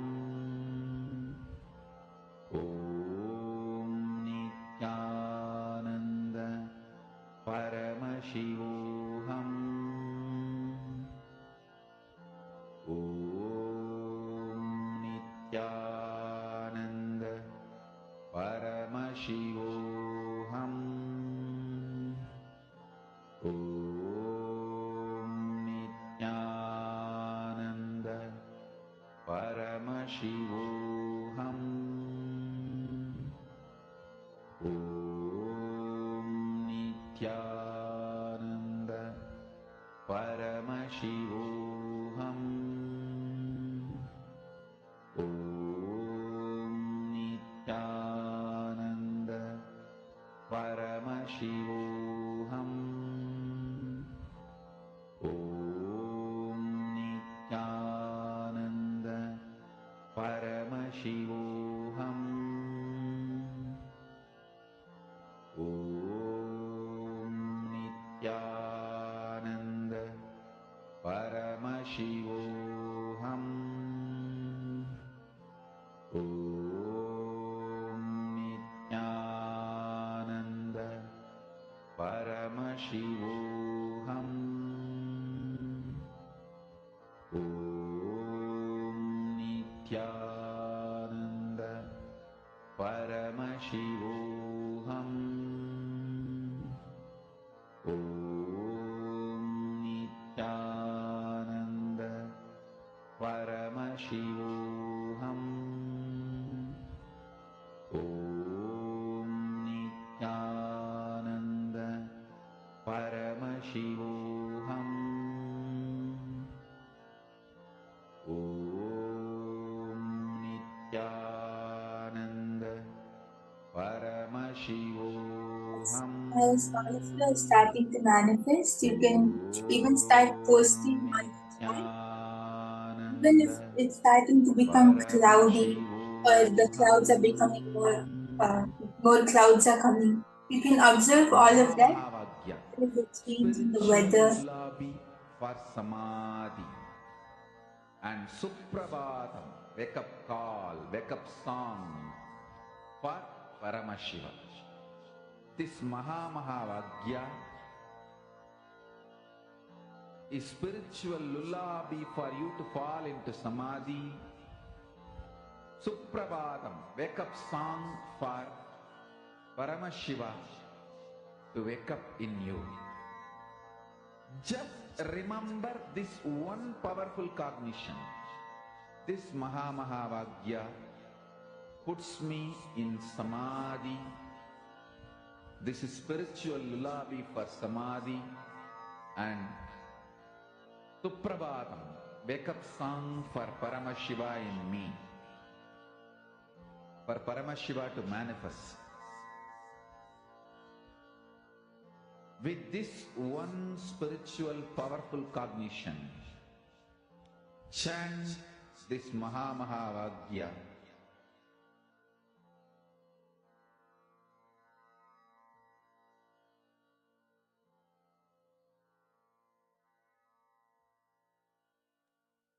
Yes, I request all the participants, when you are starting to manifest, you can even start posting on the chat whether you're feeling a change in the temperature or the weather, or even if the clouds are becoming more dark. You can observe all of that and spiritual lullaby for Samadhi. And Suprabhatam, wake up call, wake up song for Paramashiva. For Paramashiva to manifest. With this one spiritual powerful cognition, chant this Mahavagya. Om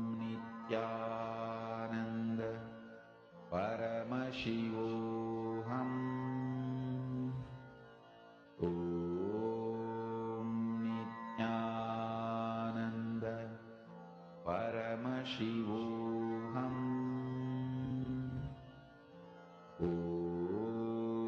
Nithyananda Paramashivoham. Yes, I request all the participants to start posting your manifestation.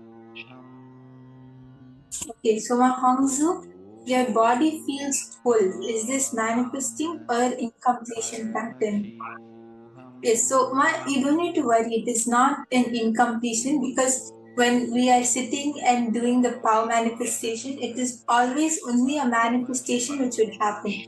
It's always only Swamiji who's manifesting. So it could even be that your body temperature is changing. So you don't need to worry. Just chant the Mahabharata and connect to Swamiji. You'll see that you will even start seeing the changes around you. I invite all of you, please to post in the chat, how is your experience of this power manifestation, particularly after this very powerful, beautiful meditation, as well as please do not miss to observe even minor changes in the temperature, in the weather, in the clouds. I hope all of you have taken pictures. So compare with those pictures, you will surely see that the manifestation is happening. Yes, so Ma Indira, Ma Ili, were all of you able to manifest? Ma Parameshwari, were you able to manifest in myself?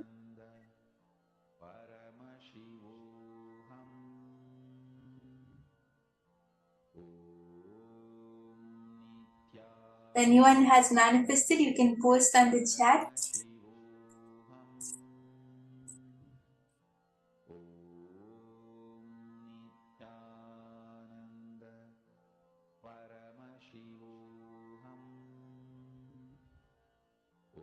Yes, so Ma Parameshwari, yes, you're telling it's cold and fresh in the night here, and you can see the stars. Okay. Yes, so you can even check on AccuWeather, Ma, if there is any forecast of rain. If Ma Anandeshwari also, you're telling you it's dark midnight. Okay. Yes, so if it's nighttime for anyone, you can even check on AccuWeather. You can see if the forecast of a rain is coming. And if possible, you can even go outside and check if the overall temperature has changed, right? Before the manifestation and after the manifestation. And let's keep continuing to manifest, right? So sometimes this power takes time to manifest. Basically, there's a time of 42 minutes. It takes time to manifest. Some of us would have not joined the last round where we did the same manifestation and have joined now. So I request all of you, please continue to be in the space of manifestation. Hold it in your inner space. Let the rain manifest. Be in that space of gratitude. You will see the manifestation happening. So, Ma Iron, Ma Parameshwari, Ma Kriya Yogini, were you all able to manifest? You can confirm and post on the chat. You can even share your experience if you felt anything happening inside you, or if anyone has any doubts or any obstacles, you can even post that on the chat.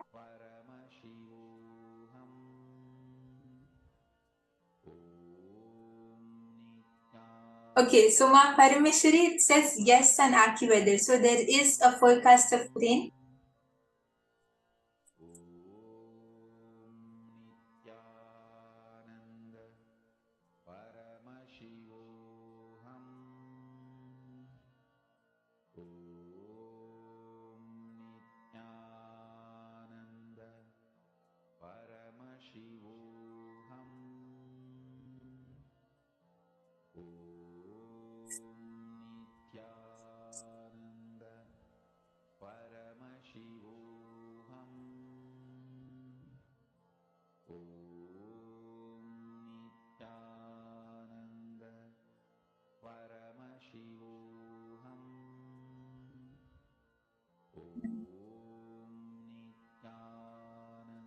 Yes, so as all of you are starting to manifest, you can post on the chat.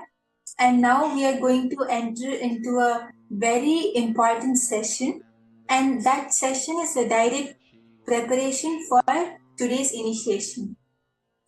So, how many of you think that life is predestined, and how many of you think that life is free will?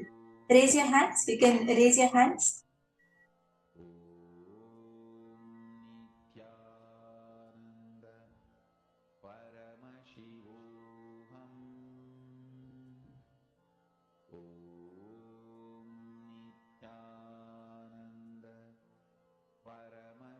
Yes.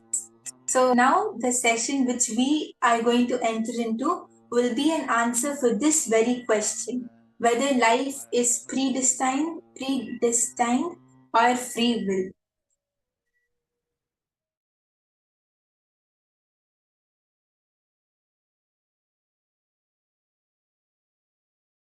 Influence now. Influence the present moment. Be powerful over the present moment. Understand? Live in the present moment is not a complete truth. Have power over the present moment is the complete truth. The power of now is having power over now. Listen. Understand how you feel about you now and how you feel about the world now. Make that too powerful. If you understand and make yourself powerful, that you are Paramashiva, you will understand world is so auspicious and you are the power. Whatever you think, perceive, even as bad, was never bad, is never bad, will never be bad. It is your wrong perception is the problem. Delusion is the problem. Everything is happening properly. You just need to add more life positivity, more understanding. You just need to remember again and again, you are Paramashiva, and face everything out of strength and powerfulness.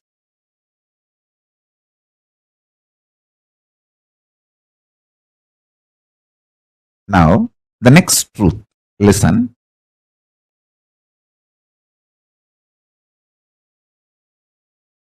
Sometimes you feel the world is literally falling.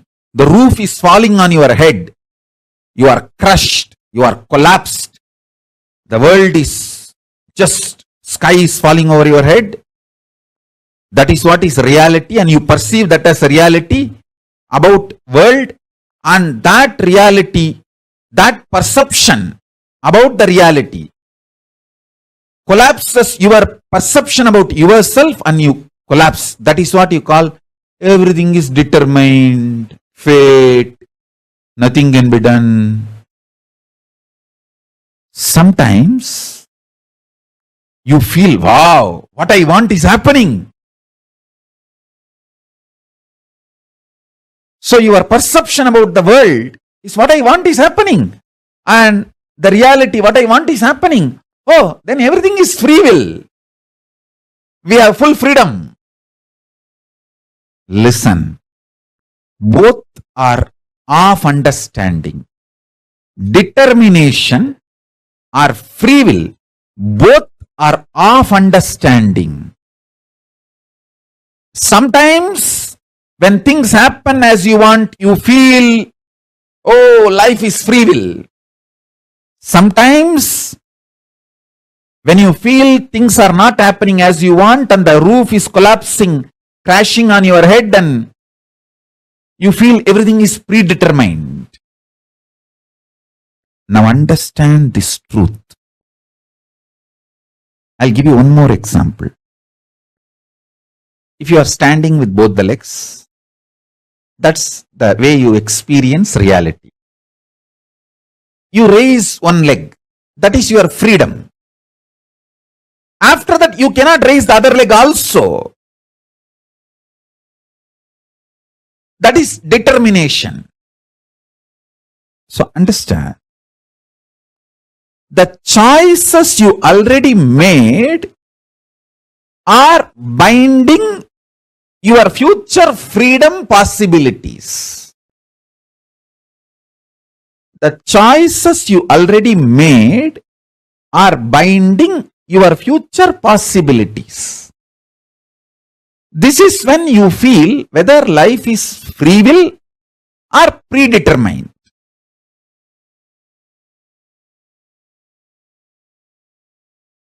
When you perceive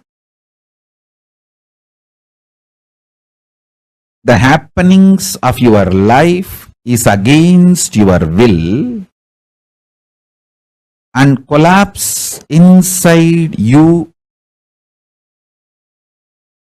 the way you perceive the world very negatively, and collapse your own identity about you and lose trust on you. When this happens, whether you made earlier some choices or not, you will feel bound. You will feel life is predetermined. There is no free will. Life is unfair, injustice, adharma. It is all just might is right. People who have power, they grab everything. Nothing is right. It's all chaos. There is no order. And at some moment, when things happen as you want in the outer world, and your perception about the world is little better, you feel, the free will is life. There is a possibility. I can recreate, rebuild. Life has some hope. But please understand, both are of truth. Why even the idea of free will is of truth? Because you feel relieved, hope because of outer world happening. But the real truth is, if you decide to cognize the truth, you are Paramashiva, Paramātma, ultimate powerfulness. Understand? Whether life is predetermined or free will, the super determinism is the truth. Answer for the question whether life is free will or predetermined is life is super determinism. Neither predetermined nor free will. It is super determinism. Understand? Empowering yourself with the truth, reality. You are Paramashiva. You are the ultimate Paramatma. And from that truth, reality, making your perception about life, and with that strength of your subjective truth about yourself and your subjective experience about the world, impacting the world, the reality is super determinism. This is the real way of existing. This is what I call freedom. Freedom is not choices. Freedom is manifesting the reality you want to manifest. Listen.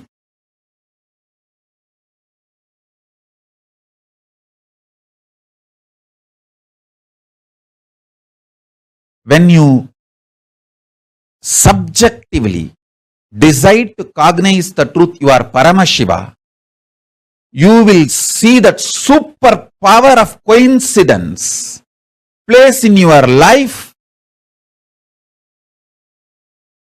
and you manifest super determinism. I give you two methods for you to achieve the super determinism. One, deciding to cognize you are Paramashiva, because that is the truth. That's the truth.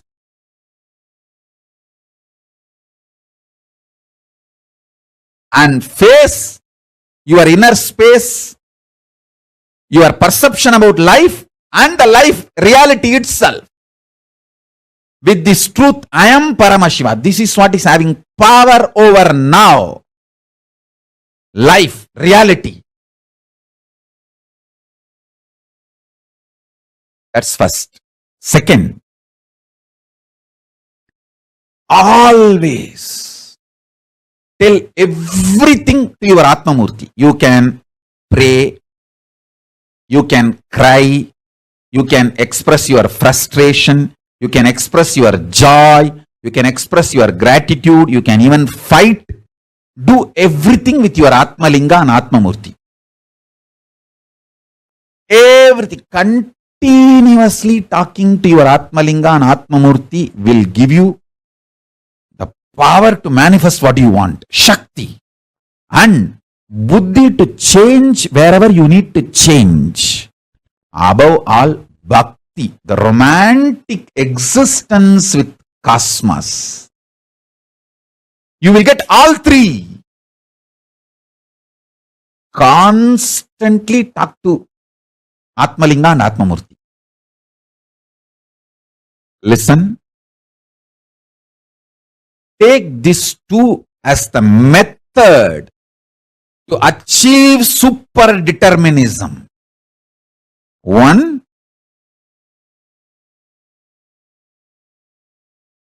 decide to come to the powerful conclusion you are Paramashiva, because that is the truth.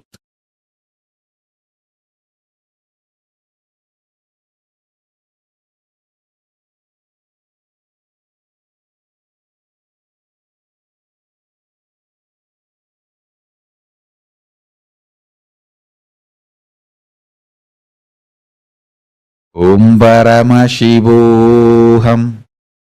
Om Nithyananda Paramashivoham.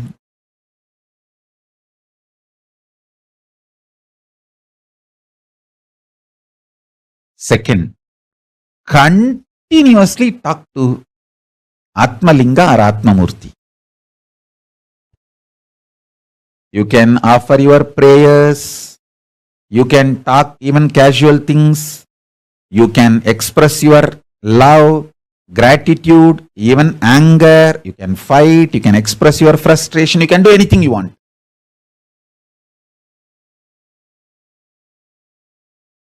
And I commit with you, I will respond to you immediately.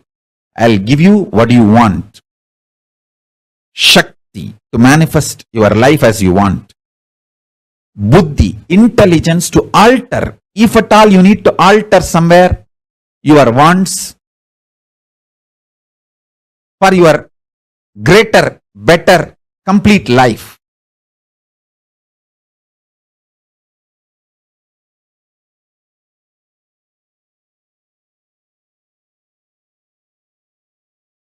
And above all, bhakti, a life positive, joyful connection with life, reality, cosmos, with everything, with yourself, with world, with God, everything. And yukti, method to live enlightenment. And mukti, enlightenment itself.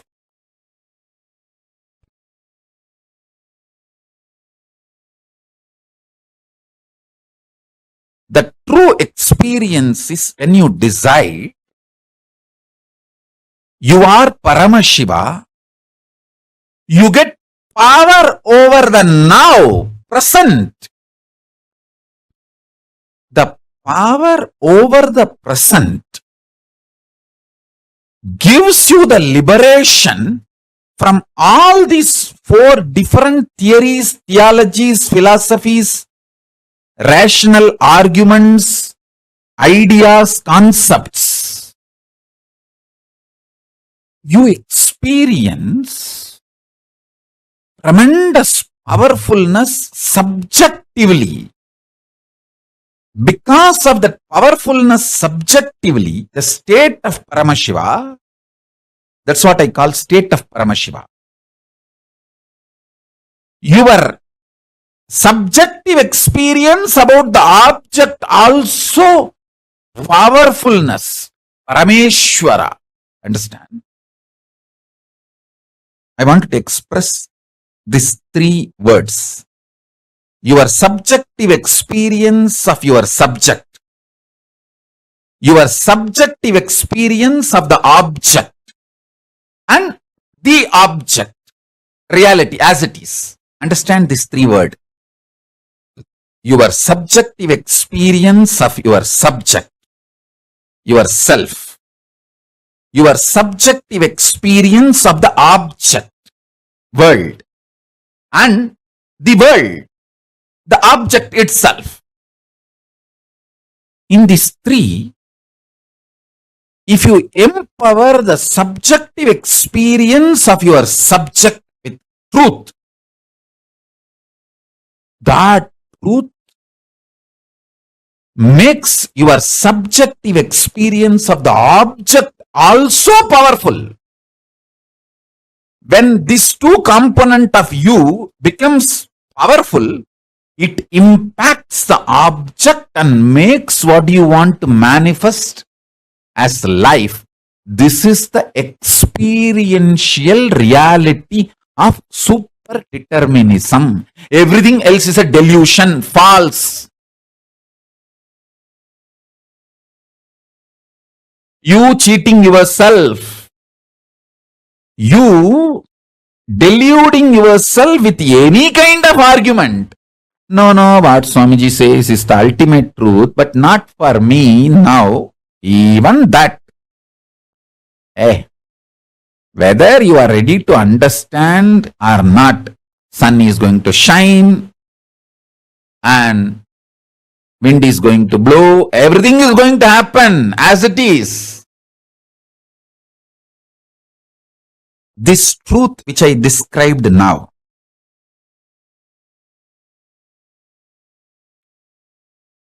I'll explain the next level. Listen. Super determinism means empowering your subjective experience about you, your subject, with the truth you are Paramashiva. Paramashivattvamasi. You are Paramashiva. Empower your innermost subjective experience about yourself consciously. You are Paramashiva because that is the truth. And from that powerfulness, analyzing your subjective experience about the object, world, understanding everything happened in your life is just to trigger this enlightenment in you, trigger this awakening in you. Even the grahas, there is no graha, bad graha. There is no time, bad time. Only to remind you about your great truth the grahas act. When you don't want to be reminded to live the higher reality, then no other way, the grahas has to make you understand. All grahas focus on awakening you. They are all working sincerely for your inner awakening.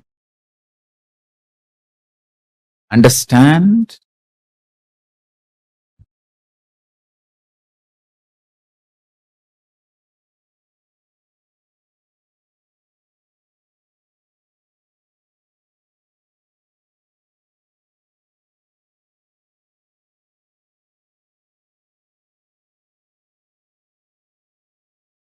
Hey, listen.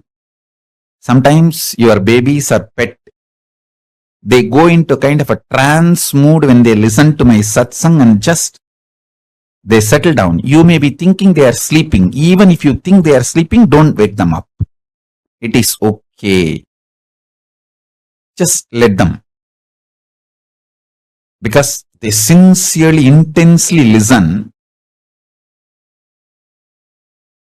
If you are pregnant, the baby inside your womb listens to me sincerely. And the babies who sit in the satsang, they go to a kind of the trance, turiya space, and just melt down. You may be thinking they are sleeping. Even if you think they are sleeping, don't disturb them. Allow them to sleep. It's okay. I tell you, even the pets, when they come and sit for satsang and they just fall asleep, don't think they are falling asleep. Even if you think they are falling asleep, don't disturb them. They are in a trance. I can see very clearly in how many places that initiation is happening.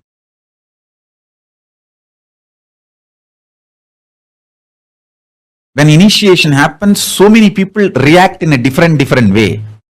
Babies go into the trance of turiya. So all of you, allow this initiation to happen inside you and to everyone around you. If you have pets and kids, get them to satsang. Even if they sleep during the satsang, don't worry. Let them be there. Because these great truths, they get inside the system and become bio-memory. It becomes just bio-memory. Listen. Now listen to the next truth. See, whenever the objective reality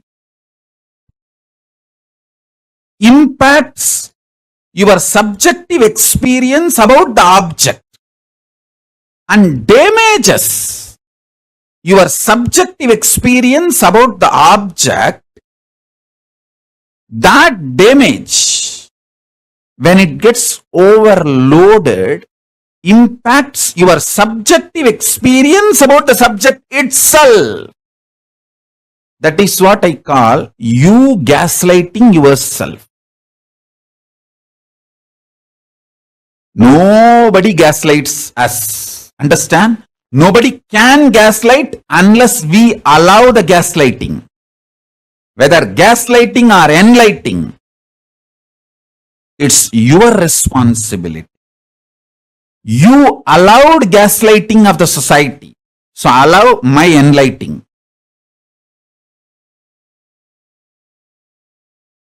Stop allowing the society's gaslighting. Allow my enlightening. So listen carefully.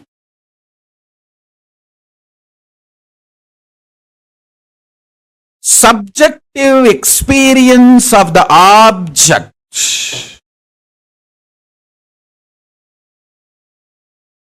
should be impacted, impressed by the truth of the subjective experience you are Paramashiva, not by the objective reality, so-called this world, and your equations with this world.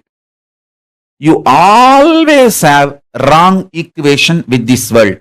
Always you feel injustice is done to you. Somehow that becomes default cognition. When you allow that pattern to get rooted in you, you damage your inner space, the subjective experience of the objective reality world. When you damage your inner space, that damage impacts your experience about your self. This is what I call powerlessness. Understand? You should know why you are not able to live in the present moment. Only then you can heal yourself and start living in the present moment. Otherwise, just teaching, oh, live in the present moment, live in the present moment. Nobody can live. Nobody can live in the present moment unless they understand why you are not able to live in the present moment. Listen. If you feel so much injustice is done to you and feel anxiety, panic attack, your subjective experience about the object world is impacted by the world, others, outsiders, everyone. And if you feel so much of injustice is done, panic attack, anxiety, all that, be very clear, you cannot live in the present moment and you are going to literally commit spiritual suicide if you make decisions from that space. You are only going to destroy yourself more and more through any decisions you make from that space. First thing, stop making decisions from the pain, frustration, anger, violence, powerlessness of the subjective experience about the objective reality. Listen to that. Listen to this truth. More and more decisions you make out of the painful inner space, deluded inner space, the inner space which is hurt by the outer world, the inner space which you allowed to be hurt by the outer world, with the idea there is injustice done to you, or the subjective reality impacted by the objective reality, the objective world, due to sometimes you blame an individual person, or sometimes you blame a situation, sometimes you blame the ecosystem, sometimes you blame the whole world. Whoever you may find, blame or not blame, sometimes you will even blame yourself. Even that is wrong. Blaming yourself is not something cute. No.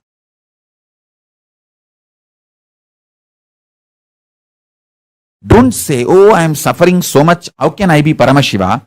Say, I am Paramashiva. How can I suffer? Change the whole thing. Listen. Don't say, I am suffering so much. How can I be Paramashiva? No. Say, I am Paramashiva. That is the truth. How can I suffer? Let truth empower your experience about you and empower your experience about the object. Let the truth empower the subject's experience about subject, subject's experience about object, and object itself, all three. This is what I call super determinism.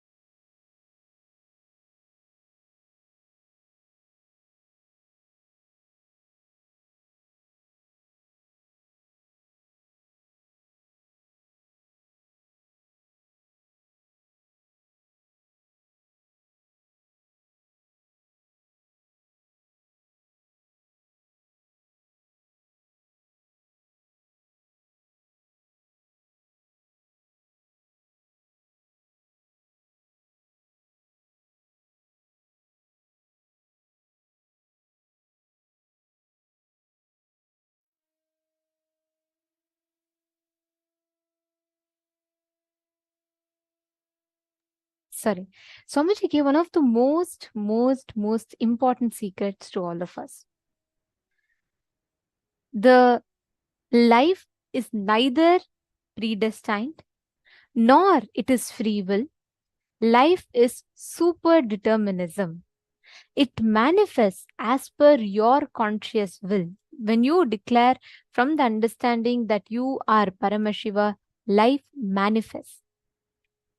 And one of the best cognitions that was a takeaway for me was when Swamiji was saying, do not ask, I'm suffering so much, how can I be Paramashiva? Ask your suffering, I am Paramashiva, how can I suffer? That is the key difference. Most of the times, we beat up ourselves, our individual will, by constantly saying, oh, I suffer, I'm not manifesting. I'm not manifesting the powers. I'm not manifesting whatever I want. I'm not able to get through to my job still. I'm not able to influence the people around me. How can I be Paramashiva? Instead, ask your suffering, hey, I am Paramashiva. Whether it is my experience or not, Swamiji told I am Paramashiva, which means I am Paramashiva. How can I suffer? Asking your problem. Swamiji gives this as a formula. One of the best formulas for life is this. Do not show Swamiji how big your patterns are. Show your patterns how big Swamiji is. Do not try to convince saying, oh, Swamiji, you don't know Swamiji, anyone can be liberated, but not me. I have done too many things, too many sins, and there is too much of load in me, and I can't handle this, I can't handle that.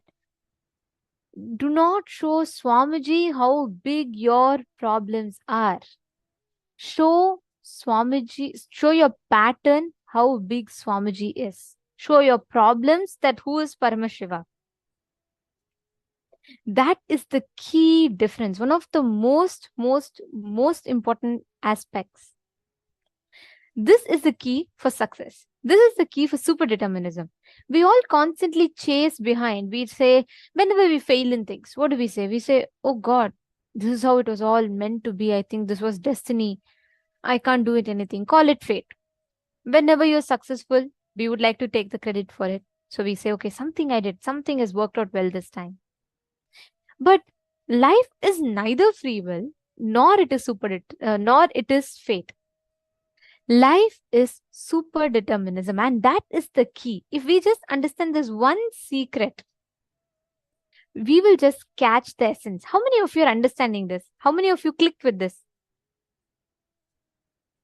Can I request you all to post in the chat? How many of you understood? How many of you clicked with this? Life is neither free will nor super determinism. And can I request each of you to post what exactly is your understanding?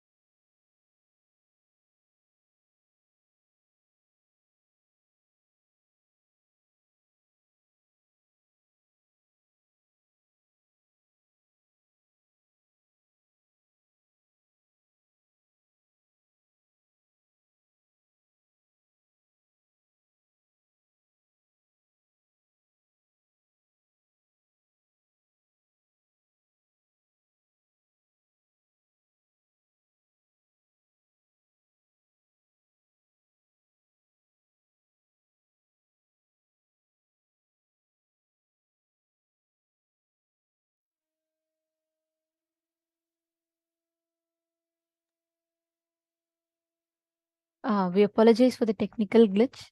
We complete. All the participants lost the video for a few minutes.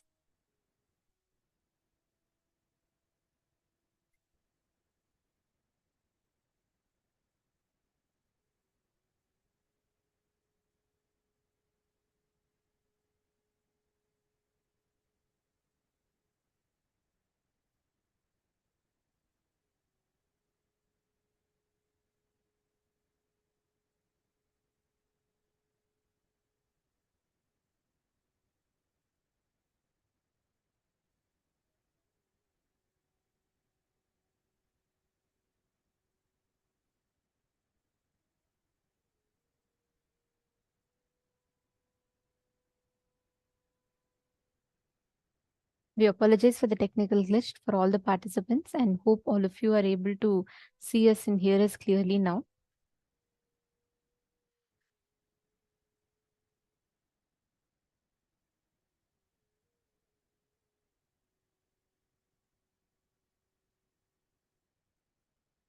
Now, we request all of you to take a few minutes and pen down at least 5 aspects of your life where you are expressing suffering, experiencing suffering.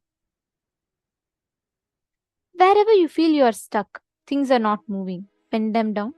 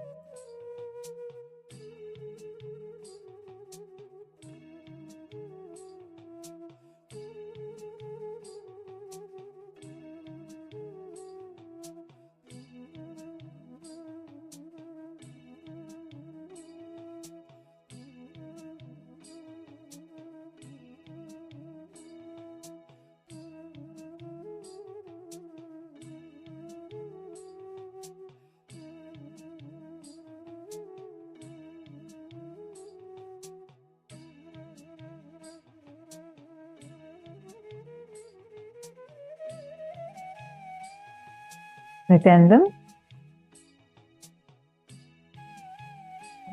So hope all of you have written down. See, please understand, every point in your life, wherever you have been stuck, wherever you felt you are suffering, just look back at those situations. Identify. In most of the places, the first thing we all do, which completely messes up our way of functioning in life, is we think, always we say, we start beating up our will instead of aligning our will to Paramashiva. You start saying, oh, things are not happening properly. I know life is going to be like this. I know things are not going to work. This is what God wants for me. We start talking, we start beating up our will. We start showing the Paramashiva in us how big the patterns are instead of showing the patterns how big Swamiji is. Every time in your life you've been stuck, all of you have written down the situations where you have been stuck and you've suffered, right? Just look back. In all those situations, you keep telling that yourself that, hey, this is so big, I can't deal with it. I am not capable. This is how it is going to be. You constantly keep bringing that suffering in your inner space. That is exactly where, that's the exact point where you start putting yourself in delusion. You start believing you are not Paramashiva. You stop manifesting the experience that you are Paramashiva. Are you all catching it? Are you all understanding? If you just apply this one truth in life, super determinism, life is neither free will, nor it is predetermined. It is super determinism. Everywhere you make a declaration that you are Paramashiva, you will manifest it. One very important thing for us to understand here is how the subjective experience of ourselves will affect, impact the subjective experience of the subject and the objective experience of the object, subjective experience of the reality. Where how the cognitions we carry about ourselves actually has a direct impact of seeing the reality, the way we understand, the way we perceive, and that is what impacts the reality itself.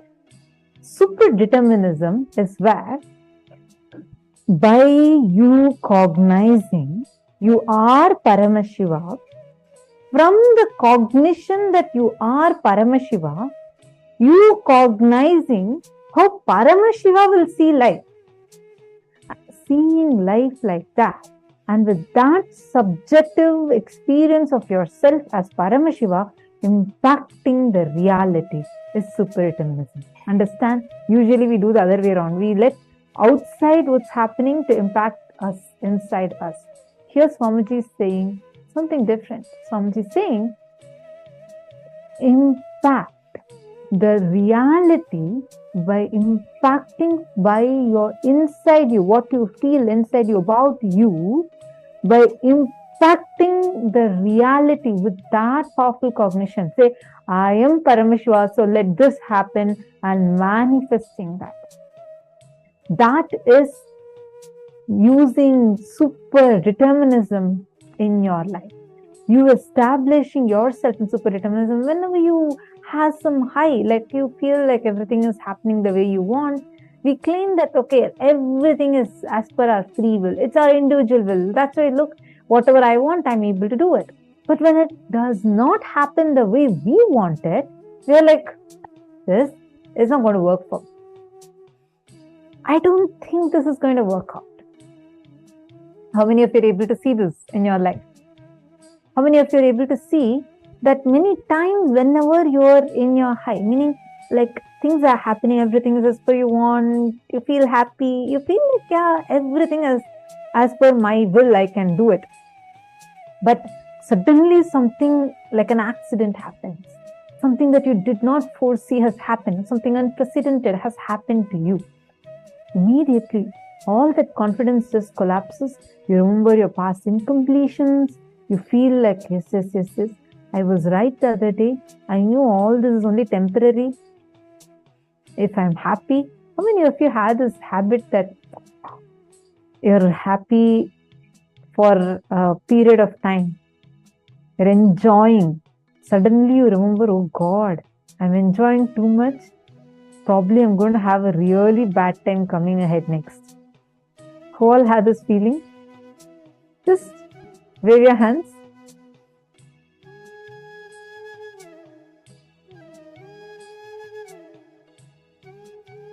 Okay, I see a few of you waving. Now I see many more. See, why do you think we have that? We feel deep inside us, we believe whenever something we are so happy, excited, there's a deep fear in us about what unprecedented suffering is going to come up next. That is because your mind feels deep inside that everything is predestined. Everything has already been written. They call it in Kannada as Hanebara, or you call it as fate. They'll always show like this. What to do? This word is written in my head. Understand?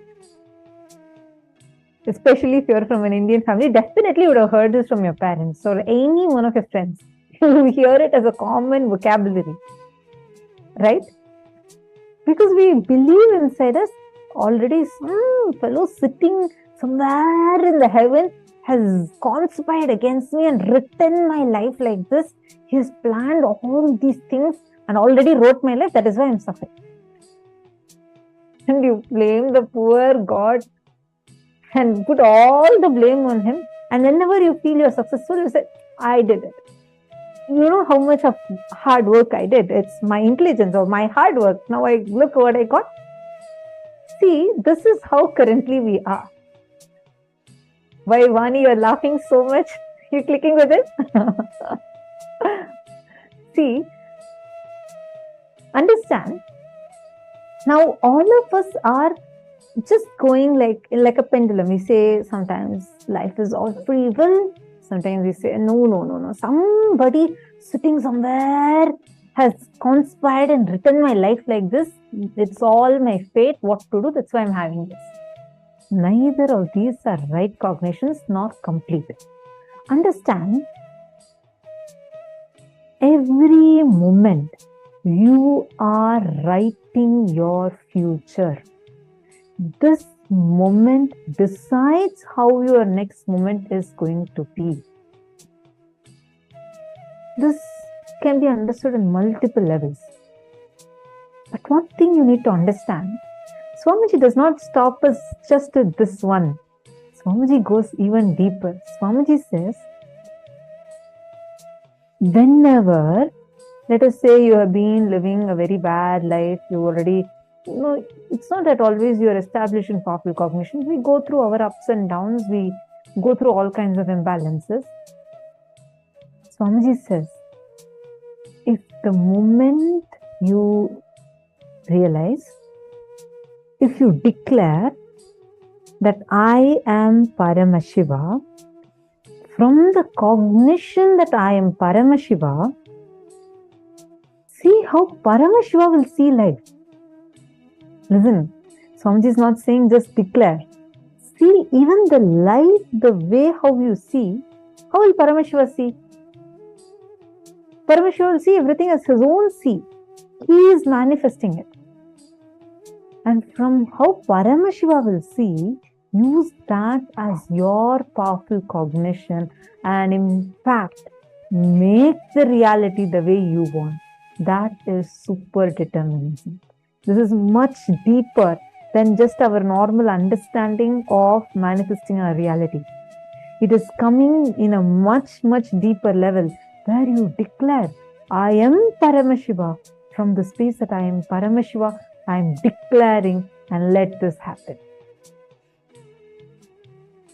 There's a very nice story Swamiji says how one disciple goes to the master and the master says, everything is consciousness, Brahman. You are Brahman, that house is Brahman, the tree is Brahman, Everything is pure consciousness. And he gives this as a teaching and tells the disciple, okay, you go for today and come back tomorrow, I'll continue. The disciple says, okay. And the disciple goes. And as he is walking, he sees that mad elephant is running and coming. Everyone are moving away. It's a marketplace. Everyone are running, pushing each other and running and announcing the whole place. All of you run, run, run. There's a mad elephant running and coming this way. They've already killed 2 people there. Don't stand in its way. Move, move, move. This fellow says, no, my guru has told me that that everything is Brahman. So that elephant cannot hurt me because that elephant is also Brahman. I am also Brahman. So he goes and stands there. And the elephant runs and comes, takes him in the trunk and throws him away. And this fellow is badly hurt. He goes back to his master and cries to his master, what is this, master? You told me that everything is Brahman, everything is consciousness. I told the same thing to the elephant. Why did the elephant throw me off? The master says, see, I told you, but I had not finished the lesson yet, and it has not yet become your experience. Only when it becomes your experience, the truth will manifest for you. This is a normal way if you're a Vedanti or like where you're learning from a guru who is even an enlightened being. But for us, it's completely different. Swamiji said, being Swamiji's disciple, you don't need to have it as your experience. You can go and stand in front of the elephant and declare, whether it's my experience or not, it's my guru's experience. I put that in front and now I declare, elephant stop. Elephant will simply stop. Understand, that is super determinism. Even when it is not your experience yet, you may not have cognized it. It may not be from your cognition, your capacity, your powerful cognition, your experience, saying that everything is consciousness. But my guru has told. My guru told that I am Paramashivam. From that strength, I am declaring, let this happen. It will happen. How else do you think you're moving the coconut in consciousness over matter power? I mean, now it's become more like a easy power for everyone. Everyone feels that consciousness over matter. Yeah, everybody does that. It's so common. But understand, it's common for all of us because we are Swamiji's disciples. Understand, how is the coconut listening to you? Why is the coconut listening to you? It's not that you are having that as your cognition. You know, my guru has told me. He has initiated me with that strength. I am sitting here. I am connecting to the coconut. Coconut, move. It just moves. How many of you have manifested something in your life like this with any one cognition? You just held on to one powerful cognition that Swamiji has given you and you saw the whole thing became a miraculous happening. Can each of you post? Please take a moment.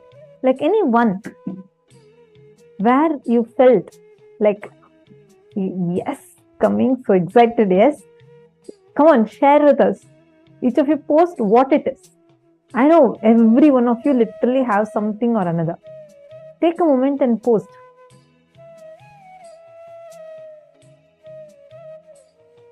Any one thing, where like a miracle, just by a declaration you were able to manifest it.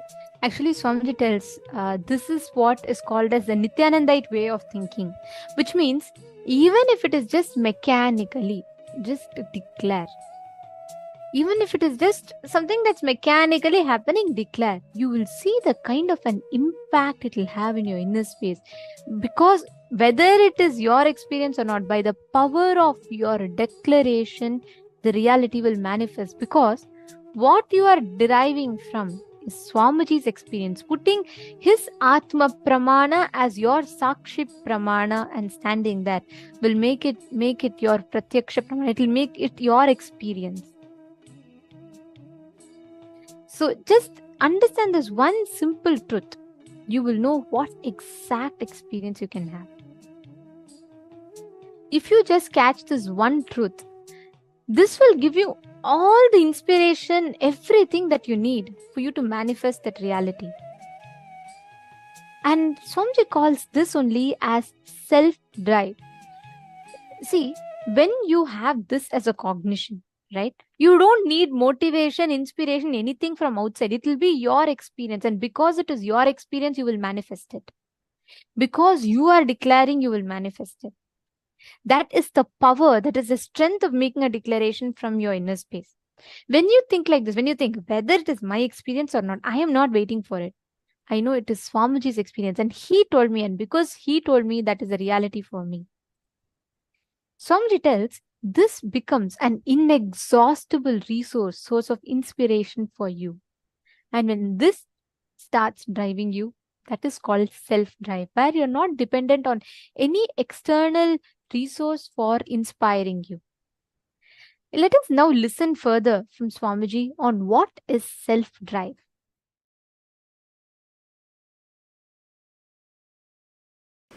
Today I wanted to expand on this one truth. Hridaya Guhya Tahara Vidya. In all of us, please listen, in all of us,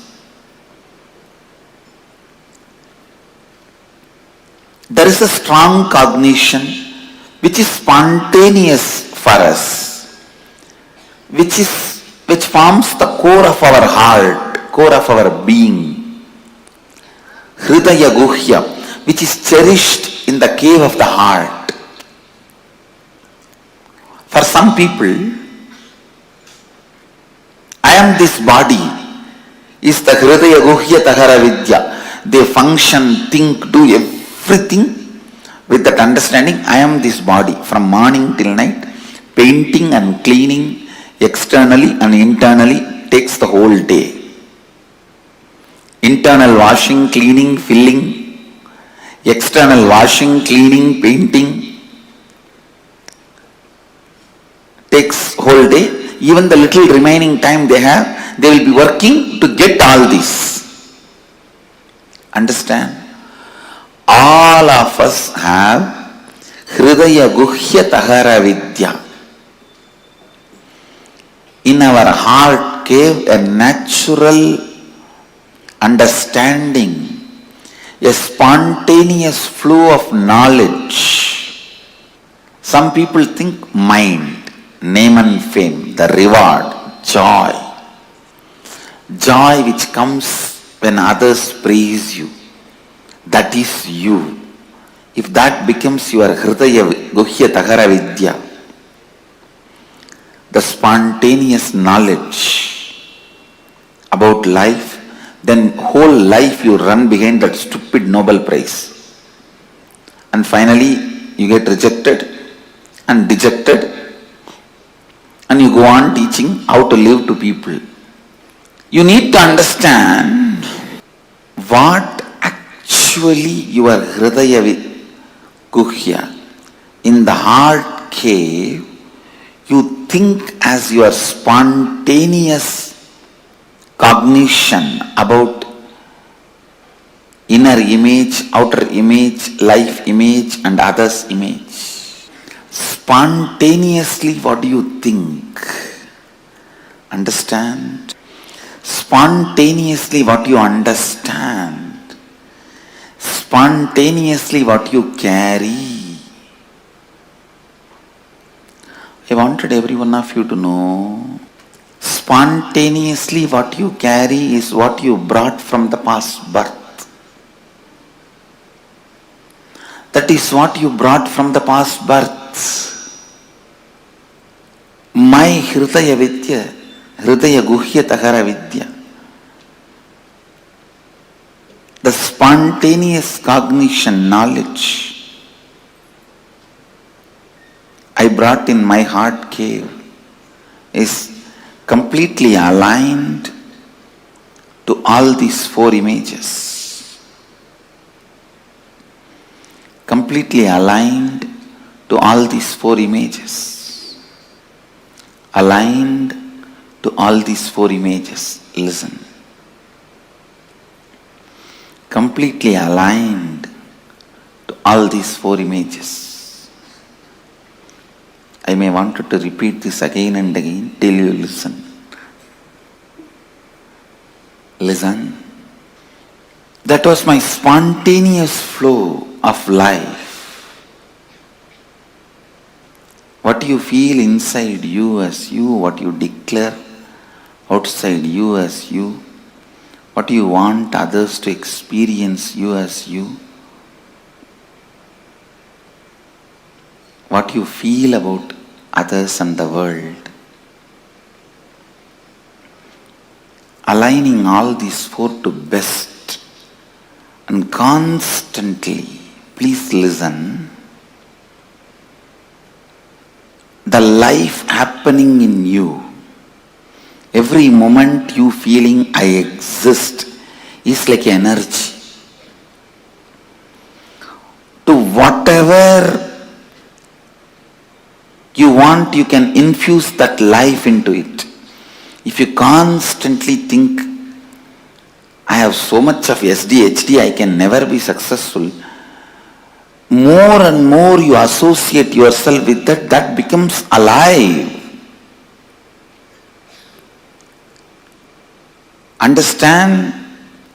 In the beginning you may not be able to change what happens outside, but you will be able to always change what happens inside. So decide, even for a few minutes, you will not empower, energize. The concept that you are a failure, you are struggling, you are.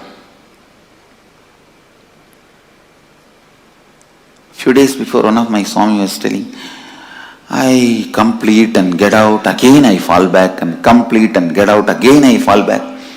You want to enjoy this personality. You are enjoying this space. You want to empower this idea of I rise and fall, because you must be enjoying the effort, hard effort you are putting. Understand? Hard work is nothing but ignorance. You don't have intelligence to do the smart work.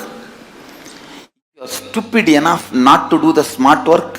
What you do is called hard work. And if you enjoy hard work, nobody is going to say no, but you are stupid.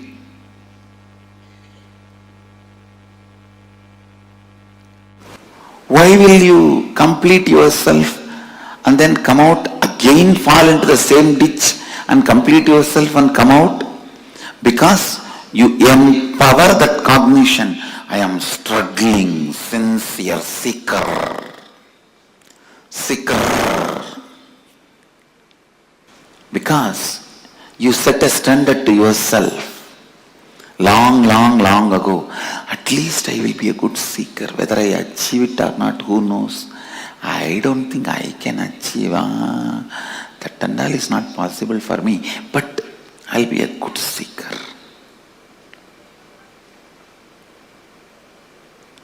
And maybe that is the way you will try to get others' attention. See, I am struggling and coming out. But stupid thing, nobody is ready to listen to your struggle. Understand? How much ever you try to decorate your struggle, nobody is ready to listen to your struggle unless you win the game. Only when you win the game, your struggles are garlanded, respected, worshipped. Your struggles by itself has no respect. So decide to win the game now. See, every moment your life empowers some cognition. Either, see, all these different cognitions. I am struggling. I can't achieve it. I can achieve it. I have achieved it. All these are just various cognitions, various balloons. You can fill the gas in any balloon. Your life is the gas. You can fill the gas in any balloon. Why do you want to waste your gas into the stupid balloon? I am struggling. Complete it. Get rid of it. I have achieved. Fill the balloon of I have achieved. Then what is the qualifications of achieved? Person who has achieved? Always be aligned. This aligning, I wanted to expand on this little deeper. Morning when you wake up, just ask yourself, an authentic person who lives Advaita, how he will wake up? He will just wake up like Mahadeva and bless the world. How he will shower himself, clean himself gracefully. What he will do next? Whatever I am doing, is it aligned to my identity, which I want to build as my inner image, which I want to show as outer image, the other's image and life image, which I want to take the responsibility for? This aligning, the moment you decide, yes, this action has to be done if I want to have this outer image. After that, no conflict, no question of conflict, no question of contradiction, no question of anything else. No question of conflict, no question of contradiction, no question of anything else. In all of your life, what you want to build, clearly decide now and always align your actions to it. That is what is spiritual practice. In my case, I came with what I want, all these four clearly, and always my actions were aligned to it. That is why I claim born enlightened. Understand? The Hridaya Guhya Tahara Vidya was very clear. The spontaneous expression, the way you think, every moment you are thinking, let it be aligned to what you want to show you as you to the world. What do you want to feel you as you to you? What do you want others to feel you as you? What do you want to feel as world? Again and again and again align yourself to that authenticity. The best inner image you want to have, best outer image you want to have, best others image you want to have, best life image you want to have.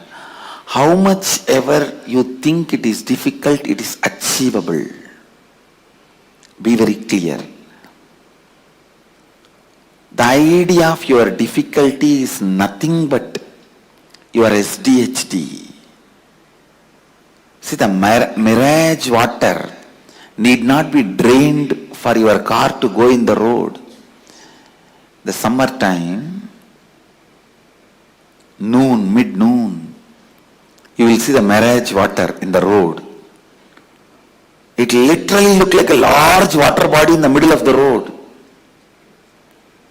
Do you need to bring big motor pumps, pipe and drain the water for your car to drive?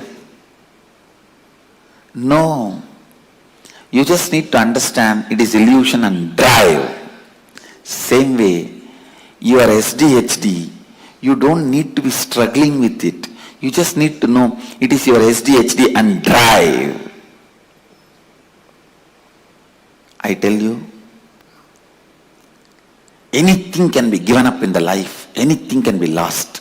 Not one thing. That is self-driving motivation. Just if that is maintained, everything is done. The high self-drive, in anything you take it up. The high self-drive is life. Not having the high self-drive is death. That's all. That's all is life. Whenever in your life you lived with high self-drive, you are alive. Whenever it was lost, you are dead. Whenever you had high self-drive in your life, you were alive. Don't remember the moments of money as important moments in your life. Don't remember moments you have been rewarded, awarded as the important moments of your life. Don't keep those stupid photographs of your graduation, your lottery winning in your house as your important moments of the life. No. When that stupid cap was put and that certificate was given in your hand, you became intelligent. Don't keep that as a memorable moments of your life in your house. Whenever you had a high self-drive, those moments are the most memorable moments of your life. Keep them as the memorable moments of your life in your house. I tell you, high self-drive. Don't keep that stupid marriage photograph, your graduation photograph, all that as the memorable moments of your life. Your first baby, you bought a new house, first house. All these as the memorable moments of your life. No, all this happens as an accident. The high self-inspired drive moments you had in your life, those moments, memories of those moments, achievements of those moments, it might have been as simple as you took the lawn mower and mowed your whole house, whole lawn. Or you took the vacuum cleaner and cleaned your whole house. It can be as simple as those moments. Or you decided to hike the mountain and went on a hike. Or you decided to swim and swam for 2-3 hours. Or you decided to go for a long perpetual completion session and sat for 3-4 hours in the space of completion. It can be as simple as any one of these. High self-drive moments should be respected, celebrated, worshipped, remembered as the memorable moments of your life. All this, the first house you bought, the graduation certificate, your marriage, your first kid, all these can be social accidents. You say that social accident moments of my life. Keep them all in archives in your house. Social accident moments of my life. But only when you were living in the high drive. It can even be in your office without bothering about what money is going to come or anything. You just sat for 10 days and finished a project. Those moments, high self-drive moments, get them as the memorable moments of your life. Get them as memorable moments of your life. And they are only memorable moments of your life. They are only memorable moments of your life. They only need to be repeated. Understand? The moments need to be repeated in your life is the high self-drive moments. Not for money, neither for reward or for any other things.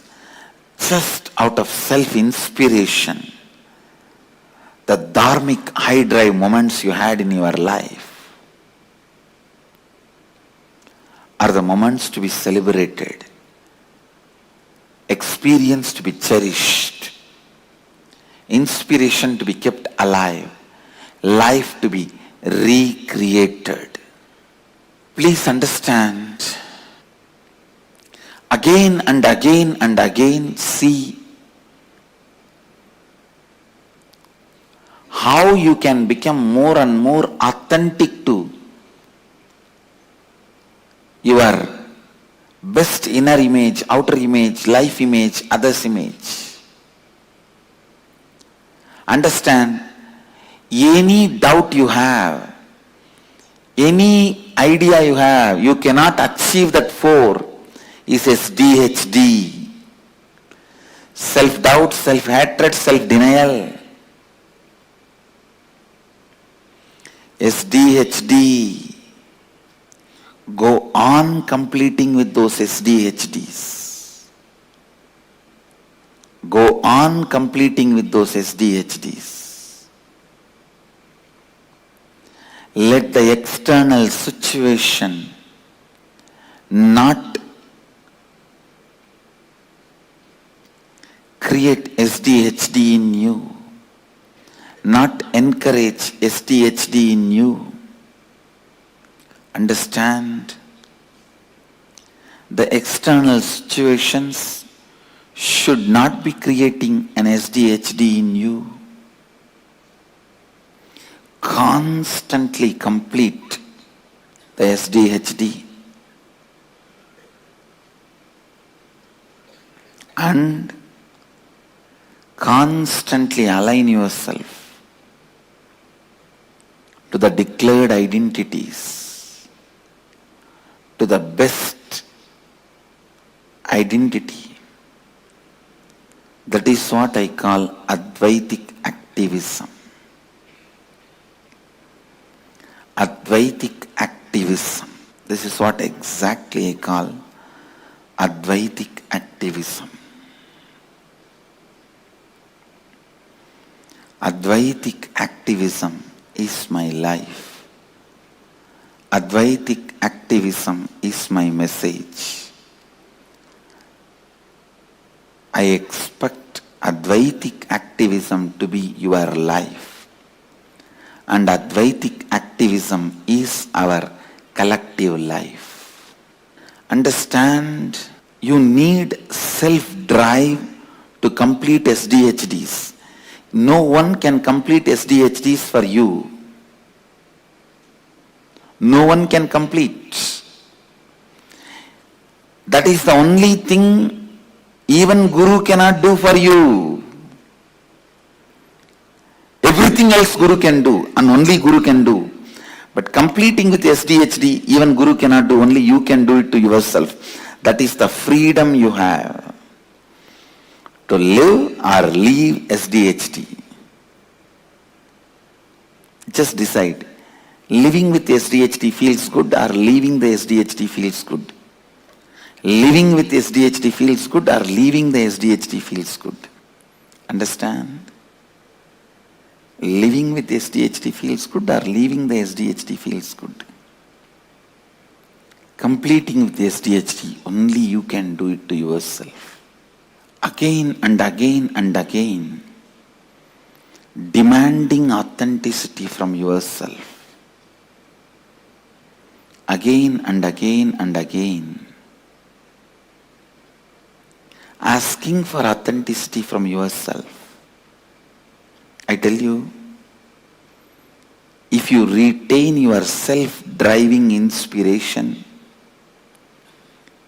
whether you are grihastha or sannyasi, doesn't matter, you will become enlightened. If you lose your self-drive, whether you are a grihastha or a sannyasi, be very clear, you will be a failure.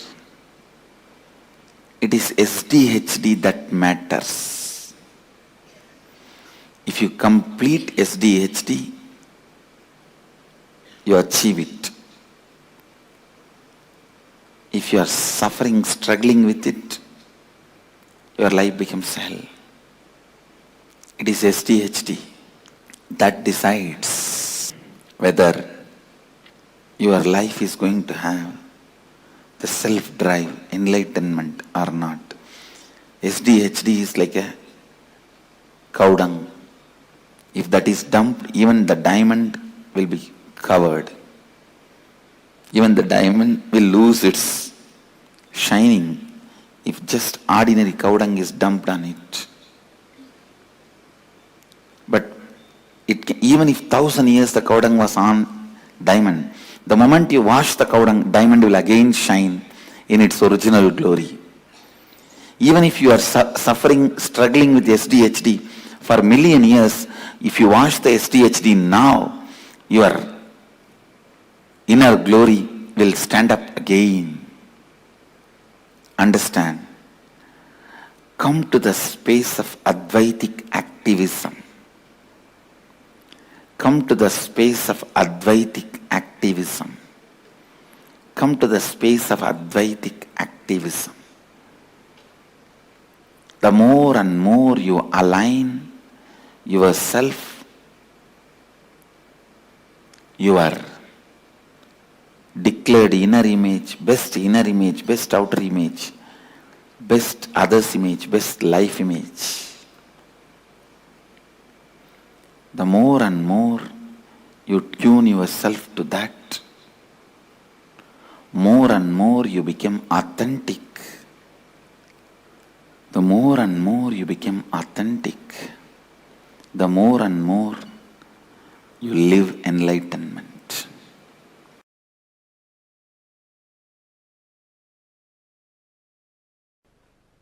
Please understand,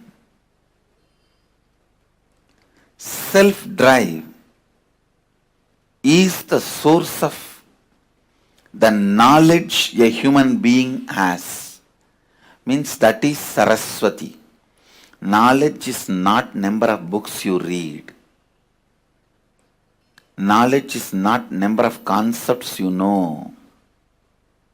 The amount of self-drive you have.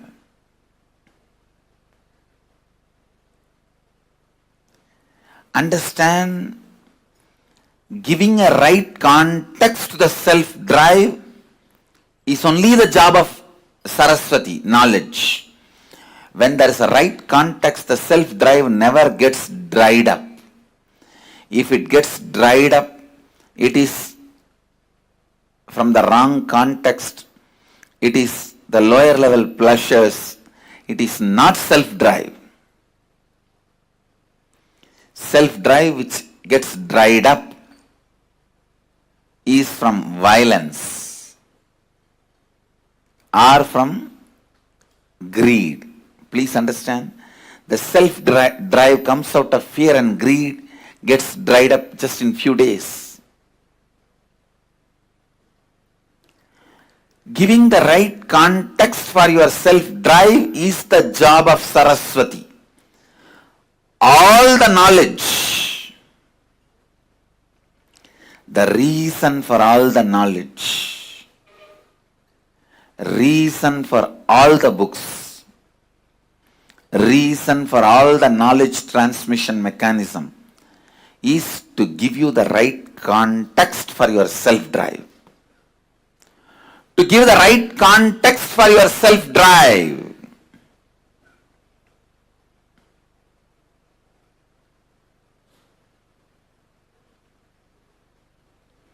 Giving the right context for your self-drive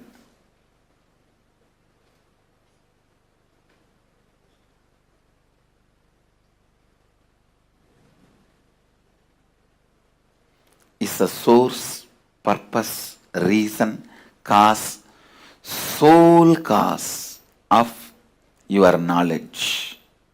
And I tell you, your self-drive is the greatest wealth you can have, which will never be lost, which will come with you for births after births after births.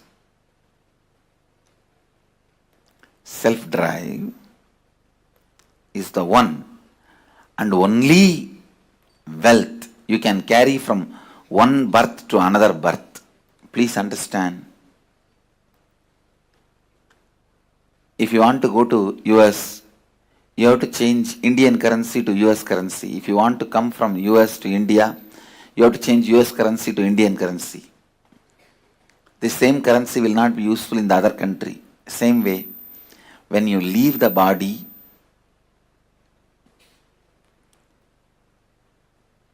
whatever you accumulated in this birth,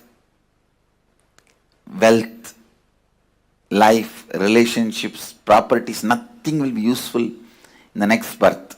But the self-drive you accumulated will be there with you in your biomemory as your asset. I tell you, self-drive is the Lakshmi.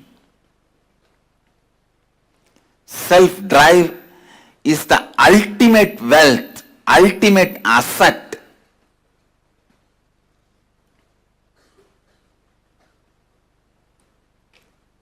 Anyone can accumulate, anyone can acquire.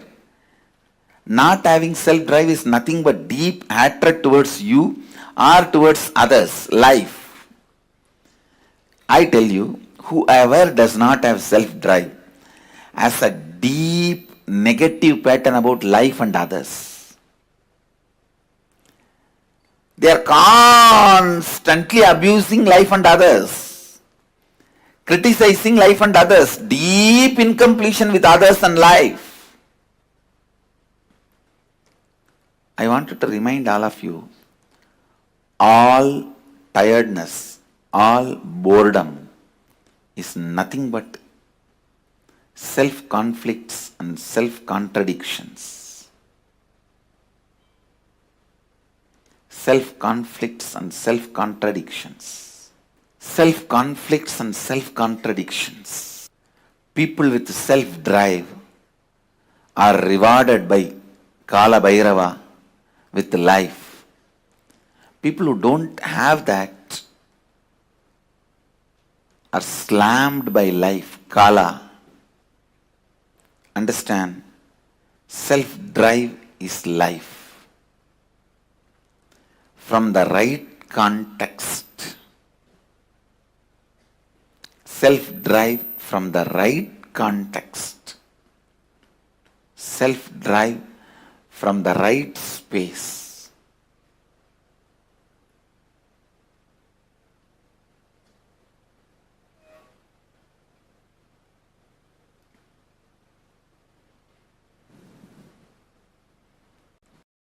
Self-drive is the only energy, Durga, you can have.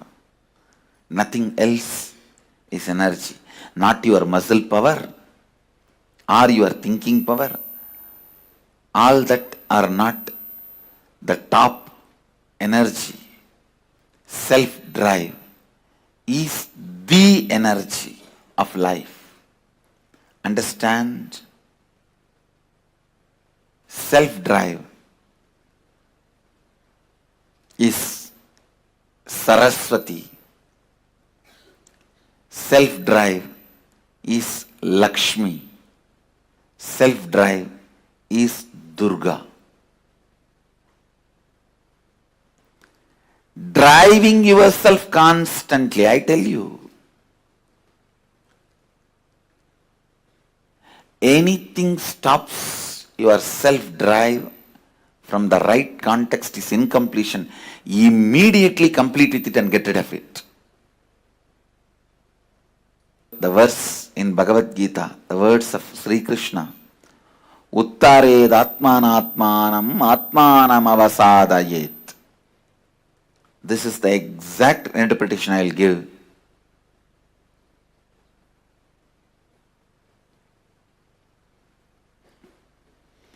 Raising your self-drive by yourself by setting the right context.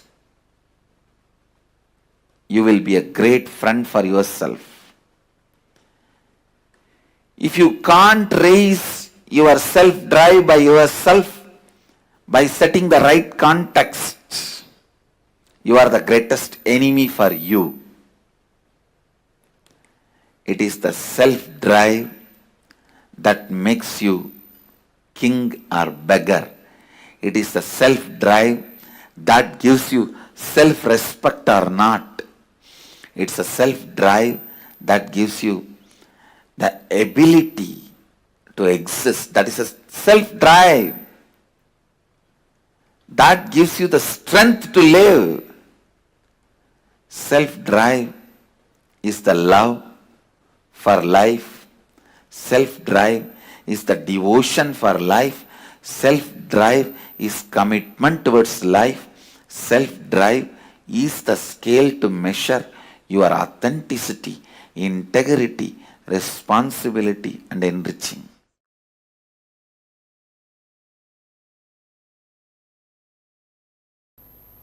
I tell you,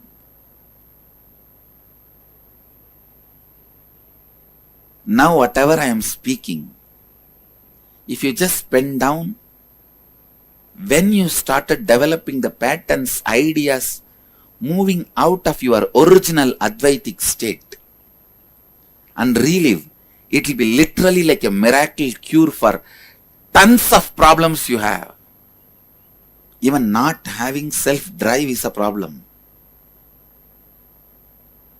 If you find out when you lost the Advaita, that is the time you would have lost your self-drive for life.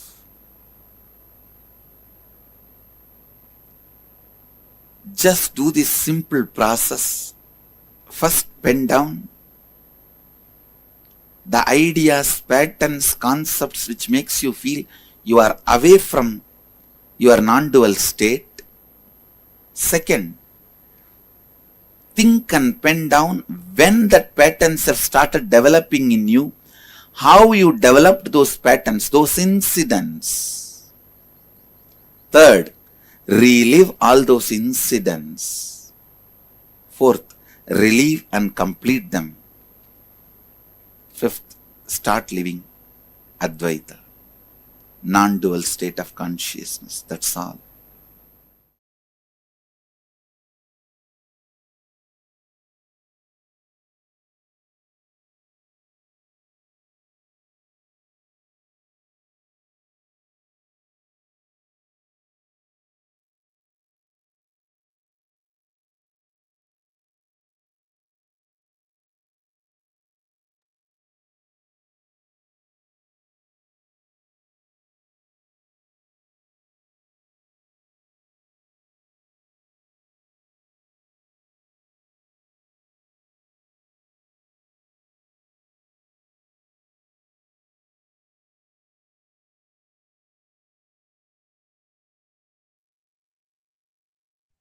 Nithyanandam, so beautifully Swamiji explained to us about what is self-drive and why is the self-drive from the right context so important for us in our lives. How many of you understood and clicked with it? Take a few minutes to post that. Now, very, very shortly, we are going to be having the darshan starting. We request all the participants to please come and settle down. And we are going to be having an amazing darshan today. We are going to be receiving the darshan of Ganga Dharamurti and Ganga Visarjanamurti forms of Paramashiva. So today is going to be one of the most important initiations. We learned about superdeterminism, we learned about self-drive, and we are going to be receiving that initiation today. So we request all the participants to please come and be seated. Please settle down in front of the camera. Let us all prepare ourselves to receive this initiation.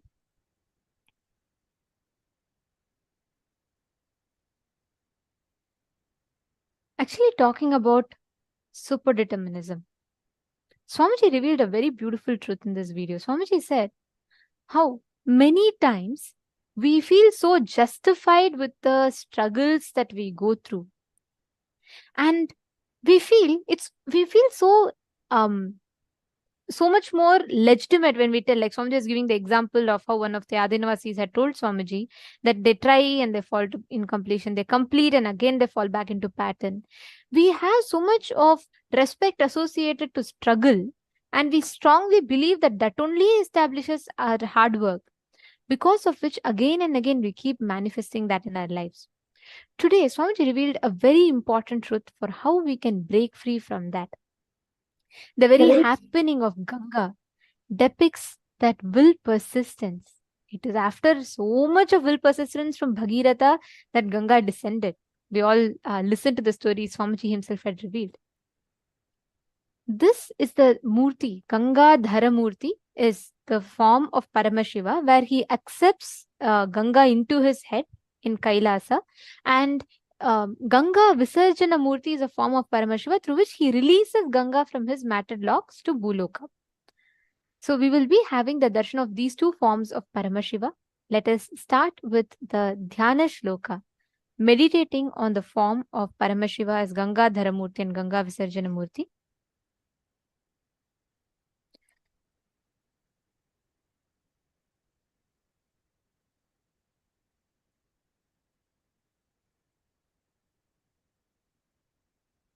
And the Dhyana Shloka, meditate on the form of Ganga Dharamurti.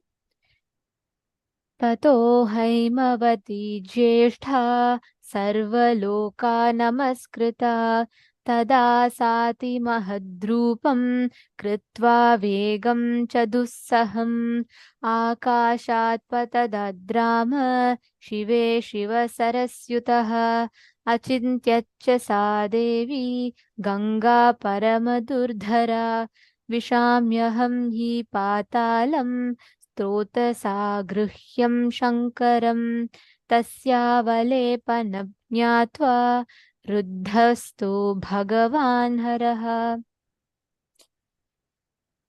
Tiro Bhavayitum Buddhim Chakre Trinayanasthadha Sa Tasmin Patita Punya Punye Rudrasya Murdhani Himavat Pratime Rama Jata Mandala Gahvare Sa Kathachinmahim Gantum Nashaknodyatamasthita Naiva Sa Nirgamam Lebhe Jata Mandalamantatah Tatraivabham Brahmadhevi Samvatsaraganan Bahun Tama Pashyan Punastatra Tapah Paramamastitah Satena Toshitaschasi Adyantam Raghunandana Visasarjatato Ganga Haro Bindusaraf Prati Tasyam Visrujamanayam Saptastotram Sijanjire Hladini Pavani Chaiva Nalini cha tathaiva cha Tisrah prachim disham jagmur Ganga shiva jala shubhaha Suchakshuschaiva sita cha Sindhuschaiva mahanadi Tisrastotvadhisham jagmur Pratichim tu shubhodakaha Saptami chanvagattasam Bhagiratam Tada Bhagiratopi Rajarshir Divyam Syandhanamasthitah Prayadagre Mahateja Gangam Tam Chapyanujravat Gaganaschankara Dharani Magataha Vyasaparta Jalam Tatra Tivra Shabdha Puraskritam. The beautiful happening of Ganga is described in this chant, where it is described as afterwards she who is reverenced by all the worlds, who is the elder daughter of Himavanta, that Ganga, assuming an unendurable form and insupportable rapidity, they say, then plunged from the sky onto the auspicious head of Paramashiva. She, who is an extremely unendurable river, that goddess Ganga, even speculated to herself, saying, let me enter the nether world. Indeed, let me enter into Paramashiva with my streams. Discerning her ego, Paramashiva is infuriated at that point On his part, the three-eyed god Paramashiva thought to pent her up in the tufts of his Jatajuta. And O Rama, that holy river Ganga, swooped down into the cavernous curls of the matted hair, the Jatajuta of Paramashiva, and she became a detainee in them. Though she strove hard in one way or another to reach earth, that Ganga is rendered incapable, as she could not gain access for an outlet from any edge of the coils of the jatas of Paramashiva. Hence, she is held there in durance vile. Devi Ganga whirled round and round in the coils of tufts alone for many number of years. And when Ganga's liberation from those coils is intangible, Bhagirath again firmed up in a marvelous penance in the matter of her descent to planet Earth. O Rama, the legatee of Raghu, with the aces of Bhagirath, Paramashiva is delighted, and thereupon he also releases Ganga, aiming at the Bindu lake in Himalayas. While Paramashiva released Ganga into the Bindu lake, 7 streams have emerged out of it. And thus the 3 auspicious Gangas with the holy waters have cruised eastward, which are known as Hladini, Pavani and Nalini. Also thus Suchakshu, Sita and the other excellent river Sindhu are the other rivers, which streamed to the westward direction with their holy waters. Of them, the 7th, Devi Ganga, flowed towards the path of Bhagiratha's chariot. The great, resplendent, the kingly sage Bhagiratha, sitting in a divine chariot, moved ahead, and even Ganga followed him. Thus, Ganga came from heavens onto Shankara's head, and from there onto the earth, and thereon, in earth, her water advanced with a tumultuous sound.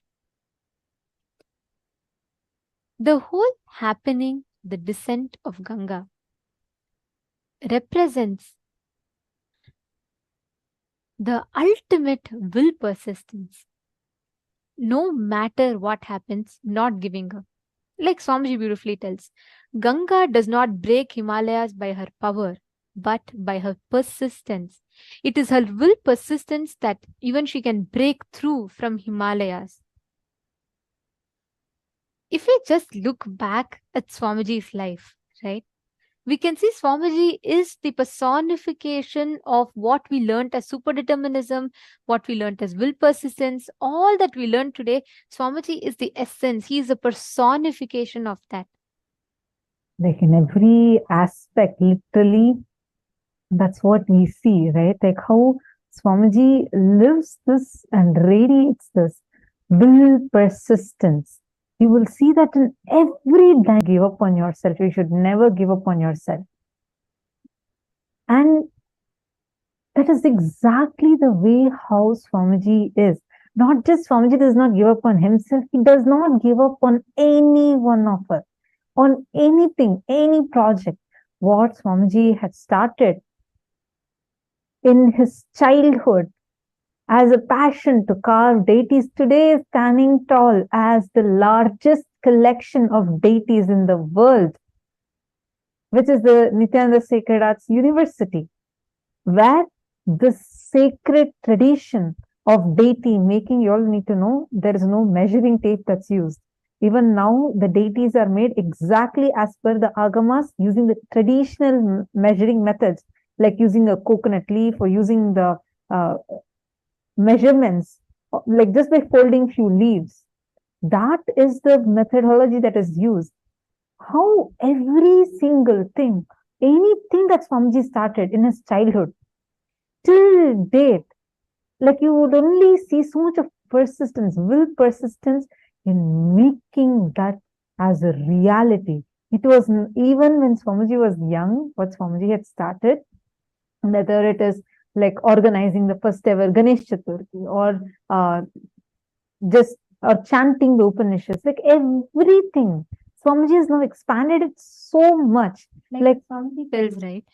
Swamiji started one at a time. If we all wait, if we start a project, what would we typically do? We say, oh, let me get things organized first. Let me get enough, let me get enough investments, let me get enough team, let me get enough people who can carry out the projects, let me be sure, let me have a clear plan, I'll put a clear roadmap, I'll get all the resources needed. Then after everything is there, then let me see how I can do it.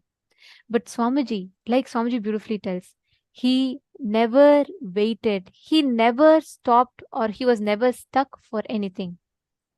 Constantly making it happen, making it happen, making it happen. That was the essence of Swamiji's life. The best example, I should say, the personification of will persistence, will how the manifestation happens just through sincere hard work. That is what is Swamiji.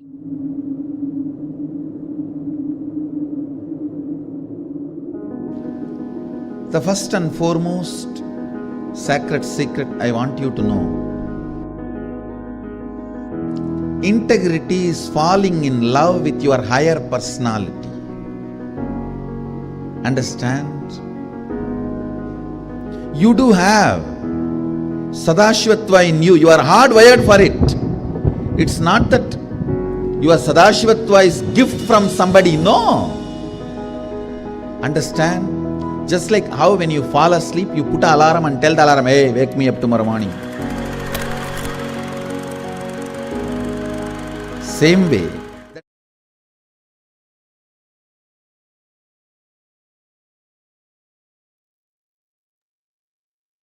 Swamiji's whole life, right? Swamiji embodies this will persistence right from his young age. From the time Swamiji started, every single bit of the way, Swamiji only did one at a time, working hard and manifesting this. Today, Swamiji is going to be initiating this exact space inside each and every one of us. We're all going to be initiated into super determinism. We're all going to be initiated into ultimate Paramatma Shakti, the self-drive to manifest whatever we want as reality. Every one of you sitting here are going to be initiated into that exact space. And now time has come for all of us to enter, and let us all get ready to receive the darshan. Let us now chant the Mahavakya. Om Nithyananda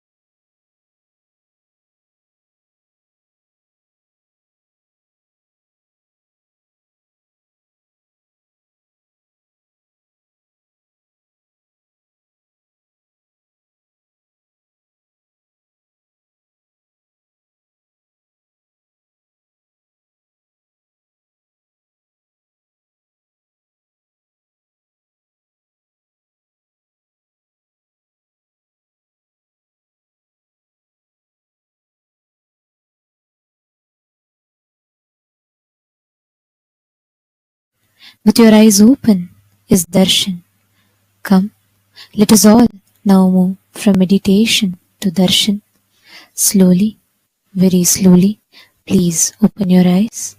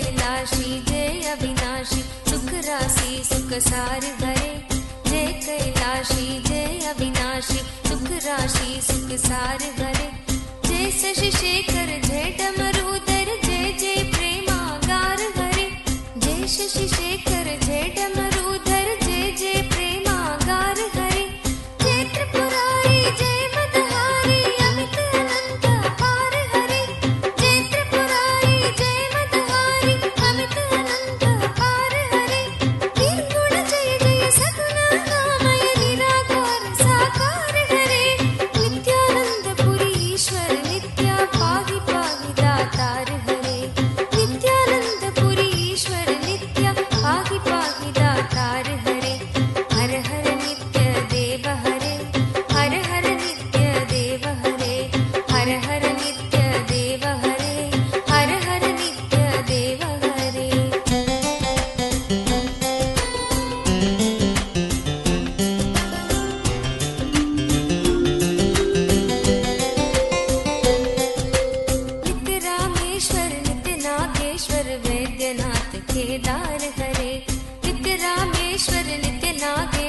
Vaidyanath Kedar हरे मल्लिकार्जुन सोमनाथ नित्य महाकाल ओंकार हरे मल्लिकार्जुन सोमनाथ नित्य महाकाल ओंकार हरे त्रयंबकेश्वर नित्य घुष्मेश्वर भीमेश्वर जगतार हरे त्रयंबकेश्वर नित्य घुष्मेश्वर भीमेश्वर जगतार हरे काशीपति श्री विश्वनाथ जय मंगलमय अघहार हरे काशीपति श्री विश्वनाथ जय मंगलमय अघहार हरे नीलकंठ जय भूतनाथ नित्य मृत्युंजय अविकार हरे नित्यानंद पुरी ईश्वर नित्य पाहि पाहि दातार हरे नित्यानंद पुरी ईश्वर नित्य पाहि पाहि दातार हरे हर हर नित्य देव हरे हर हर नित्य देव हरे हर हर नित्य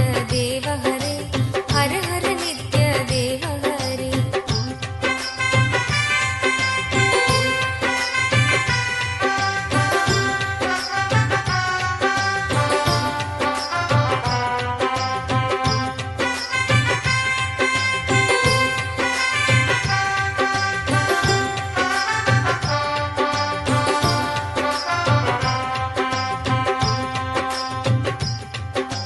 नित्य महेश जय नित्य भवेश जय आदि देव नित्यानंद विभो नित्य महेश जय नित्य भवेश जय आदि देव नित्यानंद विभो किस मुख से है गुणतीत प्रभु तव अपार गुण वर्णन हो किस मुख से है गुणतीत प्रभु तव अपार गुण वर्णन हो नित्य भव कारक तारक हारक पातक दारक नित्य शंभो नित्य भव कारक तारक हारक पातक दारक नित्य शंभो दीन दुख हर सर्व सुखावर प्रेम सुधाधर दया करो दीन दुख हर सर्व सुखावर प्रेम सुधाधर दया करो पार लगा दो भव सागर से बनकर करुणागार हरे नित्यानंद पुरी ईश्वर नित्य पाहि पाहि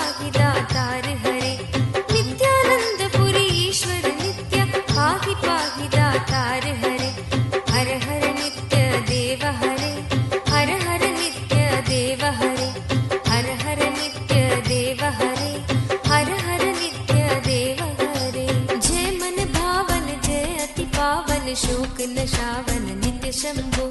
जय मन भावन जय अति पावन शोक नशावन नित्य शंभो।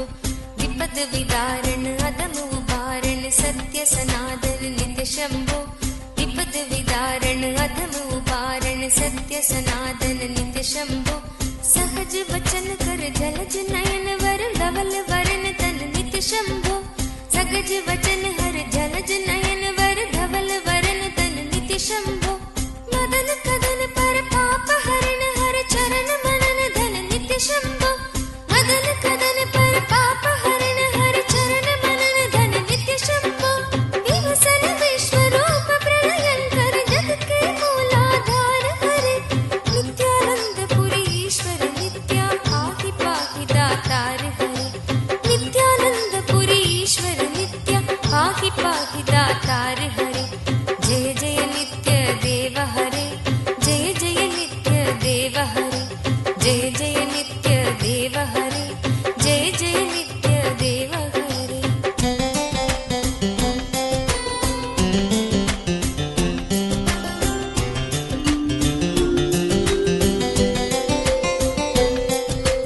भोलानाथ कृपालु दयामय ओटर दानी नित्य योगी।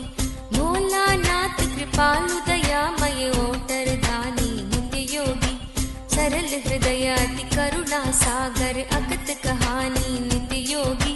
सरल हृदय अति करुणा सागर अगत कहानी नित्य योगी। निमिष मात्र में देते हैं नवनिधि मन मानी नित्य योगी। निमिष मात्र में देते हैं नवनिधि मन मानी नित्य योगी। भक्तों पर सर्वस्व लुटा कर बने मसानी नित्य योगी। भक्तों पर सर्वस्व लुटा कर बने मसानी नित्य योगी। स्वयं अकिंचन जन मन रंजन पर नित्य परम उदार हरे। नित्यानंद पुरी ईश्वर नित्य पाहि पाहि दातार हरे। नित्यानंद पुरी ईश्वर नित्य पाहि पाहि दातार हरे। हर हर नित्य देव हरे। हर हर नित्य देव हरे। हर हर नित्य देव हरे। हर हर नित्य देव हरे।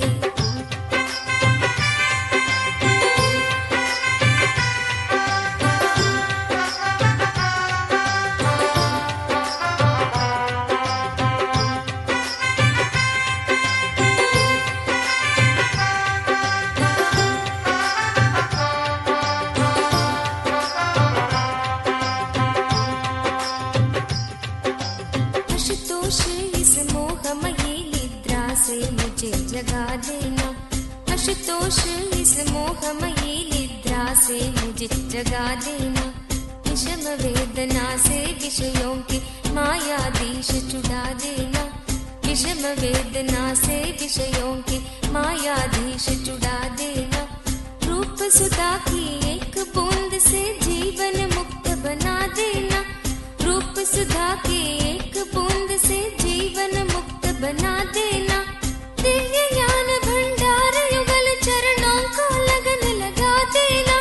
दिव्य ज्ञान भंडार युगल चरणों को लगन लगा देना। एक बार इस मन मंदिर में कीजिए पद संचार हरे। नित्यानंद पुरी ईश्वर नित्य पाहि पाहि दातार हरे। नित्यानंद पुरी ईश्वर नित्य पाहि पाहि दातार हरे। जय जय नित्य देव हरे। जय जय नित्य देव हरे। जय जय नित्य देव हरे। जय जय नित्य देव हरे। दानी हो दो भिक्षा में अपनी अनपायनी भक्ति प्रभु। दानी हो दो भिक्षा में अपनी अनपायनी भक्ति प्रभु। शक्तिमान हो दो अविचल निष्काम प्रेम की शक्ति प्रभु।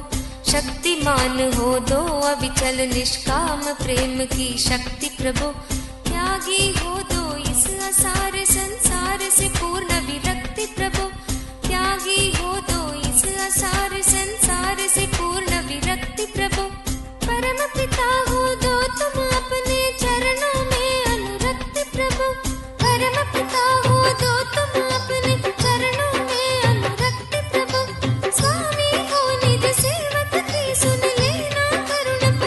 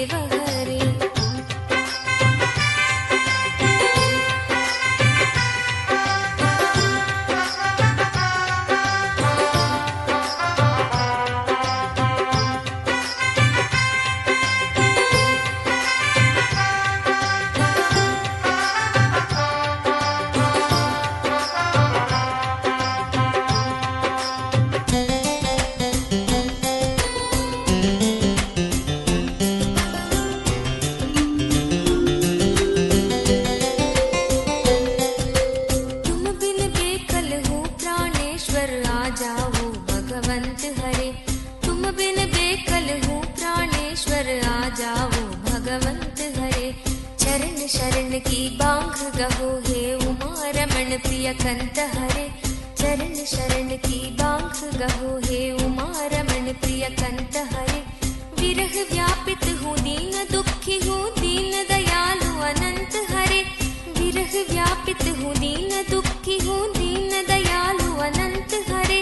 आओ तुम मेरे हो जाओ, आ जाओ श्रीमंत हरे। आओ तुम मेरे हो जाओ, आ जाओ श्रीमंत हरे। मेरी इस दयनीय दशा पर कुछ तो करो विचार हरे। नित्यानंद पुरी ईश्वर नित्य, पाहि पाहि दातार हरे। नित्यानंद पुरी ईश्वर नित्य, पाहि पाहि दातार हरे। जय जय नित्य देव हरे, जय जय नित्य देव हरे। हर हर नित्य देव हरे, हर हर नित्य देव हरे। जय जय नित्य देव हरे, जय जय नित्य देव हरे। हर हर नित्य देव हरे, हर हर नित्य देव हरे।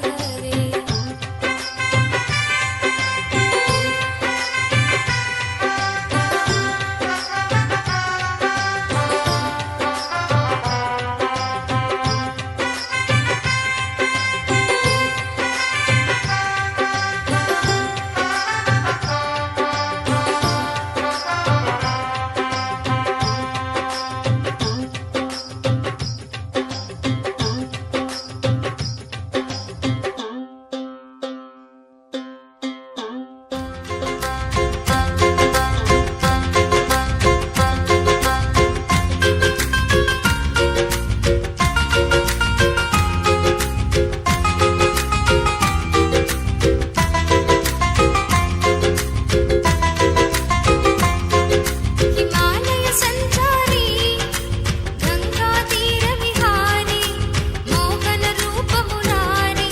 नित्यानंद भक्त मुरारी, नित्यानंद भक्त मुरारी। हिमालय संचारी गंगा तीर विहारी, मोहन रूप मुरारी। नित्यानंद भक्त मुरारी, नित्यानंद भक्त मुरारी। हिमालय संचारी गंगा तीर विहारी, मोहन रूप मुरारी। नित्यानंद भक्त मुरारी, नित्यानंद भक्त मुरारी। नित्यानंद भक्त मुरारी, नित्यानंद भक्त मुरारी।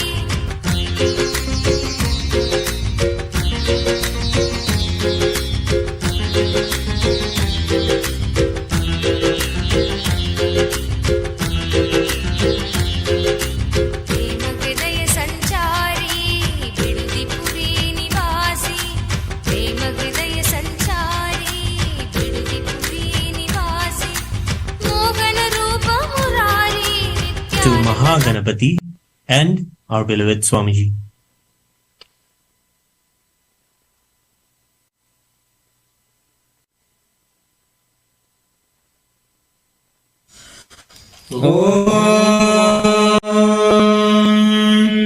एकदन्तं शूर्पकर्णं गजवक्त्रं महोदरं, पाशाङ्कुशधरं देवं ध्यायेत् सिद्धिविनायकम्।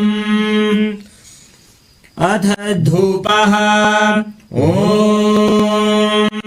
दशाङ्गं गुग्गुलोपेतं सुगन्धं च सुमनोहरम्, आग्नेयः सर्वदेवानां धूपोऽयं प्रतिगृह्यताम्। ॐ श्री महागणपतये नमः। श्री सर्वदेवदेवी स्वरूपाय भगवते श्री नित्यानंद परमशिवाय नमः। धूपमाघ्रापयामि। अथ दीपः ॐ साज्यं त्रिवर्ति संयुक्तं वह्निना योजितं मया, ग्रहाणमङ्गलं दीपं त्रैलोक्यतिमिरापहम्। ॐ श्री महागणपतये नमः। श्री सर्वदेवदेवी स्वरूपाय भगवते श्री नित्यानंद परमशिवाय नमः। दीपं सन्दर्शयामि। अथ नैवेद्यम् ॐ अमृते अमृतोद्भवे अमृतवर्षिणि अमृतं श्रावय श्रावय स्वाहा। ओम श्री महागणपतये नमः। श्री सर्वदेवदेवी स्वरूपाय भगवते श्री नित्यानंद परमशिवाय नमः। अमृतं महानैवेद्यं निवेदयामि। निवेदनानन्तरमाचमनं समर्पयामि। नीराजनम्। ओम एकदन्ताय विद्महे वक्रतुण्डाय धीमहि तन्नो दन्तिः प्रचोदयात्। ओम एकदन्ताय विद्महे वक्रतुण्डाय धीमहि तन्नो दन्तिः प्रचोदयात्। ओम एकदन्ताय विद्महे वक्रतुण्डाय धीमहि तन्नो दन्तिः प्रचोदयात्। ओम हंस हंसाय विद्महे परमहंसाय धीमहि तन्नो हंस प्रचोदयात्। ओम हंस हंसाय विद्महे परमहंसाय धीमहि तन्नो हंस प्रचोदयात्। ओम हंस हंसाय विद्महे परमहंसाय धीमहि तन्नो हंस प्रचोदयात्। ओम श्री महागणपतये नमः। श्री सर्वदेवदेवी स्वरूपाय भगवते श्री नित्यानंद परमशिवाय नमः। कर्पूर नीराजनं संदर्शयामि रक्षां धारयामि। शोणाद्रीशावताराय ज्योतिस्तंभस्वरूपिणे श्रीकैलासप्रधानाय नित्यानन्दाय मङ्गलम्। तत्त्वज्ञानप्रदाताय नित्यानन्देश्वररूपिणे श्रीकैलासप्रधानाय नित्यानन्दाय मङ्गलम्। मूलप्रकृतिरूपाय परमशिवशक्तिस्वरूपिणे श्रीकैलासप्रधानाय नित्यानन्दाय मङ्गलम्। दण्डत्रिशूलहस्ताय कालकालस्वरूपिणे श्रीकैलासप्रधानाय नित्यानन्दाय मङ्गलम्। आदिपूज्याय देवाय सकृत्पूर्णत्वरूपिणे श्रीकैलासप्रधानाय नित्यानन्दाय मङ्गलम्। सर्वाभयविनाशकाय शत्रुसंहाररूपिणे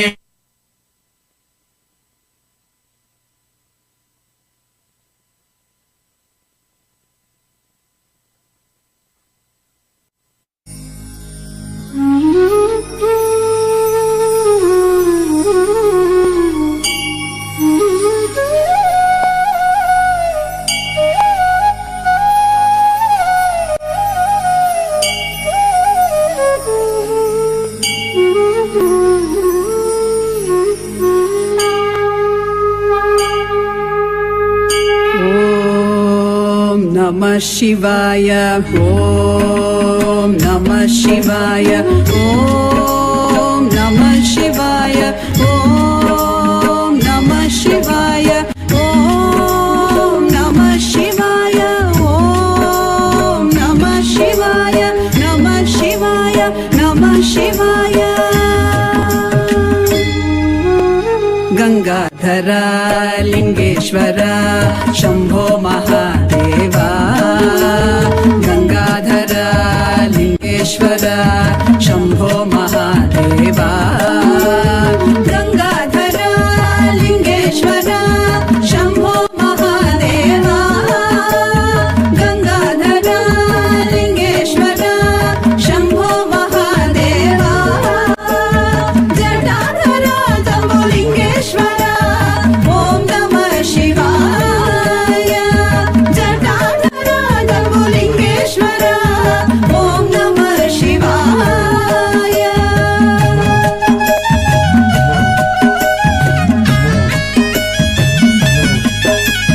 चिदंबरेश कनकसभेश त्रिनेत्रधारीश। चिदंबरेश कनकसभेश त्रिनेत्रधारीश। तद्धिमि तद्धिमि तद्धिमि तद्धिमि नटनप्रियैष। तद्धिमि तद्धिमि तद्धिमि तद्धिमि नटनप्रियैष।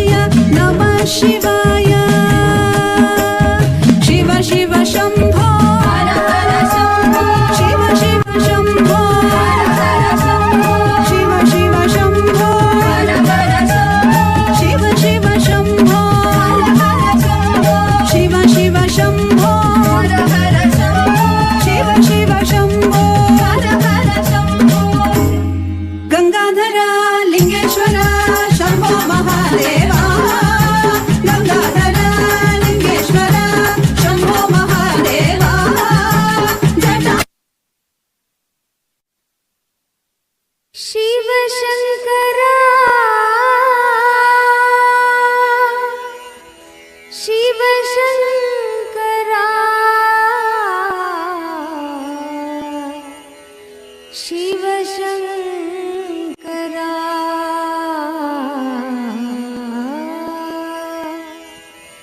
नित्यपुरीश्वरा जय गङ्गाधरा हर हर हर हर As all of us enjoy this auspicious darshan of Ganga Dharamurti and Ganga Visarjanamurti, the form of Paramashiva that accepts Devi Ganga into his Jata Juta and that releases Devi Ganga for the entire Bhuloka. In this most auspicious and such a sweet form of Paramashiva, all of us are being initiated into will persistence, Paramatma Shakti and super determinism today. While all of us receive the initiation, we'd like to use this opportunity to take a few minutes to guide you all through the different platforms, the different avenues through which you can post your prayers, your boons and blessings requests to Swamiji directly. And the first being YouTube. You all can follow along, and please make sure you are using all of these platforms to post your prayers and blessings requests. The first being KAILASA's SPH Nithyananda Paramashivam, the official YouTube channel. Please head to KAILASA's SPH Nithyananda. Subscribe to the YouTube channel to watch and not miss any of the darshans and satsangs. And you can go to the live stream and go to the comment section of the live stream and please drop your prayers, your messages for Swamiji as a comment under the YouTube live stream. The next is WhatsApp. Please head to kailasa.org and you'll be prompted with the WhatsApp app icon.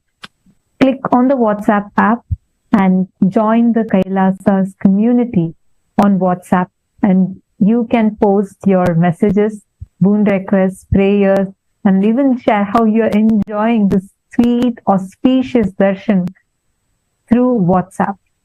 Next is x.com, formerly Twitter. Head to KAILASA's SPH Nithyananda Paramashivam Twitter handle and go to the topmost pinned tweet. Click on the reply icon. Using the hashtag AskTheAvatar, you can tweet your prayers. In Instagram, we request all the participants and viewers take a few minutes and head to KAILASA's SPH Nithyananda, the official Instagram handle, and on the right corner of the profile picture, you will see the icon called live. Click that, it'll lead you to the live video. And please post your prayers, blessings, requests, everything as a message, as a comment in that live video. The next being Facebook. You all can head to our official Facebook page, KAILASA's SPH TGM Nithyananda Paramashivam. And don't forget to follow and like the page for you to receive the latest updates and news and events happenings from KAILASA on your Facebook. And you can go to the live stop live stream of that and post all your prayers, blessings, requests as a comment under the live stream. And most importantly, we encourage all of you to take a few minutes, share this feed right now as you're watching us on Facebook and YouTube. Please take a few minutes to share this with your loved ones, especially if you have relatives, friends who are just starting their career, who really needs will persistence, who really need super determinism to face the challenges in their life. Take a few minutes, share this with them so that they have the darshan of this form of Paramashiva manifesting through the Nijavatara. And this can make a huge difference in their lives. Take a few minutes and you all can share it with your loved ones, your near and dear ones. And we'd also like to take this opportunity to invite, welcome all the Hindus, all the born Hindus, practicing Hindus. If you have been initiated with by Swamiji even once, you are a practicing Hindu. So whether you're a born Hindu or practicing Hindu, you become part of the 2 billion Hindus, the Hindu diaspora living around the world. For you, me, all of us Hindus, the Supreme Pontiff of Hinduism, our beloved Swamiji, has spearheaded a huge revival of the Hindu nation, restoring Sanatana Hindu Dharma, the glory to Veda Mata back. And in this golden age, when Swamiji is reviving Hinduism, we are also receiving this wonderful gift where Swamiji has established a beautiful platform to revive the responsible democracy where Hindus Hindus, all the voters are given the right knowledge, the right context, the right information, the whys and hows of the voting. And with that knowledge and with that context, we are having the freedom to choose and decide for Hinduism. Each of us as born and practicing Hindus who are all here receiving the darshan, we are all stakeholders of the future of Hinduism. So let us use this platform responsibly to make the decisions for the future of Hinduism. To all the viewers and participants, we request all of you to take a few minutes and please head to kailasa.org/Hindu votes, and the link is projected for all of you. Please head to events.kailasa.org/Hindu-votes. And we saw an overwhelming response from all the viewers, participants that have been sitting here and enjoying the sweet darshan. We request all of you, take a few minutes, share this with all your friends, every single living, practicing Hindus. This platform is open for everyone. Please take a few minutes and please head to this page and you can cast your vote and also encourage all your friends, relatives to take a moment and be a part of this huge revival of responsible democracy that Swamiji is reviving, where he is uniting all the Hindus across the world together to responsibly decide for Hinduism. Rajya Sabha, House of Parliament, welcomes all of you, all the born and practicing Hindus. This initiative, as envisioned by our beloved Swamiji, the Supreme Pontiff of Hinduism, is dedicated to the unification of all the Hindus, the 2 billion Hindus around the world, and restoration of the rights of Hindus in we making the decision and we shaping the framework of Hinduism. So we urge all the Hindus to take this opportunity and decide the future of Hinduism. We can utilize this as a potent tool to amplify all of our collective voices, and this can determine the future of Hinduism. This will determine the future of Hinduism. So I request and I urge all the Hindus to take this opportunity. If you have already casted your vote yesterday, please take a moment to share this with your near and dear ones, any fellow Hindu that you know, whether that person is a born Hindu or practicing Hindu. Please take a few minutes, share this link with them. Let us use this platform to bring back the responsible democracy of Hinduism, where with an increasing Hindu phobia around the world, there's destruction of temples, destruction of Hindu indigenous traditions. All of these have become rampant. People calling to destroy and eradicate Sanatana Hindu Dharma, and this is becoming rampant. It is time that we Hindus teach our next generation the history of Hinduism, the tyaga of the enlightened beings and avatars that have walked the planet Earth, the richness of our legacy.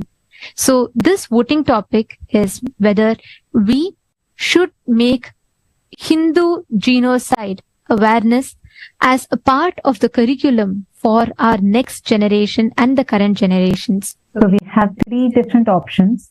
Option A, Hindu history and genocide awareness should be made a curriculum for all the kids, and parents should teach and schools should teach this as a part of their syllabus. Option B, Hindu history and genocide awareness should be only an optional education. Option C, I don't think we need to teach this to our children. Take a few minutes and you can go ahead, head to this website, events.kailasa.org/Hindu-votes, and you can cast your vote here.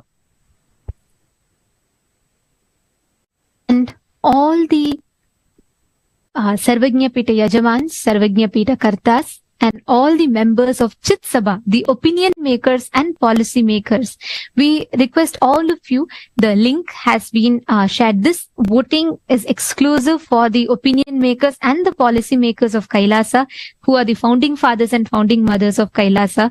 We request all the Sarvagnya Pita Yajamans Kartas to take this as an opportunity and please cast your vote. Let us know, what do you think which aspect do you think should be emphasized and prioritized in terms of reaching out to the Hindus to unite the 2 billion Hindus from around the world to become part of building this Hindu nation? So please take a few minutes, head to the link that has been shared with you all, and please cast your vote. If you have not yet voted, please do make sure you're casting your vote.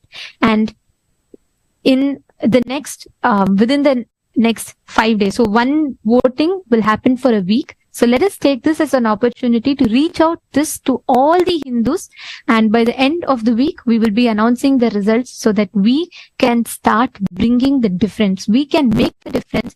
We can set these policies and we can bring a change in Hinduism, and we can take responsibility for Hinduism. And with this, let us all offer our gratitude to the Supreme Pontiff of Hinduism for giving us this amazing platform, for giving us this amazing opportunity for us to exercise our rights as Hindus. Let us all now continue receiving the darshan and this powerful initiation into super determinism directly from Paramashiva himself in his Nijavatara. Shankara, Shiva Shankara, Shiva Shankara, Shankara Nitya. Shankara, Shiva Shankara, Shiva Shankara, Shankara Nitya. Shankara, Shiva Shankara, Shiva Shankara, Shankara Nitya. Shankara, Shiva Shankara, Shiva Shankara, Shankara Nitya. Har Har Gange, Har Har Gange.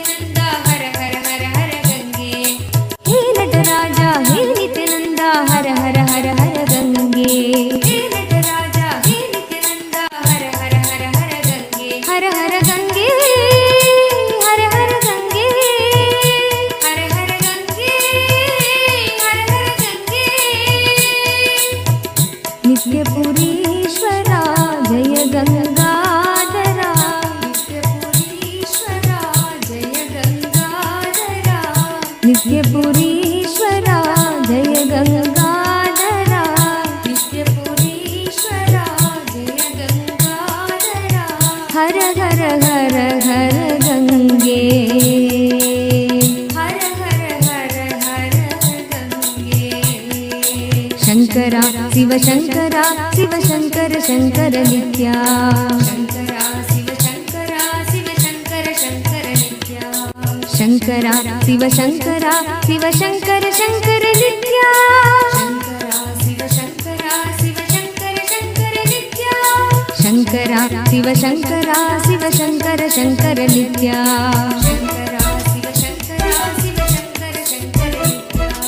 Shankara, Shiva Shankara.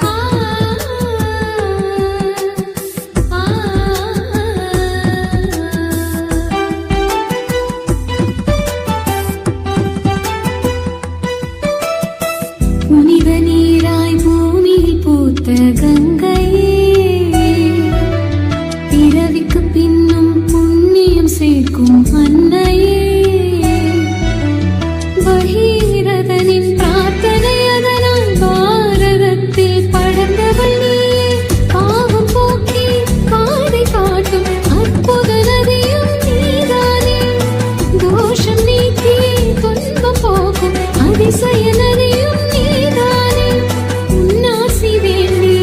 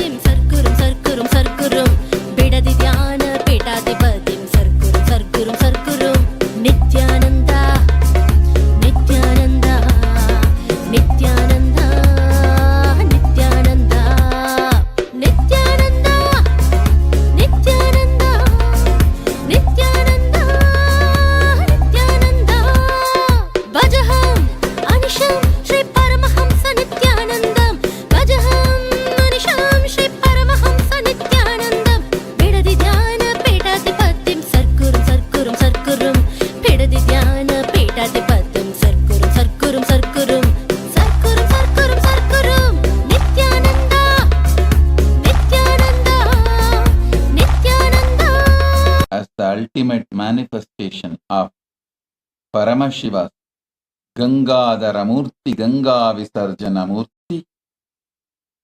I bless you all with Paramadvaita. I initiate all of you into Atma Shakti Diksha, initiation into will persistence. I initiate all of you into super determinism, awakening all the conscious possibilities.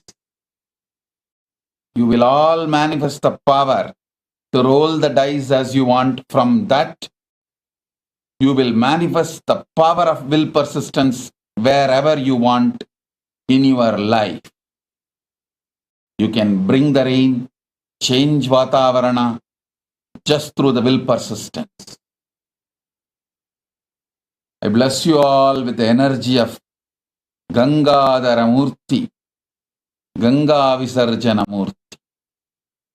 Om, Om, Om.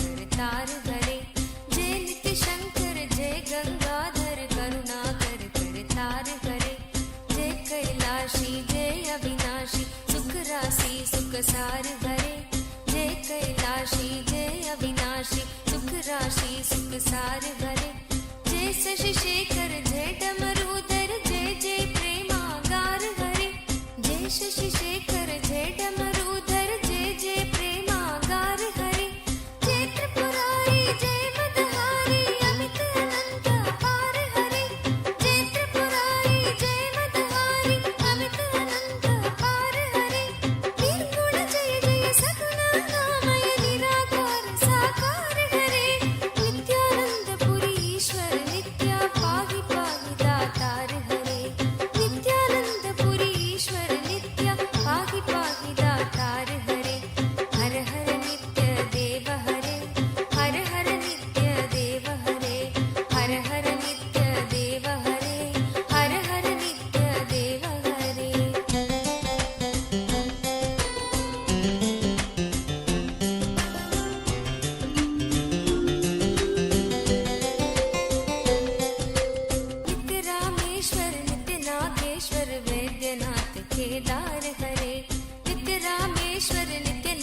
Rameshwar Vaidyanath Kedar हरे मल्लिकार्जुन सोमनाथ नित्य महाकाल ओंकार हरे मल्लिकार्जुन सोमनाथ नित्य महाकाल ओंकार हरे त्रयंबकेश्वर नित्य घुष्मेश्वर भीमेश्वर जगतार हरे त्रयंबकेश्वर नित्य घुष्मेश्वर भीमेश्वर जगतार हरे काशीपति श्री विश्वनाथ जय मंगलमय अघहार हरे काशीपति श्री विश्वनाथ जय मंगलमय अघहार हरे नीलकंठ जय भूतनाथ नित्य मृत्युंजय अविकार हरे नित्यानंद पुरी ईश्वर नित्य पाहि पाहि दातार हरे नित्यानंद पुरी ईश्वर नित्य पाहि पाहि दातार हरे हर हर नित्य देव हरे हर हर नित्य देव हरे हर हर नित्य देव हरे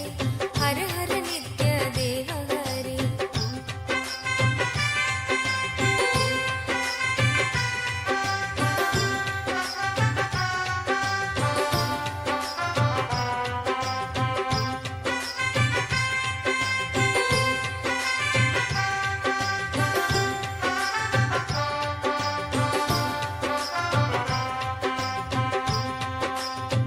नित्य महेश जय नित्य भवेश जय आदि देव नित्यानंद विभो नित्य महेश जय नित्य भवेश जय आदि देव नित्यानंद विभो किस मुख से है गुणतीत प्रभु तव अपार गुण वर्णन हो किस मुख से है गुणतीत प्रभु तव अपार गुण वर्णन हो नित्य भव कारक तारक हारक पातक दारक नित्य शंभो नित्य भव कारक तारक हारक पातक दारक नित्य शंभो दीन दुख हर सर्व सुखागर प्रेम सुधाधर दया करो दीन दुख हर सर्व सुखागर प्रेम सुधाधर दया करो पार लगा दो भव सागर से बनकर करुणाधार हरे नित्यानंद पुरी ईश्वर नित्य पाहि पाहि दातार हरे नित्यानंद पुरी ईश्वर नित्य पाहि पाहि दातार हरे हर हर नित्य देव हरे हर हर नित्य देव हरे हर हर नित्य देव हरे हर हर नित्य देव हरे जय मन भावन जय अति पावन शोक नशावन नित्य शंभो जय मन भावन जय अति पावन शोक नशावन नित्य शंभो विपद विदारण अदम उबारण सत्य सनातन नित्य शंभो विपद विदारण अधम उबारण सत्य सनातन नित्य शंभो सहज वचन कर जलज नयन वर धवल वरण तन नित्य शंभो सहज वचन हर जलज नयन वर धवल वरण तन नित्य शंभो मदन कदन पर पाप हरण हर चरण मनन धन नित्य शंभो मदन कदन पर पाप हरण हर चरण मनन धन नित्य शंभो विवसन विश्व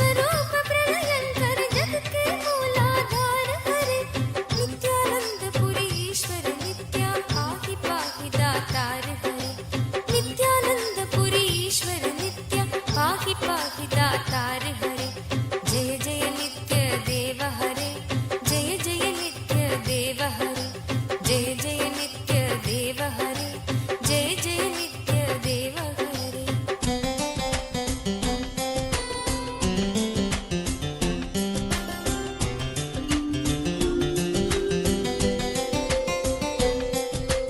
भोलानाथ कृपालु दयामय ओटर धानी नित्य योगी भोलानाथ कृपालु दयामय ओटर धानी नित्य योगी सरल हृदय अति करुणा सागर अगत कहानी नित्य योगी सरल हृदय अति करुणा सागर अगत कहानी नित्य योगी निमिष मात्र में देते हैं नवनिधि मन मानी नित्य योगी निमिष मात्र में देते हैं नवनिधि मन मानी नित्य योगी भक्तों पर सर्वस्व लुटा कर बने मसानी नित्य योगी भक्तों पर सर्वस्व लुटा कर बने मसानी नित्य योगी स्वयं अकिंचन जन मन रंजन पर नित्य परम उदार हरे नित्यानंद पुरी ईश्वर नित्य पाहि पाहि पाहि दातार हरे नित्यानंद पुरी ईश्वर नित्य पाहि पाहि दातार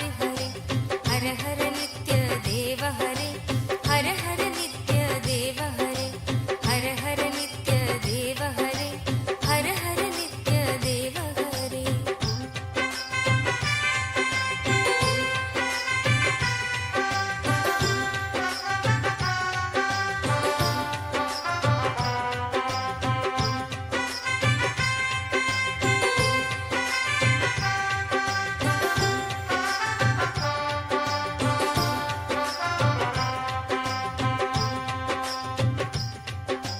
आशुतोष इस मोहमयी निद्रा से मुझे जगा देना आशुतोष इस मोहमयी निद्रा से मुझे जगा देना विषम वेदना से विषयों की मायाधीश छुड़ा देना विषम वेदना से विषयों की मायाधीश छुड़ा देना रूप सुधा की एक बूंद से जीवन मुक्त बना देना रूप सुधा की एक बूंद से जीवन मुक्त बना देना दिव्य ज्ञान भंडार युगल चरणों को लगन लगा देना दिव्य ज्ञान भंडार युगल चरणों को लगन लगा देना एक बार इस मन मंदिर में कीजिए पद संचार हरे नित्यानंद पुरी ईश्वर नित्य पाहि पाहि दातार हरे नित्यानंद पुरी ईश्वर नित्य पाहि पाहि दातार हरे जय जय नित्य देव हरे जय जय नित्य देव हरे जय जय नित्य देव हरे जय जय नित्य देव हरे दानी हो दो भिक्षा में अपनी अनपायनी भक्ति प्रभु दानी हो दो भिक्षा में अपनी अनपायनी भक्ति प्रभु शक्तिमान हो दो अविचल निष्काम प्रेम की शक्ति प्रभु शक्तिमान हो दो अविचल निष्काम प्रेम की शक्ति प्रभु त्यागी हो दो इस असार संसार से पूर्ण विरक्ति प्रभु त्यागी हो दो इस असार संसार से पूर्ण विरक्ति प्रभु परम पिता हो दो तुम अपने चरणों में अनुरक्ति प्रभु परम पिता हो दो तुम अपने चरणों में अनुरक्ति प्रभु स्वामी हो निज सेवक की सुन लेना करुण पुकार हरे नित्यानंद पुरी ईश्वर नित्य पाहि पाहि दातार हरे नित्यानंद पुरी ईश्वर नित्य पाहि पाहि दातार हरे जय जय नित्य देव हरे जय जय नित्य देव हरे जय जय नित्य देव हरे जय जय नित्य देव हरे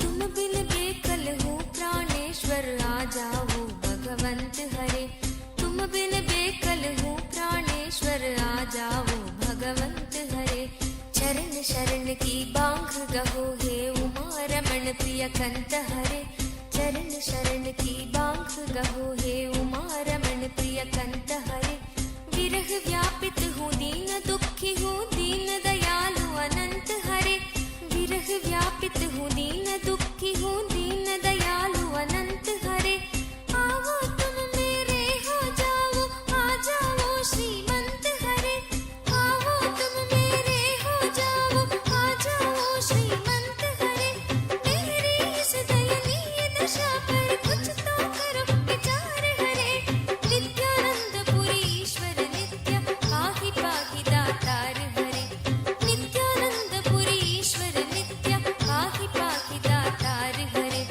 जय जय नित्य देव हरे जय जय नित्य देव हरे हर हर नित्य देव हरे हर हर नित्य देव हरे जय जय नित्य देव हरे जय जय नित्य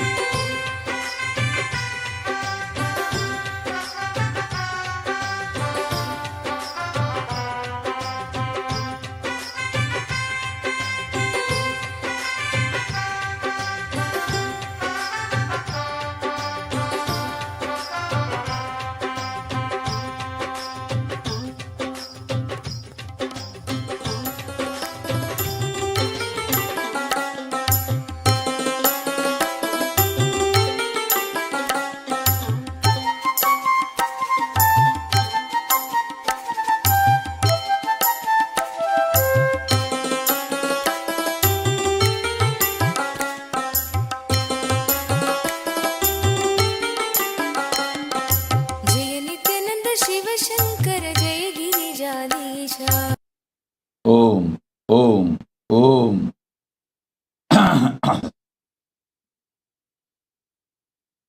Om, Om,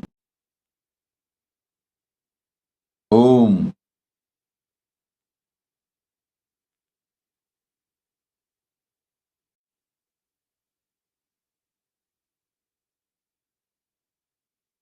Om, Om.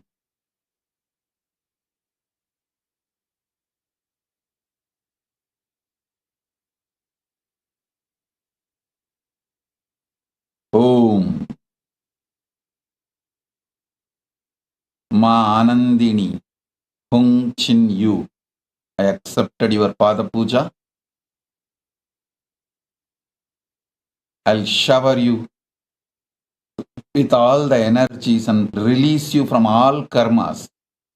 You will become true sannyasi of Nithyananda order. You will be successful in becoming sannyasi of Nithyananda order. My blessings, I accept your gratitude and I shower you with all auspiciousness. I accept your love. Ma Anandini, tapas. Kashvi Ananda, Van Muttulingam, Muttulingam Sinnadurai. Blessings, blessings for all of you. Kashvi Ananda, Van Muttulingam, Muttulingam Sinnadurai. Blessings for your health, wealth. I'll shower you with more than the money you wanted. Success in jewelry business and real estate. You will become Sarvanya Pitakarta. Blessings for Mike, Tarushana, Ishan, Ananka, Dakshan, Lyric and Raja, Shobana. Blessings for all of you. I'll shower all auspiciousness, but making them filled with devotion for Swamiji is your responsibility. I will make them, fill them with my energy, my Shakti. You need to fill them with my Bhakti. That's your responsibility. Tatas. Prithvi Prasad. Prithvi Prasad. You will get into apple as you want within next 48 days. My blessings, I'll shower you with satisfying career, wealth. I will take care of your life. You will be successful. Prithvi Prasad. I'll give you all the auspiciousness. You will be successful. I'll get you out of depression.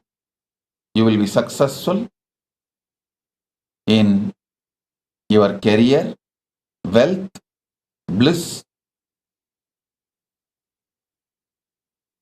Continue to stay in industrial engineering.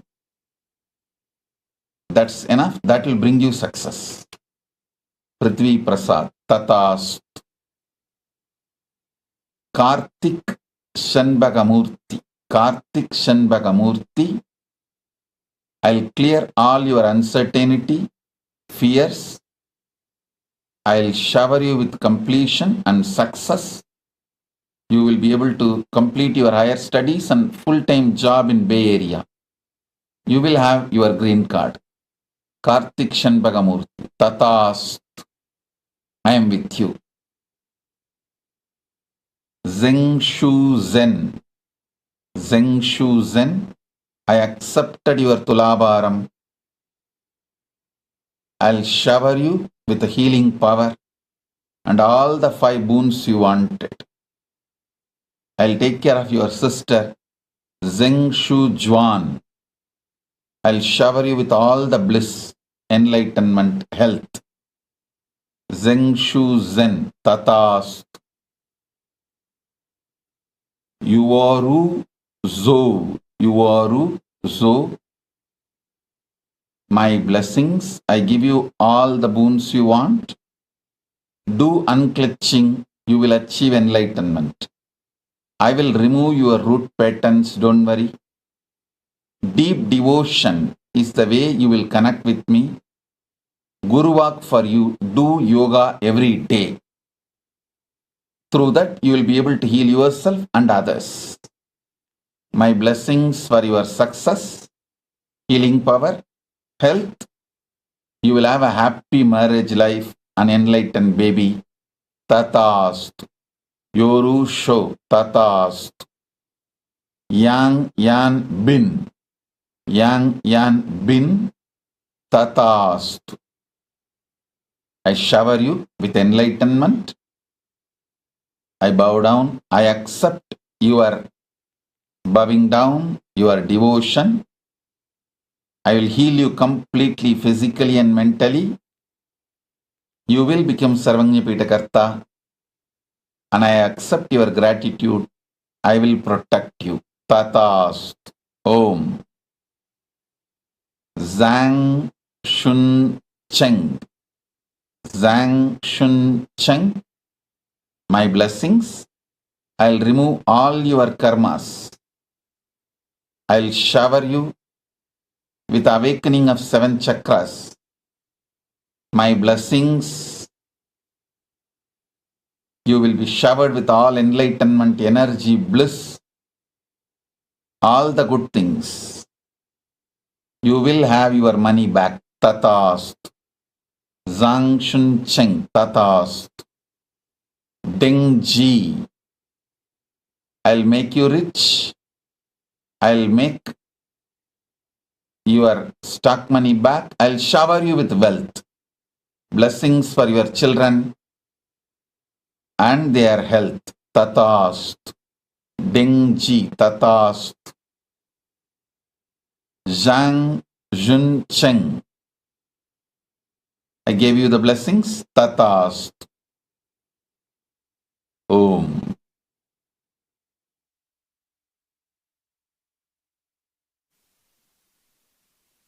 அரியது கேட்கும் வரி வடிவேலோய் அரிது அரிது மானிடரா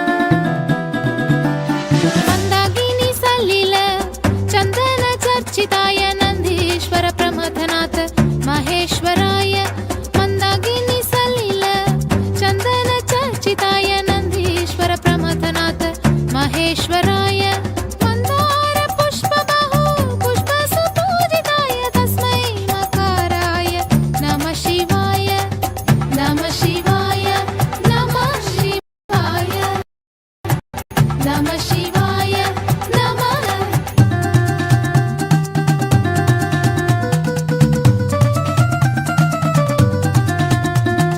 Shivaya Gauri Vadanaravindra Suryaya Dakshatpara Nashakaya Srinilakantaya Vrishadvajaya Tasmai Shikaraya Namah Shivaya Tasmai Shikaraya Namah Shivaya Tasmai Shikaraya Namah Shivaya Tasmai Shikaraya Namah Shivaya Namah Shivaya Namah Shivaya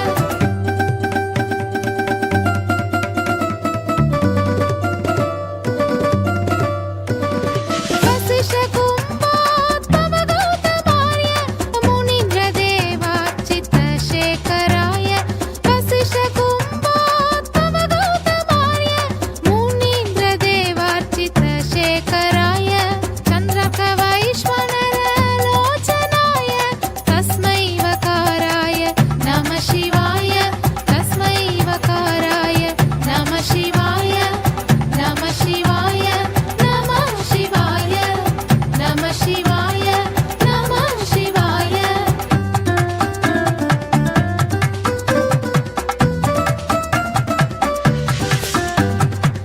Yakshasvarupaya Jadadaraya Yakshasvarupaya Jadadaraya Pinakahastaya Sanatanaya Pinakahastaya Sanatanaya Divyaya Devaya Digambaraya Divyaya Devaya Digambaraya Tasmai Akaraya Namah Shivaya Tasmai Akaraya Namah Shivaya Namah Shivaya Namah Shivaya Namah Shivaya Namah Shivaya Namah Shivaya Namah Shivaya Namah Shivaya Namah Shivaya Namah Shivaya Namah Shivaya Namah Shivaya Namah Shivaya Namah Shivaya Namah Shivaya Namah Shivaya Namah Shivaya Panchaksharamidam punyam Yah pade Shiva Sannidhau Shivalokamavápnoti Shivena sahamodate Shivena sahamodate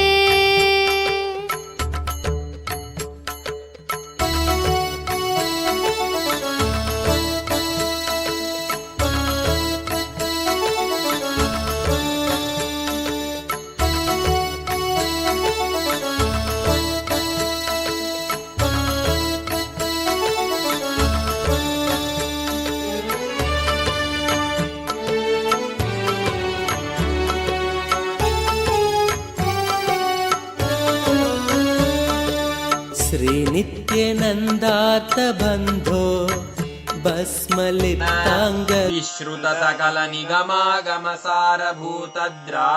विश्रुतसकलनिगमागमसारभूतद्राविडवेदप्रवक्त्रे श्रीमत्परमशिवकरुणासमधिगतमुक्तामयचतुरश्रयान गीयमानछत्रचामर श्रीचिह्नकाहलादिसमस्तबिरदावल्यलङ्कृत ज्ञानविज्ञानचक्रवर्ती सर्वजनसङ्घसद्यो निर्वाणदीक्षाव्ययापवर्गवर्ष विश्राण Jimuta परमतकलभकेसरी शैवसिद्धान्तस्थापनाचार्य श्रीराजाधिराजपाण्ड्यमहाराजगुरु क्षपणशाक्यादिमहान्धकारनिवारणज्ञानभानु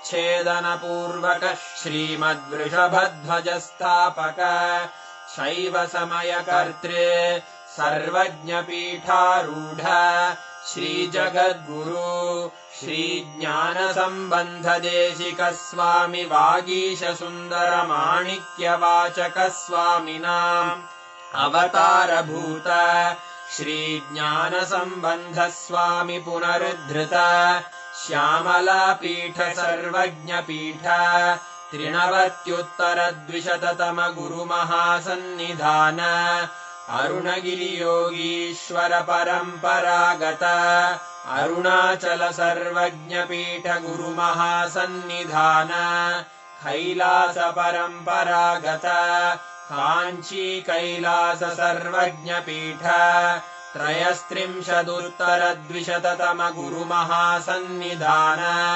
नित्योत्सव नित्यमङ्गल नित्यकल्याण नित्यरजित Kailash परम्परागत आदिकैलास नित्यानन्दपीठ महासंस्थान महासिंहासन पीठकर्तः साक्षात् श्री परमशिव समुद्भूत कैलास परम्परागत वैवस्वतमनु इक्ष्वाकु हरिश्चन्द्र भगीरथ श्रीरामचन्द्र शूरसेन इत्यादि अनवच्छिन्न सार्वभौम चक्रवर्ति परम्परागत चतुष्षष्टि योगिनी मण्डित चतुष्षष्टि सम्प्रदाय प्रवर्तक मनुधर्म शासन सूर्यवंश प्राप्त सर्वज्ञपीठ सुराङ्गी साम्राज्य मूर्धाभिषिक्त चूडामणे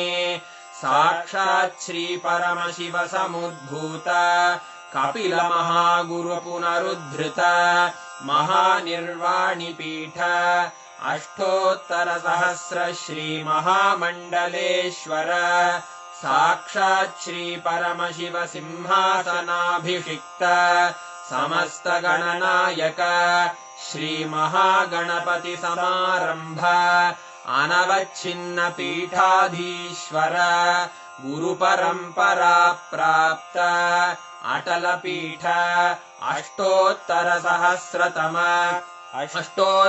सहस्र श्री अटल पीठाधीश्वर धर्म मुक्ति स्वर्गपुर स्वर्ण पीठ त्रयोविंश गुरु महासन्निधान कैलास परम्परागत आदिपीठ सर्वज्ञपीठ जगद्गुरो श्री कैलास पुनरुद्धारक श्री कैलास परमाचार्य श्रीमत्परमहंस परिव्राजकाचार्य वर्य सच्चिदानन्द प्रणव स्वरूप श्रोत्रिय ब्रह्मनिष्ठ श्रीमज्जगद्गुरु श्रील श्री भगवच्छ्री नित्यानन्द परमशिव श्री ज्ञान सम्बन्ध देशिक परमाचार्य स्वामिन् अत्रागत्य परिपाल्य च अस्मान् विज्ञान वितरणेन विजयी भव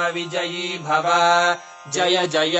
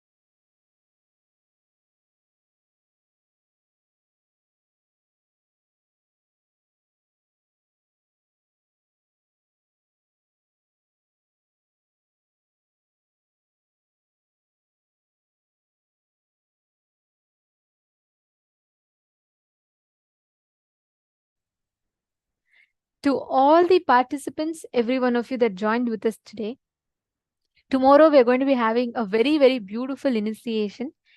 We're going to be learning the secrets of Hindu cosmology, and also we are going to be having the special initiation where any doshas related to the planetary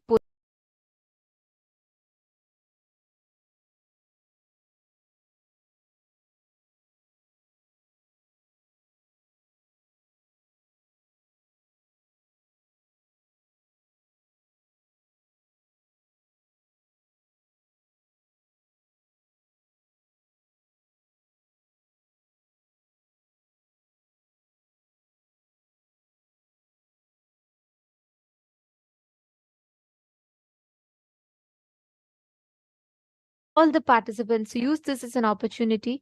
Please do sign up, become a part. On that day, you can offer Pratyaksha Pada Puja directly to Swamiji. Like we're all seeing every day, the participants getting boons and blessings. These are all the participants who are offering the Pratyaksha Pada Puja. They receive the blessings directly from Swamiji. So do not miss. Just take a few minutes and you all can head to the link that will be projected in the screen, and that will be posted in the chats for you all. You all can head to events.kailasa.org/payment, and you can choose Pratyaksha Pada Puja as the seva that you would like to offer, and you can sign up, become a part, offer on the day of Ganesh Chaturthi. Do not miss this auspicious blessings.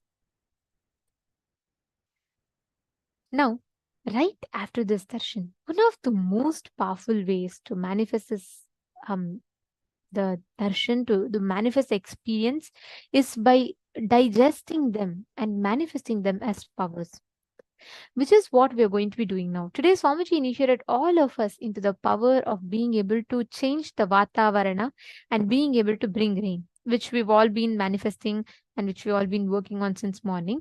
Now, I request all the participants with this initiation from Swamiji, sit now. Let us all decide to manifest.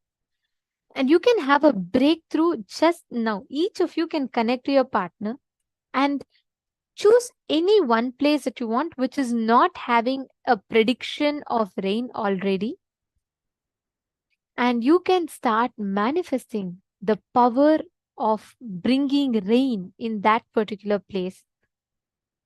We request all the participants to do this sincerely. You will actually see right now, just with the effect, the power of this initiation, you will see you'll be able to change the weather temperature. I request every one of you to do this. Choose any place you want. You all can head to the website that we'll show. It's called accuweather.com, and you can see the weather forecast and predictions there. And then you can type in whichever place, location that you want to bring rain in. Make sure that it's already not predicted. The rain is already not predicted. And choose that place consciously, will through your third eye, to manifest rain in that place. When you create a strong sankalpa, a Satya sankalpa in your inner space, by the power of your will, the cosmos will listen to you and manifest as rain. Sit now. Just connect to Devi Ganga. Connect to Ganga Dharamurti and Ganga Visarjanamurti, the form of Paramashiva. Just upon the request of a devotee, he comes down to get Ganga to planet Earth. That is his compassion. So if you just pray to him and ask him to bring rain, he will simply manifest it for you. One cycle takes minimum 42 minutes to manifest. So that's totally fine. Sit now. Connect to your friend. You can connect to someone in the Zoom chat itself. Two of you can choose a place that you would like to manifest. Do not give up. Sit intensely and manifest. We request each of you to connect, all the participants. Manitya Prematavasi, don't worry, ma, you can connect to any one of them here itself, within the Zoom room itself. Ma Sally Chen, sit now. When you manifest the power, you will manifest that as an experience. Come on, Ma Anita Singh, Ma Sharmain, Ma Jnana Pradayini.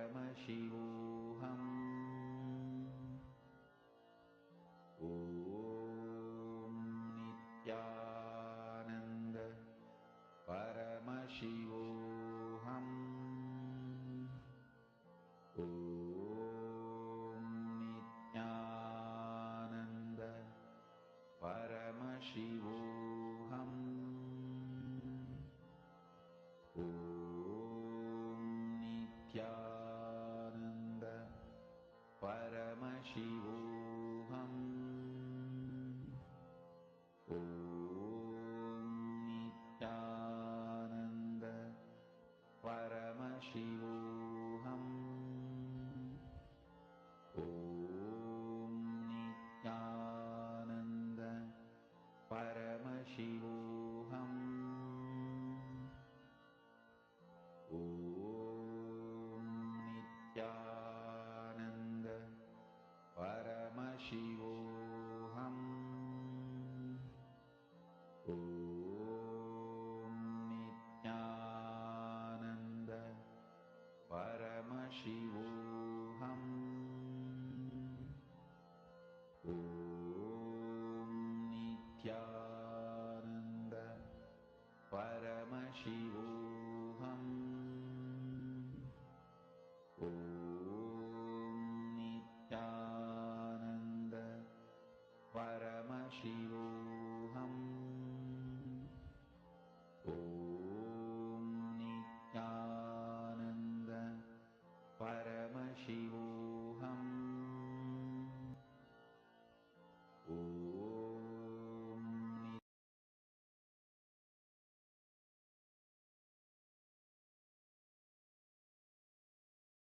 Nithyananda Paramashivoham. Om Nandashuham. Om Nithyananda Paramashivoham. Om Nithyananda Paramashivoham. Om Nithyananda Paramashivoham.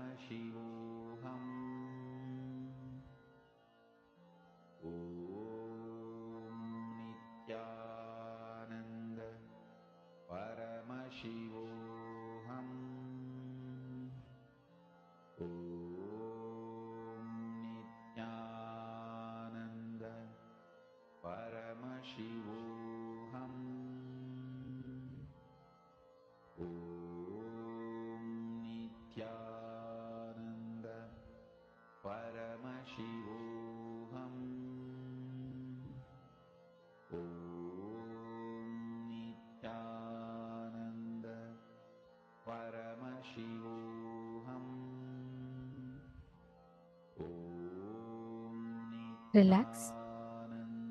Please relax slowly. I request all the participants to please share how many of you have manifested, how many of you have started manifesting.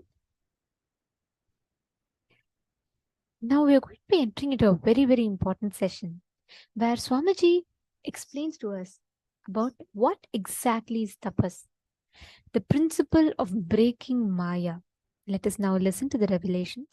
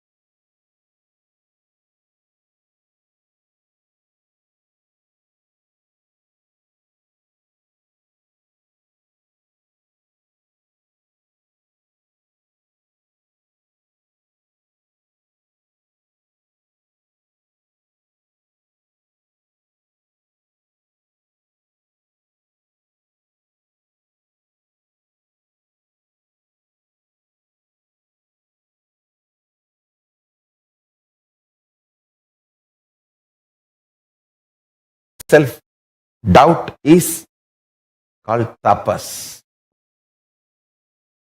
It can be psychological ferociousness, it can be physical ferociousness, it can be ferociousness to detoxify your system, ferociousness to break from patterns, ferociousness to break from addictions, ferociousness to manifest the higher understandings, ferociousness to live the higher understandings. It can be anything. Understand? The ferociousness to cross the self-doubt, self-hatred, self-denial, to reach you are one with Paramashiva is tapas. Blessed are those who decide they are one with Paramashiva, who cognize they are one with Paramashiva, because other than him nothing else can exist. If something else can exist other than him, then he cannot exist. He is the only Purusha. There cannot be anything other than oneness. That is why it is oneness. So if you feel you exist, you are only Paramashiva. You exist only as Paramashiva.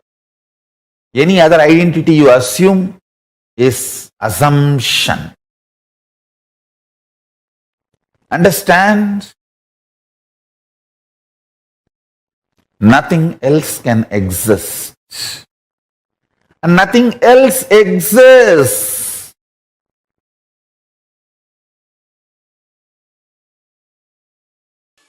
Kayendriya siddhihi asuddhikshayat tapasaha. The technical term in the sutra is tapasaha.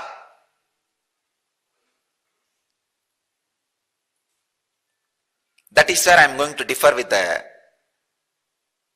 traditional orthodox translation.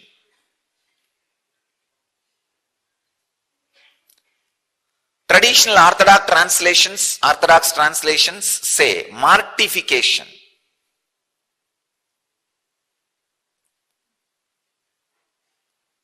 As the meaning of the word tapas. I wanted to translate that word tapasaha as the practices through which your biomemory falls in tune with all-knowing, all-powerful, all-intelligent, all-compassionate Atman. Please understand. Basically, the stuff which is inside your biomemory, which is responsible for your biomemory to be alive, is Satchitananda, Sat, all-knowing, Chit, all-powerful, Ananda, always blissful. Because of all these three, always compassionate, overflowing. Basically, the stuff which is responsible for your biomemory to be alive and active is Satchidananda. But your biomemory is not completely aware of its own sweet truth, Satchitananda.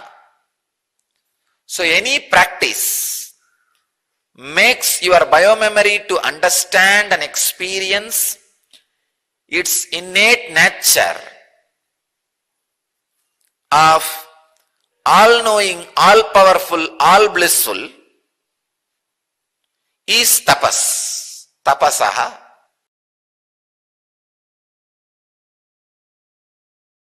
I have a question regarding the Turiya state, and I know the gentleman before me, I have not experienced the Turiya state. So as an analogy, trying to understand it, when world-class athletes, they are at the top of the game, and they say, well, I don't know what I executed. Yes. Actually, that is Turiya. At least 2-3 people who experience that zone, I've even checked their biomemory, it is Turiya. Just body moves. Just body moves. I have experienced it during my Parivrajaka state. By walking, sometimes I just know my body is just moving. I am there all around. See,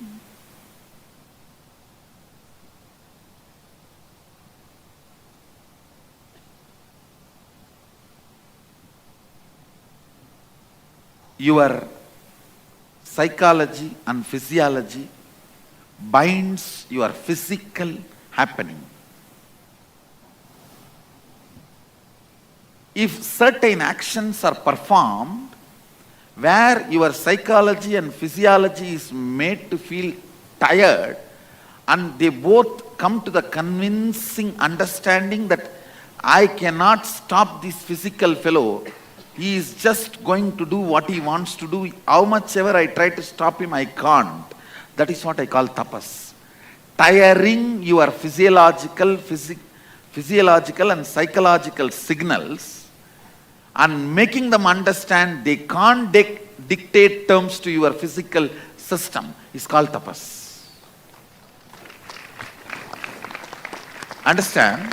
Sometimes people ask me, in our Akada, Mahanirvani Akada, some sadhus stand in one leg for 25 years, keep their hands up for 40 years. Do all these required? Sometimes it is required. Those actions are like a statement sent to physiological and psychological circuits. You can't dictate terms to me. Get out, move out.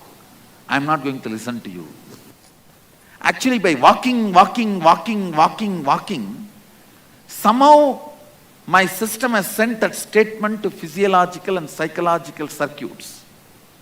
So I saw they just moved out and body is just moving. I used to walk 60 kilometers a day. 60 kilometers a day. After reaching to the place where I am supposed to reach, I will just sit in samadhi. I will not fall asleep. I will sit in samadhi.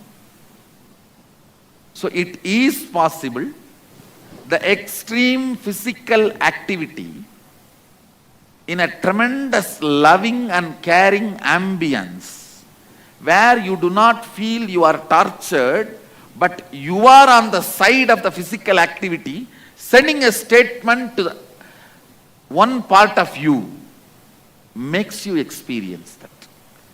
See, if you feel, I am putting you through this yoga from morning till night, I am forcing you, it will not be tapas. If you are convinced, no, I am doing it, Swamiji and me, we both are on same side. You fellow, you be on the other side. If you tell your tiredness and boredom, relax, relax. You are one side, me and Swamiji another side. Then it is tapas. Understand? So basically, your physical part, if that takes my side, this whole program will be a tapas.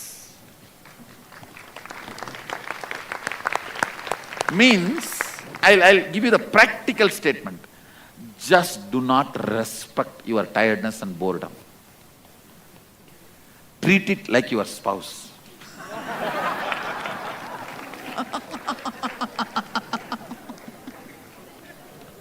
How you secretly want to treat it.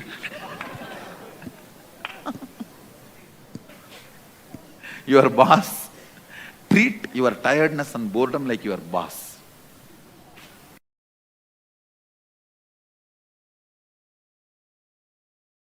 My Guru Raghupati Yogi used to tell,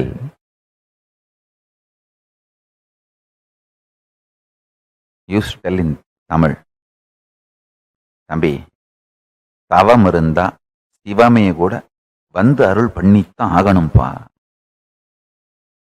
Means, used to tell, if you sincerely sit in tapas, even Shiva has to come and grace you and bless you.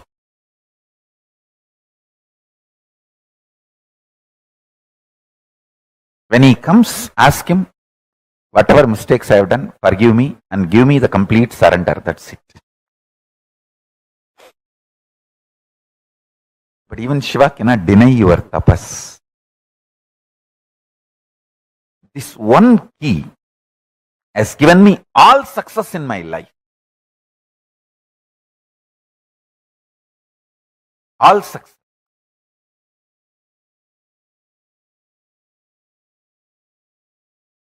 All the major enlightenment experiences and power manifestations I had in my life is when I decided no food, no sleep till I manifest this. With that will persistence, whenever I sat, the chemistry of my biology just fell in tune with Paramashiva, and Paramashiva manifested. It's like when you try to reflect the sun through a mirror, you just adjust. At one point exactly, the sun reflects. As children, we used to play, holding the mirror outside the window and sending that light beam inside the room. Same way, whenever I sat with this will persistence, till I manifest this power, no food, no water, just meditating. Automatically, the chemistry of my biology aligned.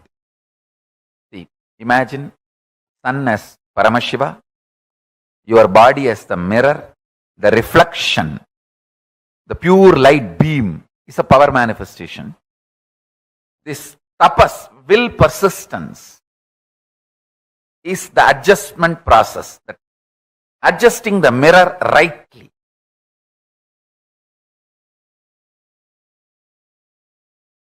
I tell you,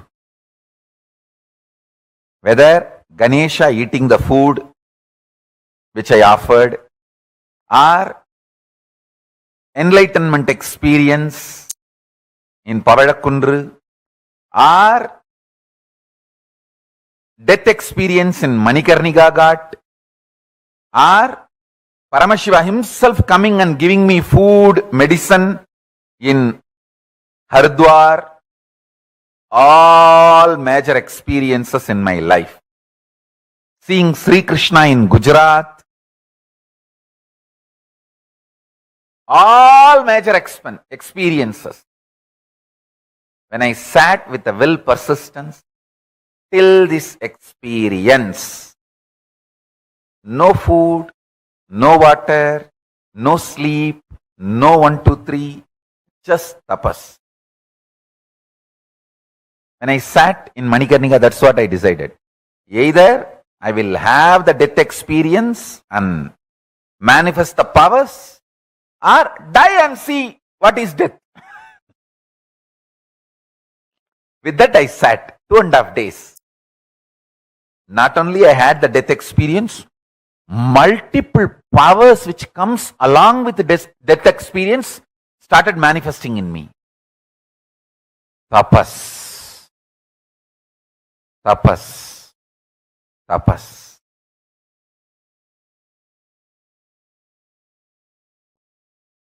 Know the highest reality of life through tapas. Tapasa Brahma Vijñāsasva. Know the Brahman through tapas. Taittiriya Upanishads, Bhruvalli. Tapasa Brahma Vijñāsasva.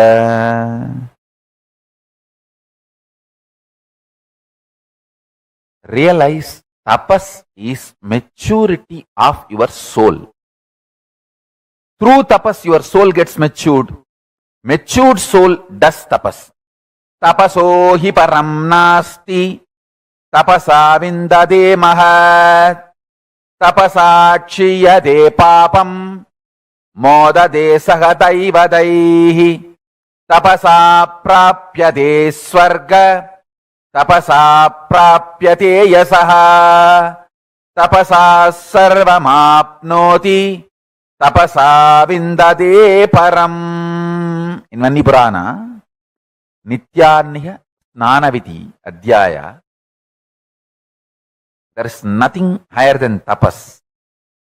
Through tapas, the great achievements are manifested. Through tapas, the papa's sins gets completed. Through tapas, one becomes one with gods. Through tapas, heaven is achieved. Through tapas, fame, glory and grace are achieved.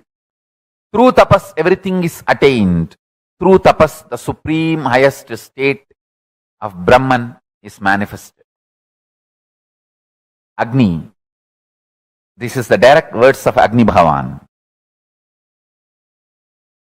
So understand,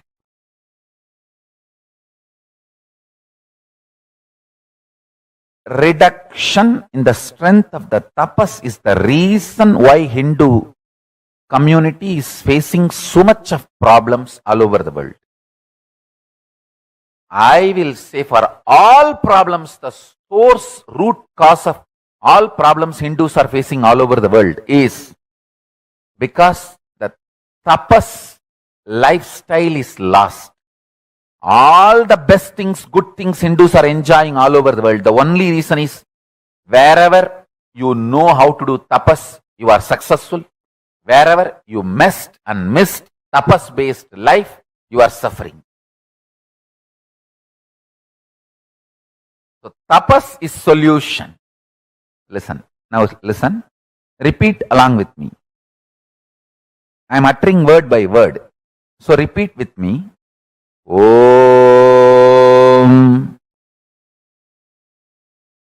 Tapaso Hi param nasti tapasa vindade mahat tapasa shiyate papam modate saha daivataihi tapasa prapyate vargaha tapasa prapyate asaha tapasa sarva apnoti tapasa vindate param. I am initiating all of you into the truth of this sloka. This powerful cognition will become reality for all of you from now. I am uploading this verse in the Facebook page. Please read the verse and read the meaning few times. And all my kids, you should write this original verse and English translation at least 108 times. So it becomes part of your very DNA.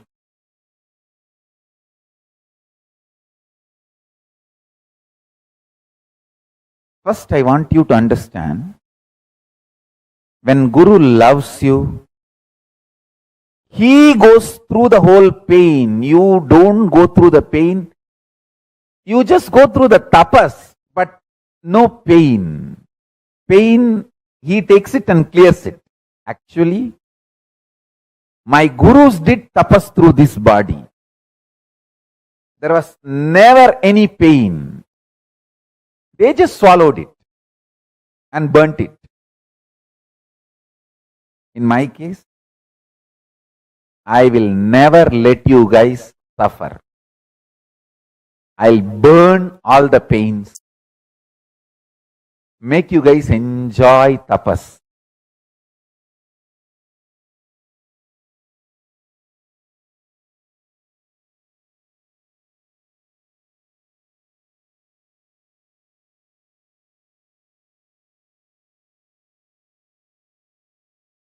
I'll just burn all the pains. It's my commitment to all of you. It's my commitment to all of you.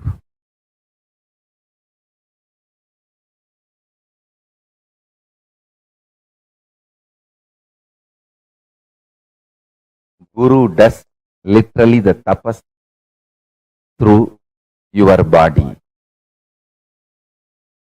My gurus did the tapas through my body. Meditate on this powerful cognition. Tapas will become too sweet.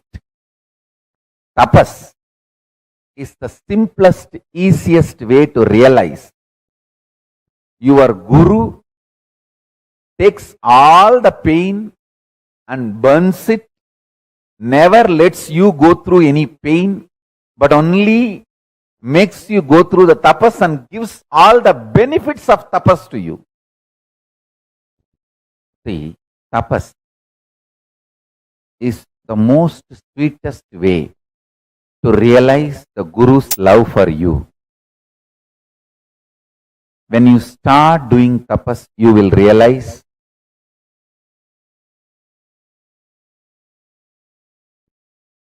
you get only the benefits of tapas, and all the hardships your gurus, they take it and burn it. Actually, all my kids, even if you have intention to do tapas, that's enough.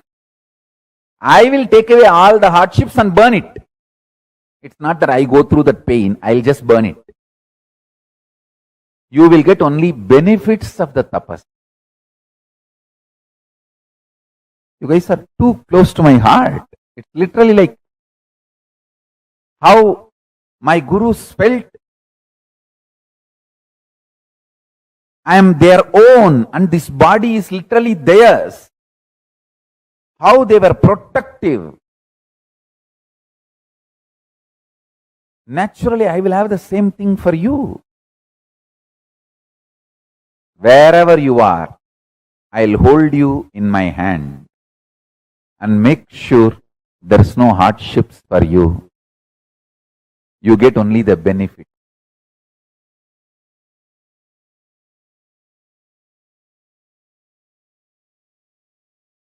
If you read, listen how I lived with Arunagiri Yogeshwara, you can literally experience the same with me.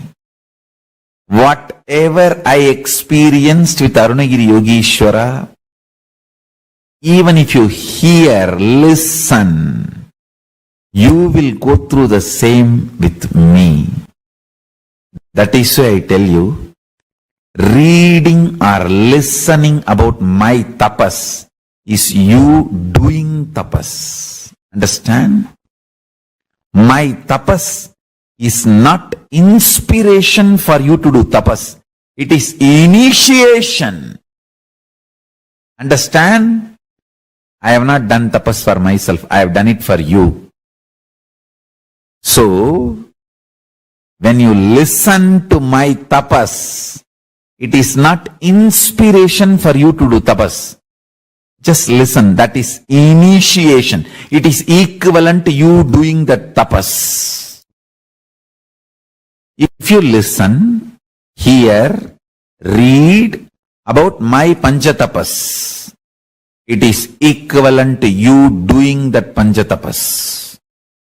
If you listen, hear, read, cherish, cognize how I lived with Arunagiri Yogeshwara, it is not just an inspiration to get a guru and have that same experience. It is initiation.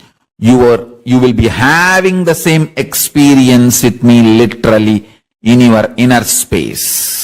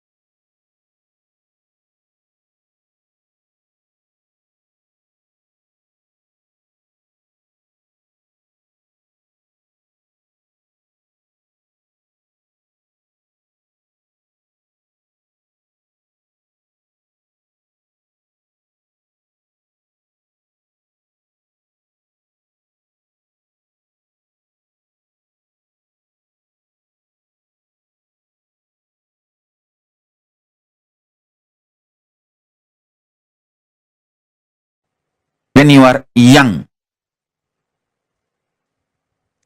some things you want to add in your life, some things you want to leave from your life.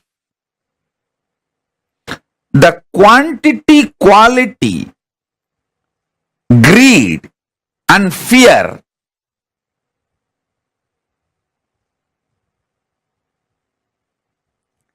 the same quantity, quality, fear and greed will change as you grow, matured or older.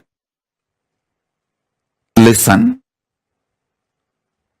So I'm giving you one example. All things related to quantity and quality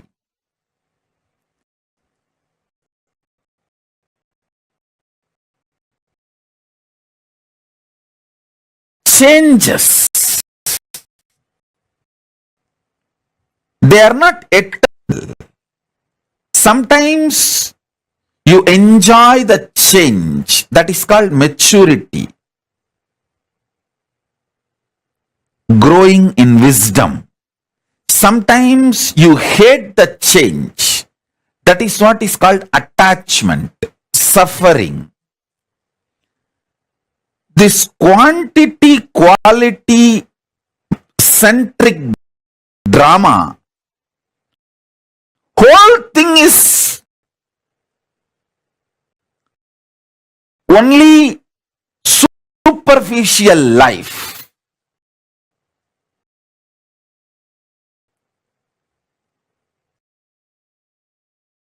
Even the maturity which comes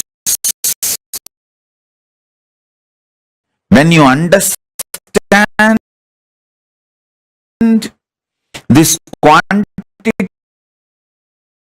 and quality change,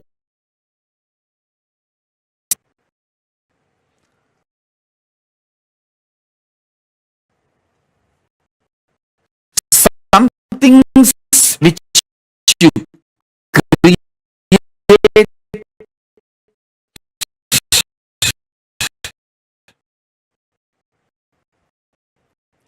some things which you maintain, some things which you destroy,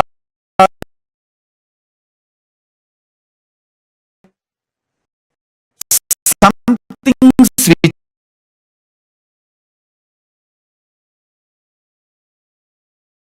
you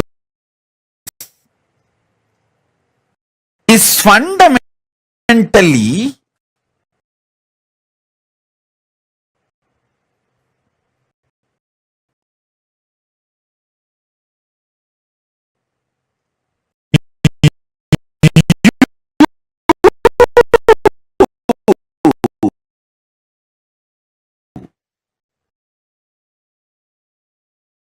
waking up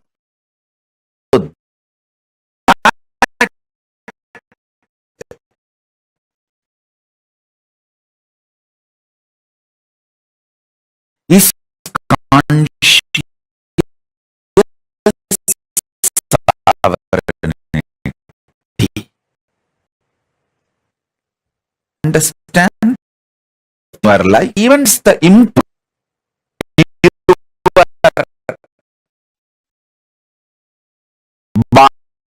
both are useless.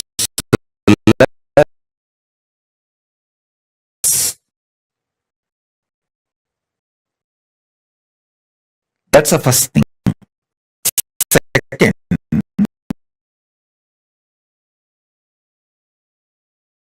spend more time of fees.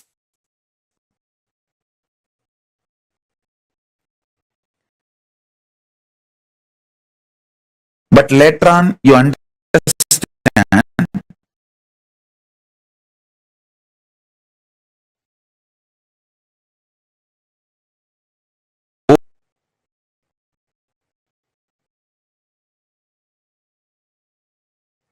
then the next level you will understand.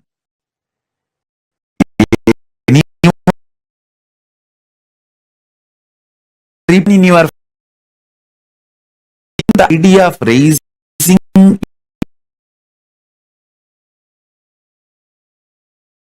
quality by yourself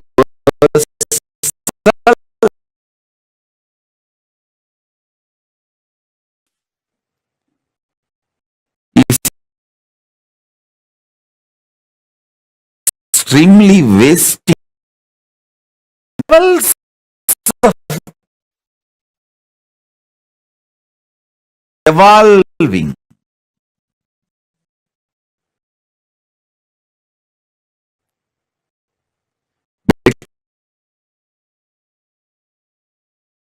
Because even if you work, but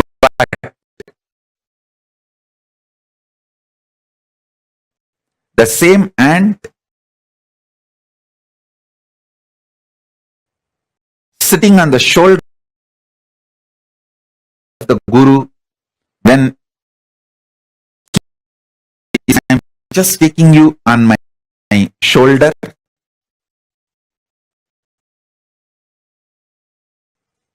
and raising you to the KAILASA top.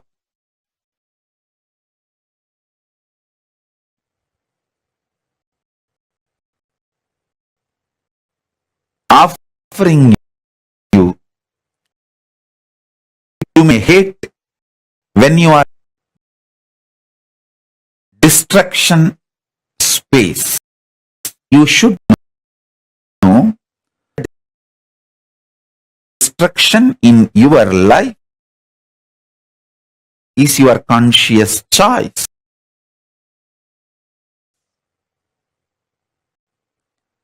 Things you like very much when you are mode, hate illusion. Things which you are in delusion, you may feel valuable. When you are in feel suffocated by Guru, you just want to escape from him. You don't even want to see him. Remember, even if you see his photographs, you will feel irritated and leave that shop when you are in delusion. When you are moving towards liberation, you just wait for him to appear here and there. Even in the car, you see him, your face becomes white. You are in delusion. You will hate or in liberation. Illusion, you hate. So the quality, quantity based ideas constantly change.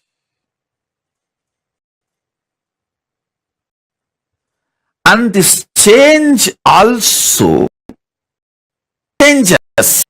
That's the beauty. Change also changes.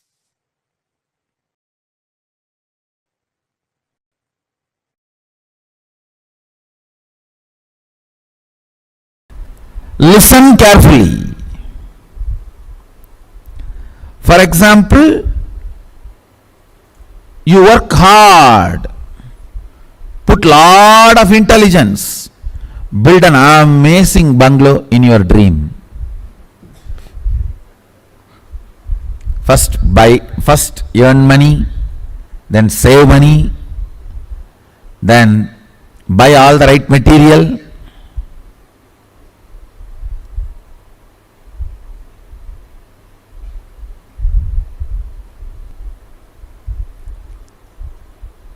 Things which change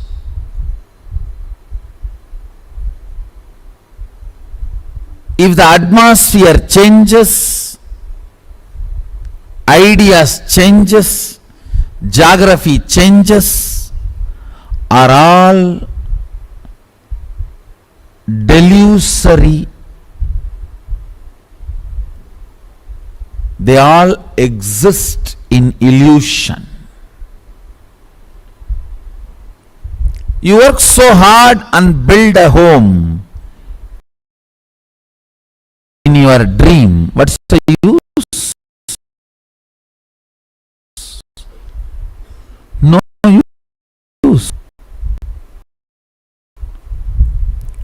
Working so hard and building a house in a dream, when you wake up, it is no more reality. Same way.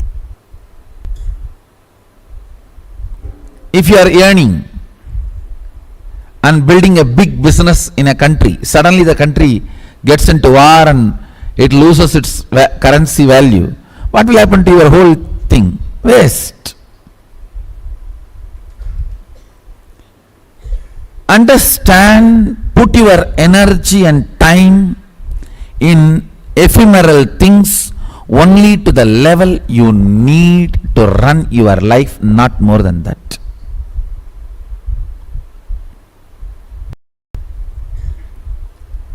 Economy is all about intelligence, not about greed. If you are functioning out of greed, the fellow who planted greed in you is successful, not you. You are working for him.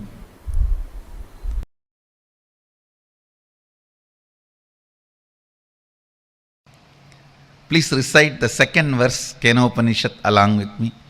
Shrotrasya Shrotram Manaso Manoyat Vachoha Vasam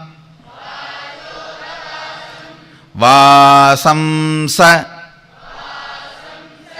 Upranasya Pranaha Chakshus Chakshuradimushya Dhiraha Pretyasmallogata Mrita bhavanti. Chant once more. Shrotrasya Shrotram Manaso Manoyat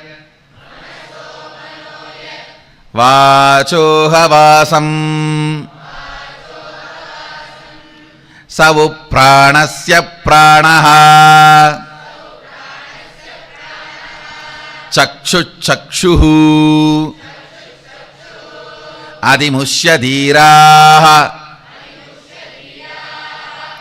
Pretyasmallokat Amrita bhavanti.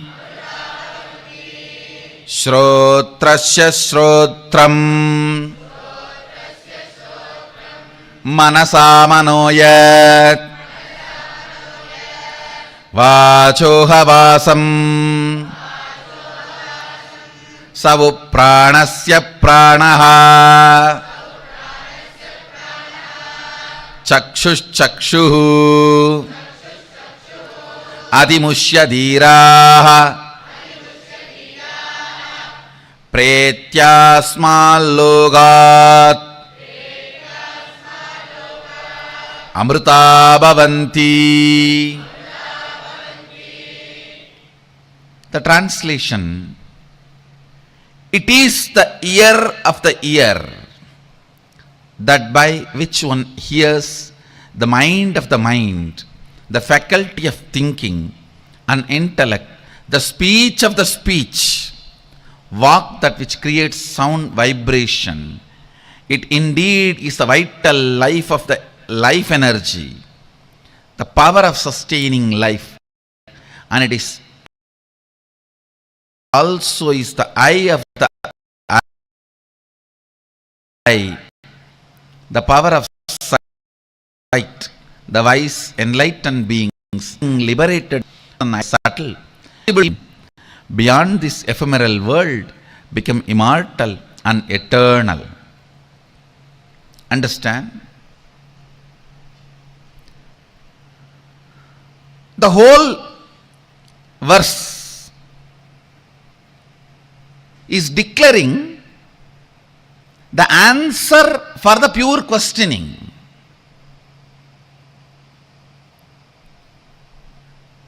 First verse was pure questioning, Keneshita Prena. It is pure questioning. Now the answer. But the danger in answer is, anything your mind can grasp is not truth. Because anything your mind can grasp, it can deny, that is ultimate. Anything known is already dead for your mind. Please understand. Anything known is already dead for your mind. The existence cannot be dead. Only your mind has to die in the existence. So the declaration of the truth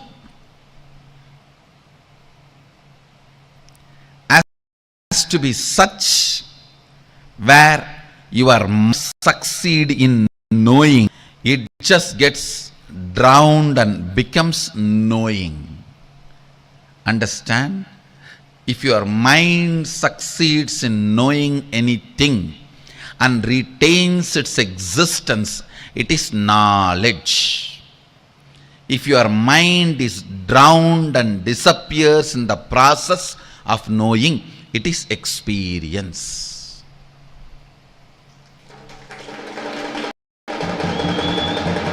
If your mind sustains the process of knowing and retains its original form even after knowing, it is process of knowledge.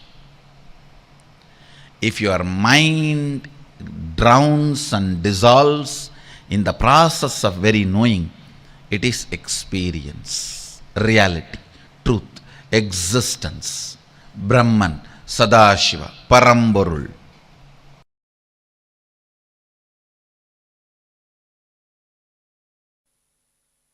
Your methodology of looking at the life matters, because only based on that you will plan your goals. Tries to grab attention will only try to be politician, because it is all about number game.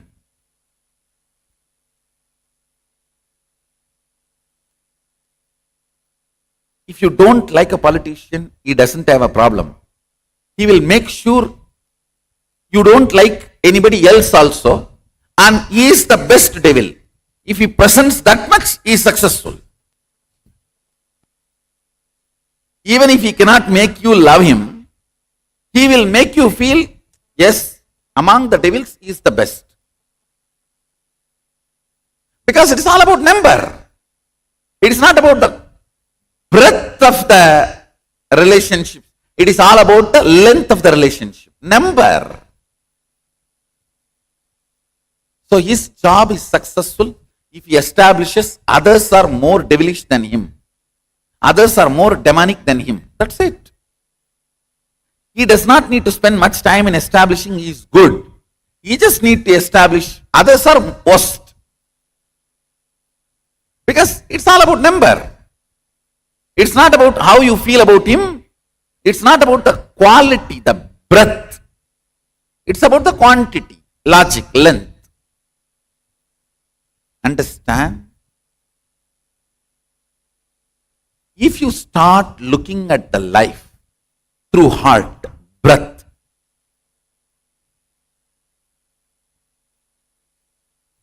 you may not bother about number, but you will bother about the quality of every relationship with which you are entertaining yourself.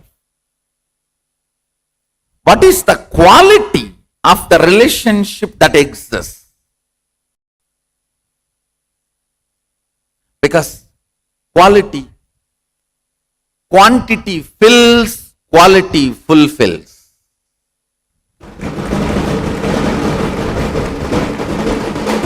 Quantity fills, quality fulfills.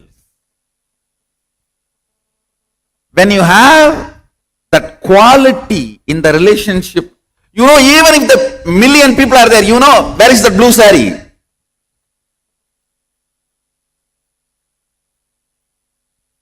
Where is that white dress? It is not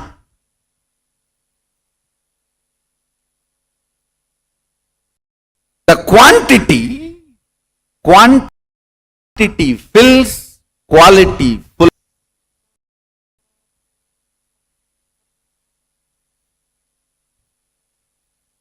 It's the, when you look at the life through breath,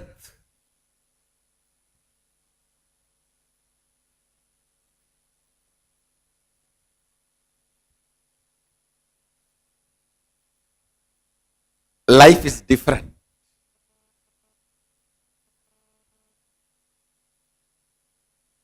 Millions may be sitting in front of you.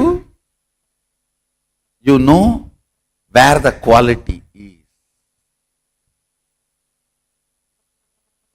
You know which one is filling, which one is fulfilling.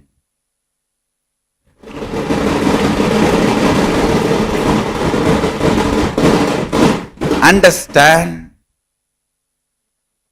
your decision to look at the life either through logic or through the heart matters.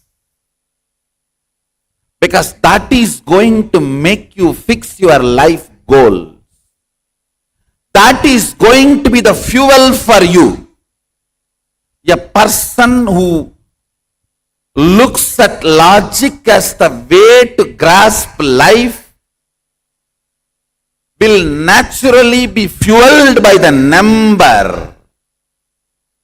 Person who looks at heart, the way to reach out the life, will be fueled by the heart, the quality, the fulfillment.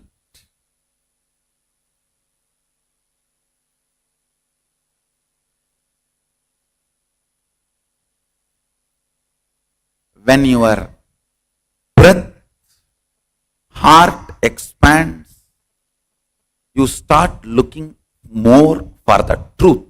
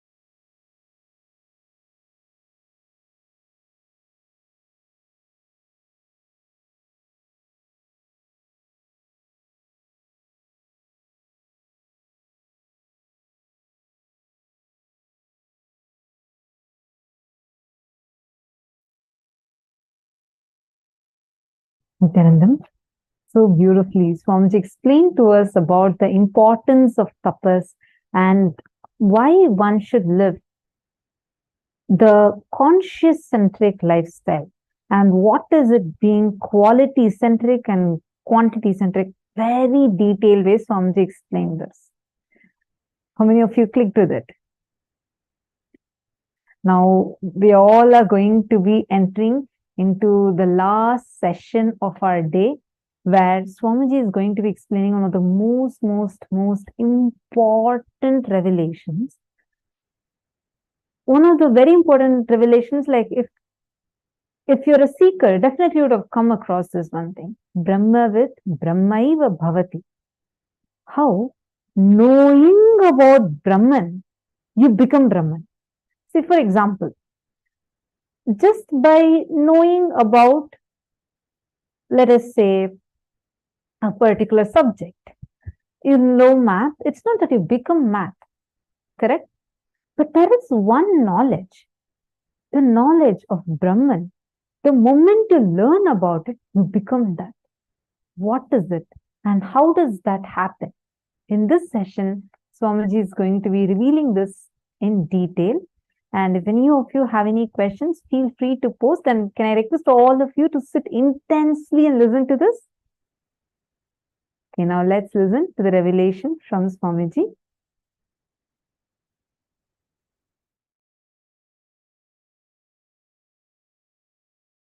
Brahmavit Brahmaiva Bhavati. Just by knowing about the cosmos, about the universe, about the existence, you became one with that.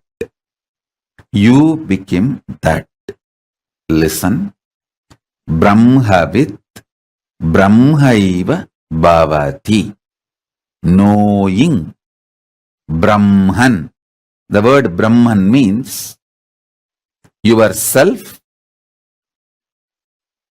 God, universe. All the three put together is Brahman. Knowing Brahman, you become Brahman. Listen.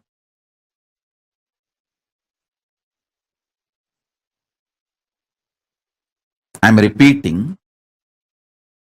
Knowing about Brahman, you become Brahman. Brahman means Jiva, individual soul, Ishvara, God, Jagat, universe. All the three put together. Cosmos, God, soul. All three put together is Brahman. You, by knowing the Brahman, become the Brahman. You may say, no, so many Brahmins read about all the Shastras. We don't see they have become Brahman. Listen. Hinduism is oral tradition. Shravana, you need to listen from someone with whom you have a relationship. You have a simple conversation. Even if they struggle, their own will not happen. When you come to a conversational relationship with me, I just know how to remove the wrong things. Put the whole energy flow as a simple flow.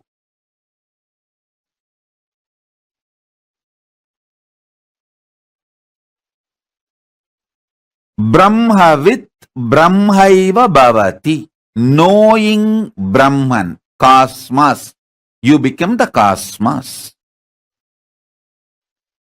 Knowing is not reading, listening from person who already knows, with whom you have a conversational relationship. That's all.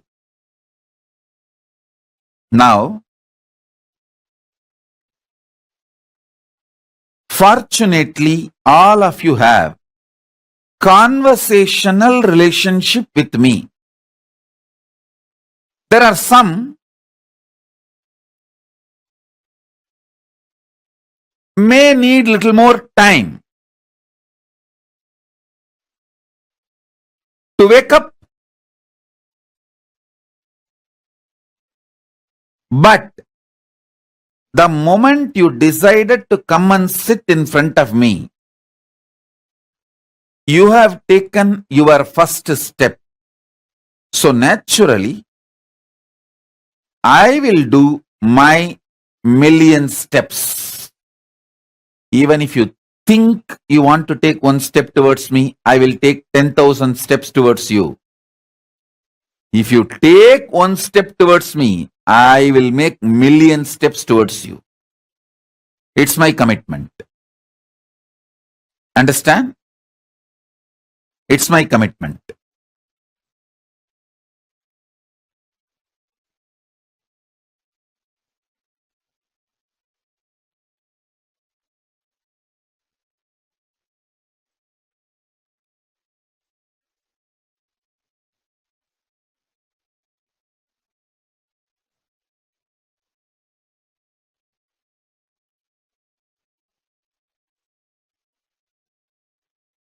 Now, I will give you some more deeper understanding about this superconscious mutation process. Listen.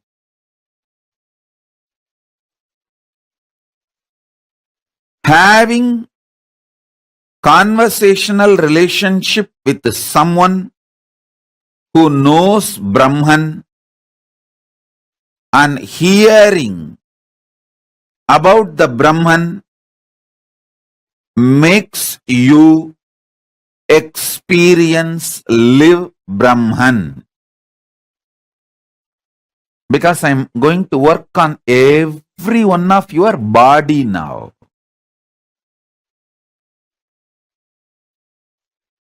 Putting these great truths inside your body.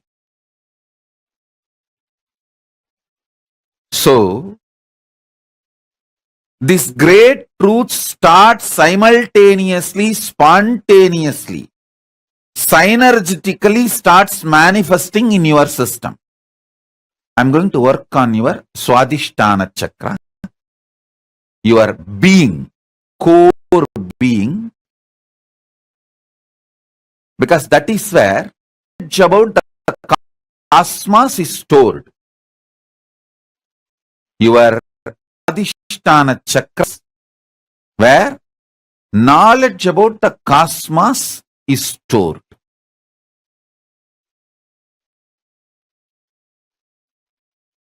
I am going to put the right knowledge about the cosmos inside your Swadhisthana and trigger your Swadhisthana to wake up.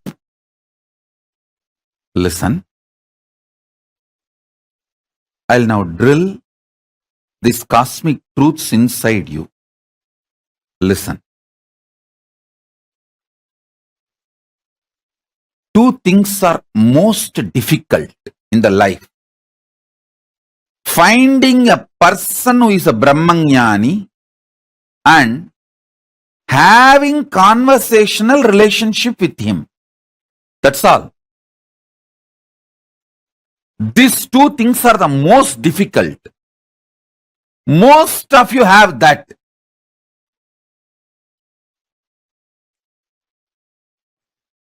I'm using the word most of you because still with some of you,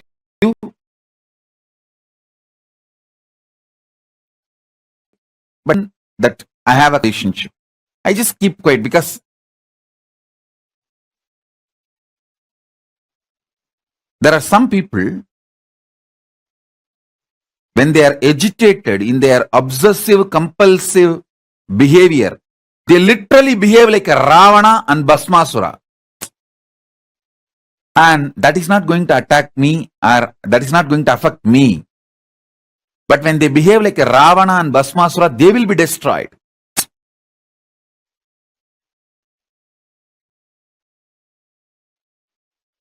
There are some people, when they become violent, they literally behave like a Bhasmasura. Try to put the hand on Paramashiva's head. Their efforts no way will affect me. They can't attack me. But in their effort, they will destroy themselves. So I don't have a direct conversation with them. I wait for them to settle down.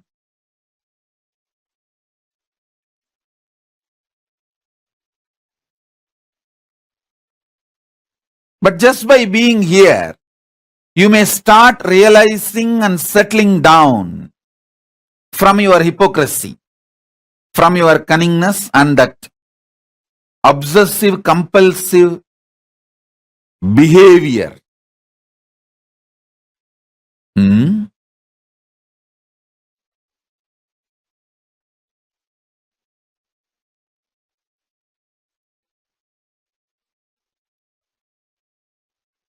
But most of you have that conversational relationship.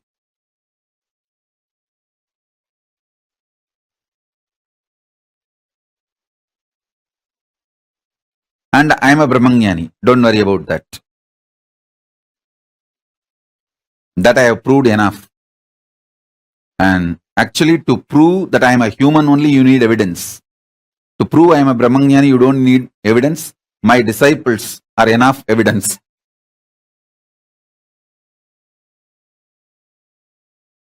Understand, Mahadeva very clearly says, Brahmavit Brahmaiva Bhavati. There are some Vedic verses he exactly repeats in Agama. Knowing which you became, that is Brahman, cosmos. Listen carefully. Just because if you know about this pillar, it's not that you will become this pillar. Just because you know about this screen, it's not that you will become this screen. But consciousness is such, just by knowing about it, you will become that. Brahmavit Brahmaiva Bhavati. Knowing cosmos, you become cosmos. Because you are cosmos.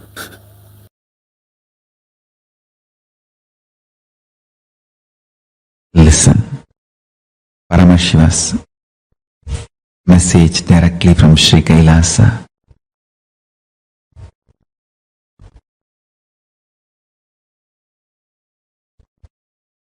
Brahmavit Brahmaiva Bhavati.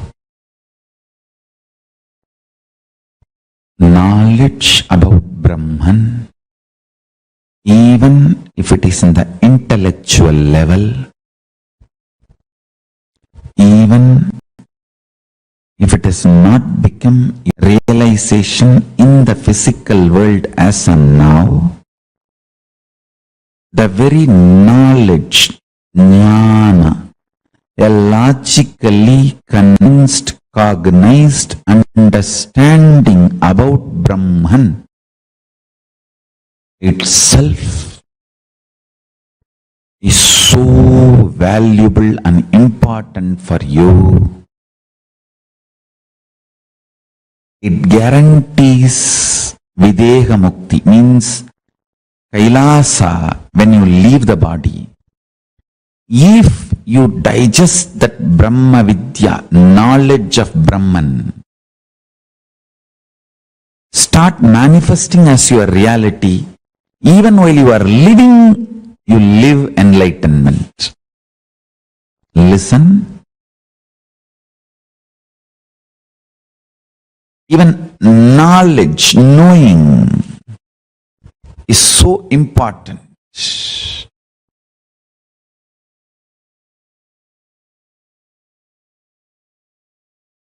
When I say you are Paramashiva, 10,000 powerful cognitions which cannot be uttered by words, the whole thing is packed into that one truth, and I am sending this to you. Listen. Understand?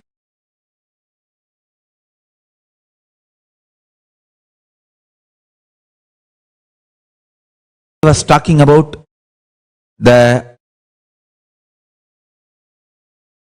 higher space zones, the vertical space zones like Bhur, Bhuva, Suva, Tapa, Satya, all the lokas, all the different higher worlds, higher existence, and ultimately the Kailasa, highest dimension, highest existence. Even if you know information about those lokas, they become enlightenment. That is the important thing. Understand? In this world, the truths related to this world, knowing does not mean experiencing. The information does not become enlightenment. But the truths about that world, just information becomes enlightenment. Brahmavit brahmaiva bhavati. Knowledge becomes reality. Information becomes enlightenment. That is the way Musukunda Chakravarti went to Devaloka and brought Tyagaraja Swami of Tiruvarur. Just one Rishi came and gave the information about Devaloka, and that became experience for Musukunda Chakravarti. He just went there casually for a visit. Indra received him and said that I have a war now, can you help me? And Musukunda Chakravarti said, why not? And he took the whole Chola army and supported Indra, and Indra won the war. Because Indra won the war, Indra asked, I should give you some gift, what do you want? Understand? The inter-dimension travel, the inter-world, inter-space travel was common lifestyle for us. This is all not false. I am telling you, the evidence.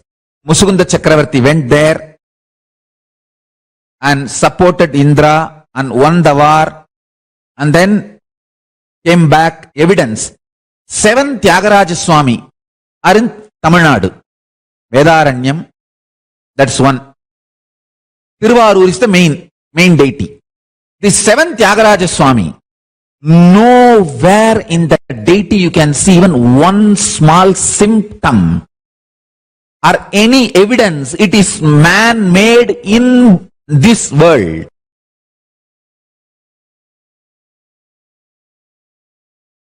Like how Prahlada, whatever Prahlada heard from Narada, sitting in his mother's womb, when he came out, when he assumed the body, when he started growing,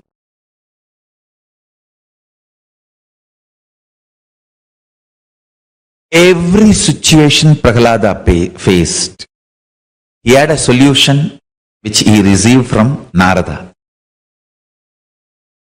He had a solution which he received from Narada in the womb. And beautifully he was able to navigate his life and win the whole thing. Understand, you need to really understand. Knowledge about the cosmos is not necessarily demands your faith or belief. It only demands your integrated listening.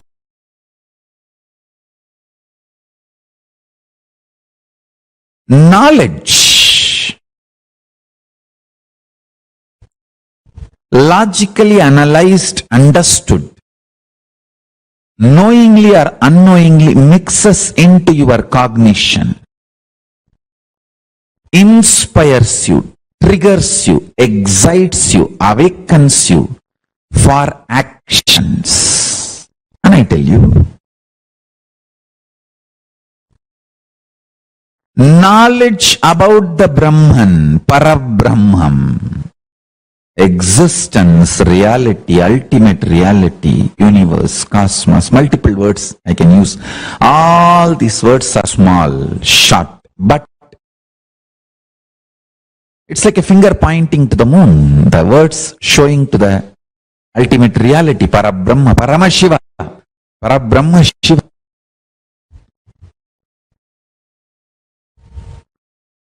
Listening to these great revelations, truths, internalizing,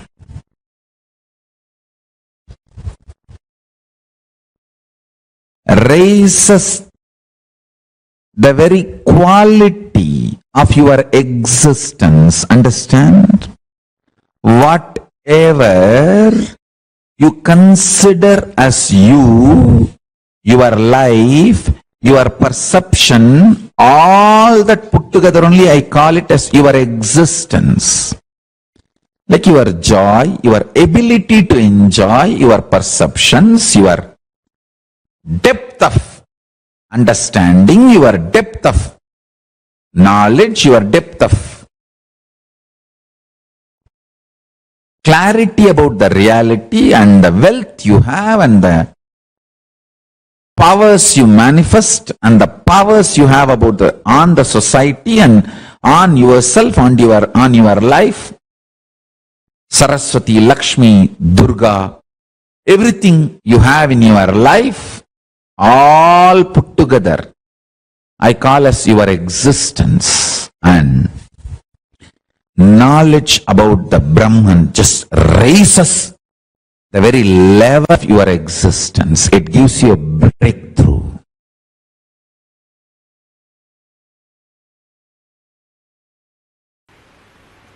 Brahman is abundance. Brahman is life. Existence is life. By very nature it goes on expanding, expanding, expanding. Understand? I will present the interpretation of this sutra. I will present this sutra maybe in this angle. Existence is bliss.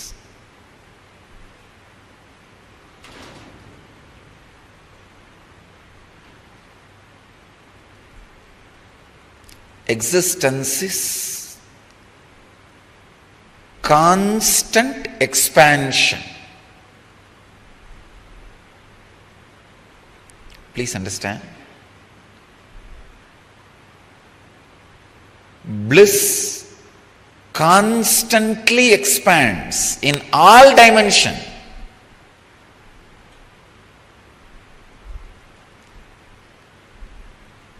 If you are experiencing levitation, automatically you will see you are expanding in the dimension of health, wealth, relationships, in every dimension. Please understand, if you are levitating and your wealth is not expanding, your health is not expanding, something is seriously wrong. It's not levitation, you are jumping around. Don't hop around. Because these are infallible informations which can never be false. Brahma Sutras, aphorisms of existence, cosmic law.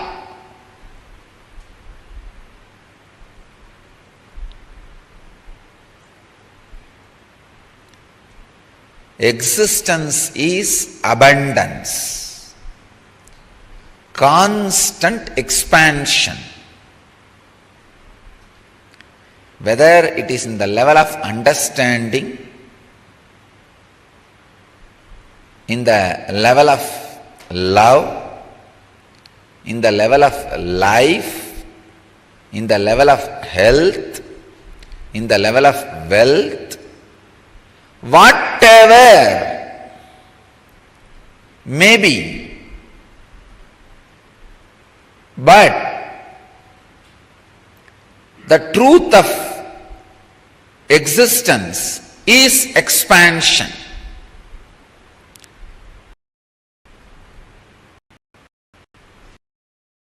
Very essence of existence is expansion.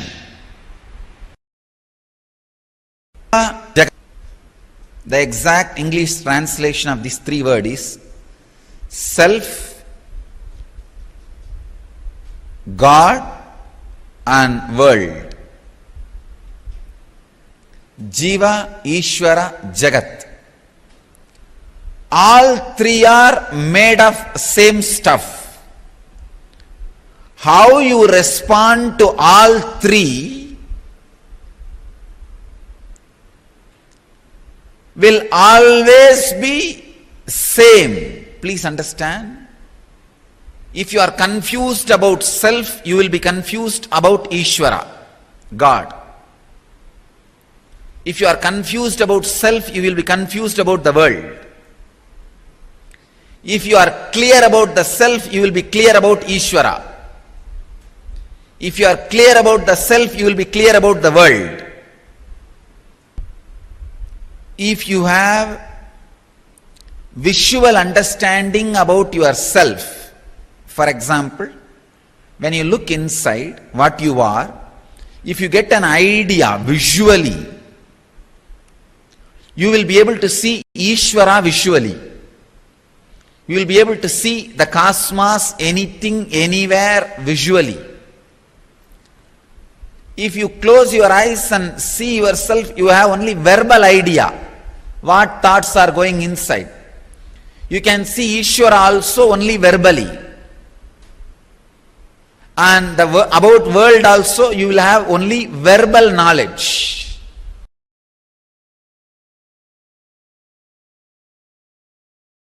If your idea about you changes, your idea about the world and the God will change.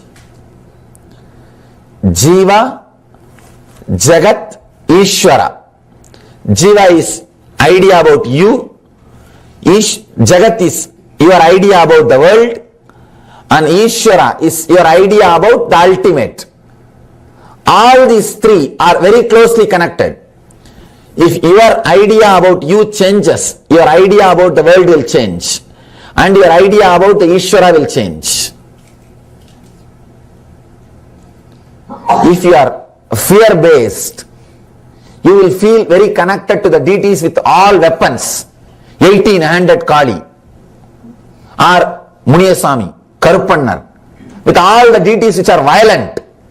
You will feel very connected because you are deeply feeling insecure. You want somebody to protect you with all the weapons. If you grow, if your idea about you changes, if you raise to the level of anahata, love, suddenly you will feel connected to Krishna. More love, more bliss, more joy. If you elevate yourself a little more, if your personality becomes a seeker, means seeker of enlightenment, you will feel connected to the master. No, with no other God you will feel connected. All those gods are okay, but you won't feel connected. Only the connection will be with master. You will feel master is everything. That is everything. People ask me, are you God? I tell them no. Only for selected. I am not God for all, but only for those few who are seekers. People come and ask me, Swamiji, I heard that fellow has had some miraculous experience in his life by you. You did that to him, this to him, why not do for me also? I tell them, no, it's not in my hand, it is in your hand. How much you feel connected? If you feel connected to me as a teacher, I will do only the teacher's job. Only the teacher's job will happen. If you feel connected to me as a master, the master's job will happen. If you feel connected to me in a much more deeper level, those kinds of things will happen. It is feeling connected that creates the possibility for miracles. That creates the space for power of coincidence to happen. Understand? It is you feeling connected. You are feeling connected. That creates a special space where miracles just continue to happen. Miracles are not done. It happens. If it is done, it is a work. Only if it happens, it is miracle.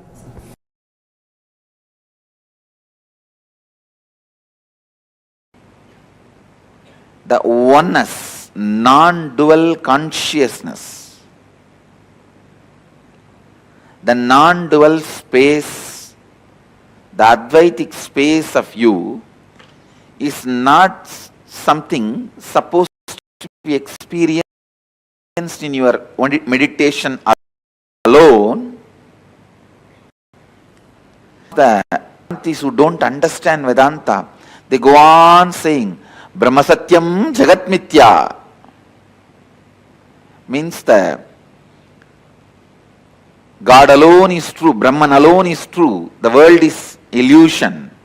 Yes, I am not saying it's wrong, but they miss the third statement.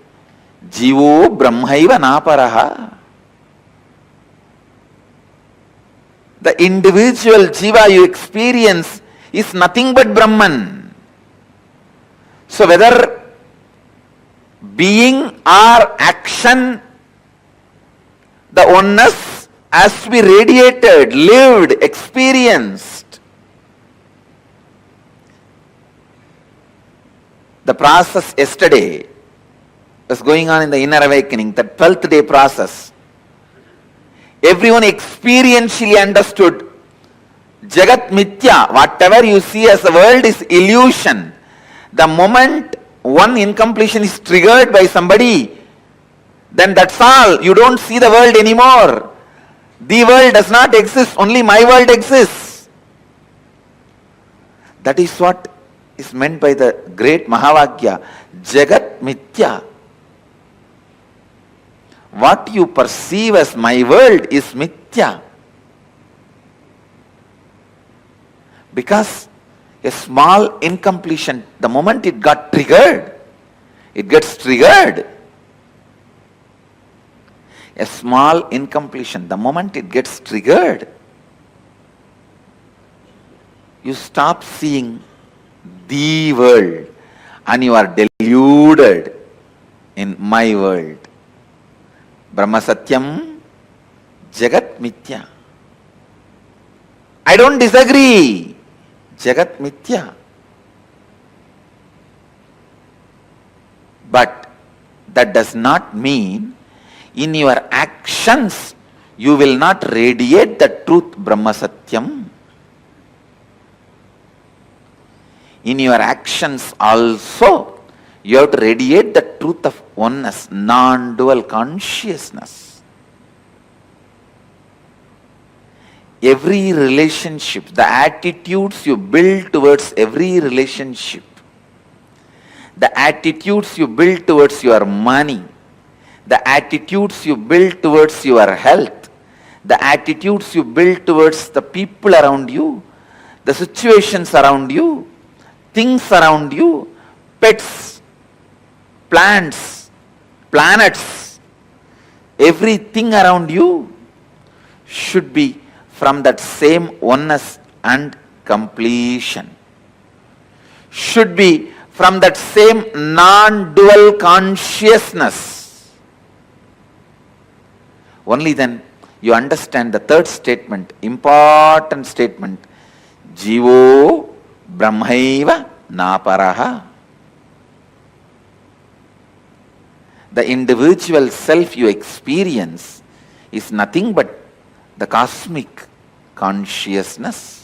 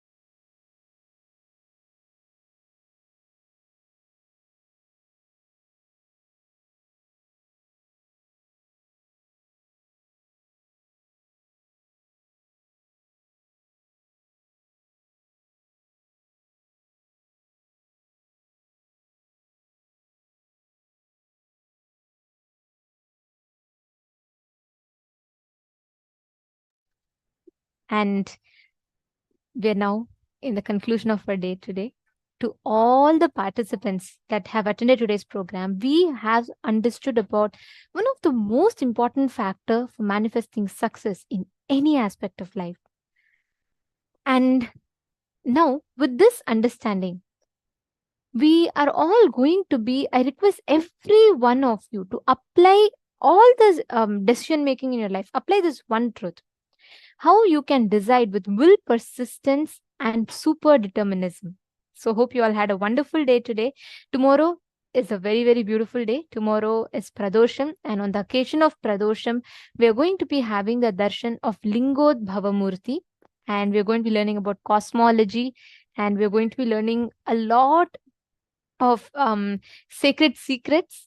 And most importantly, we're all going to be having a special initiation where Swamiji is going to be removing any malefic effects of planets, planetary positions in our life. So do not miss. Please, please join us. If you have your friends or family members, anyone, invite them.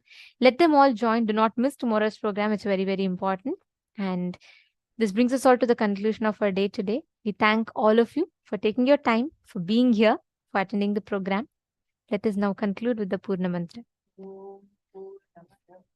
Purnamidam Purnat Purnamudachyate Purnasya Purnamadaya Purnamevavasishyate Om Shanti Shanti Shanti Hari Om Tat Sat Sarvam Bhagavat Shri Nithyananda Paramashiva Padukarpanamastu Om Nithyanandam. Thank you all, Nithyanandam.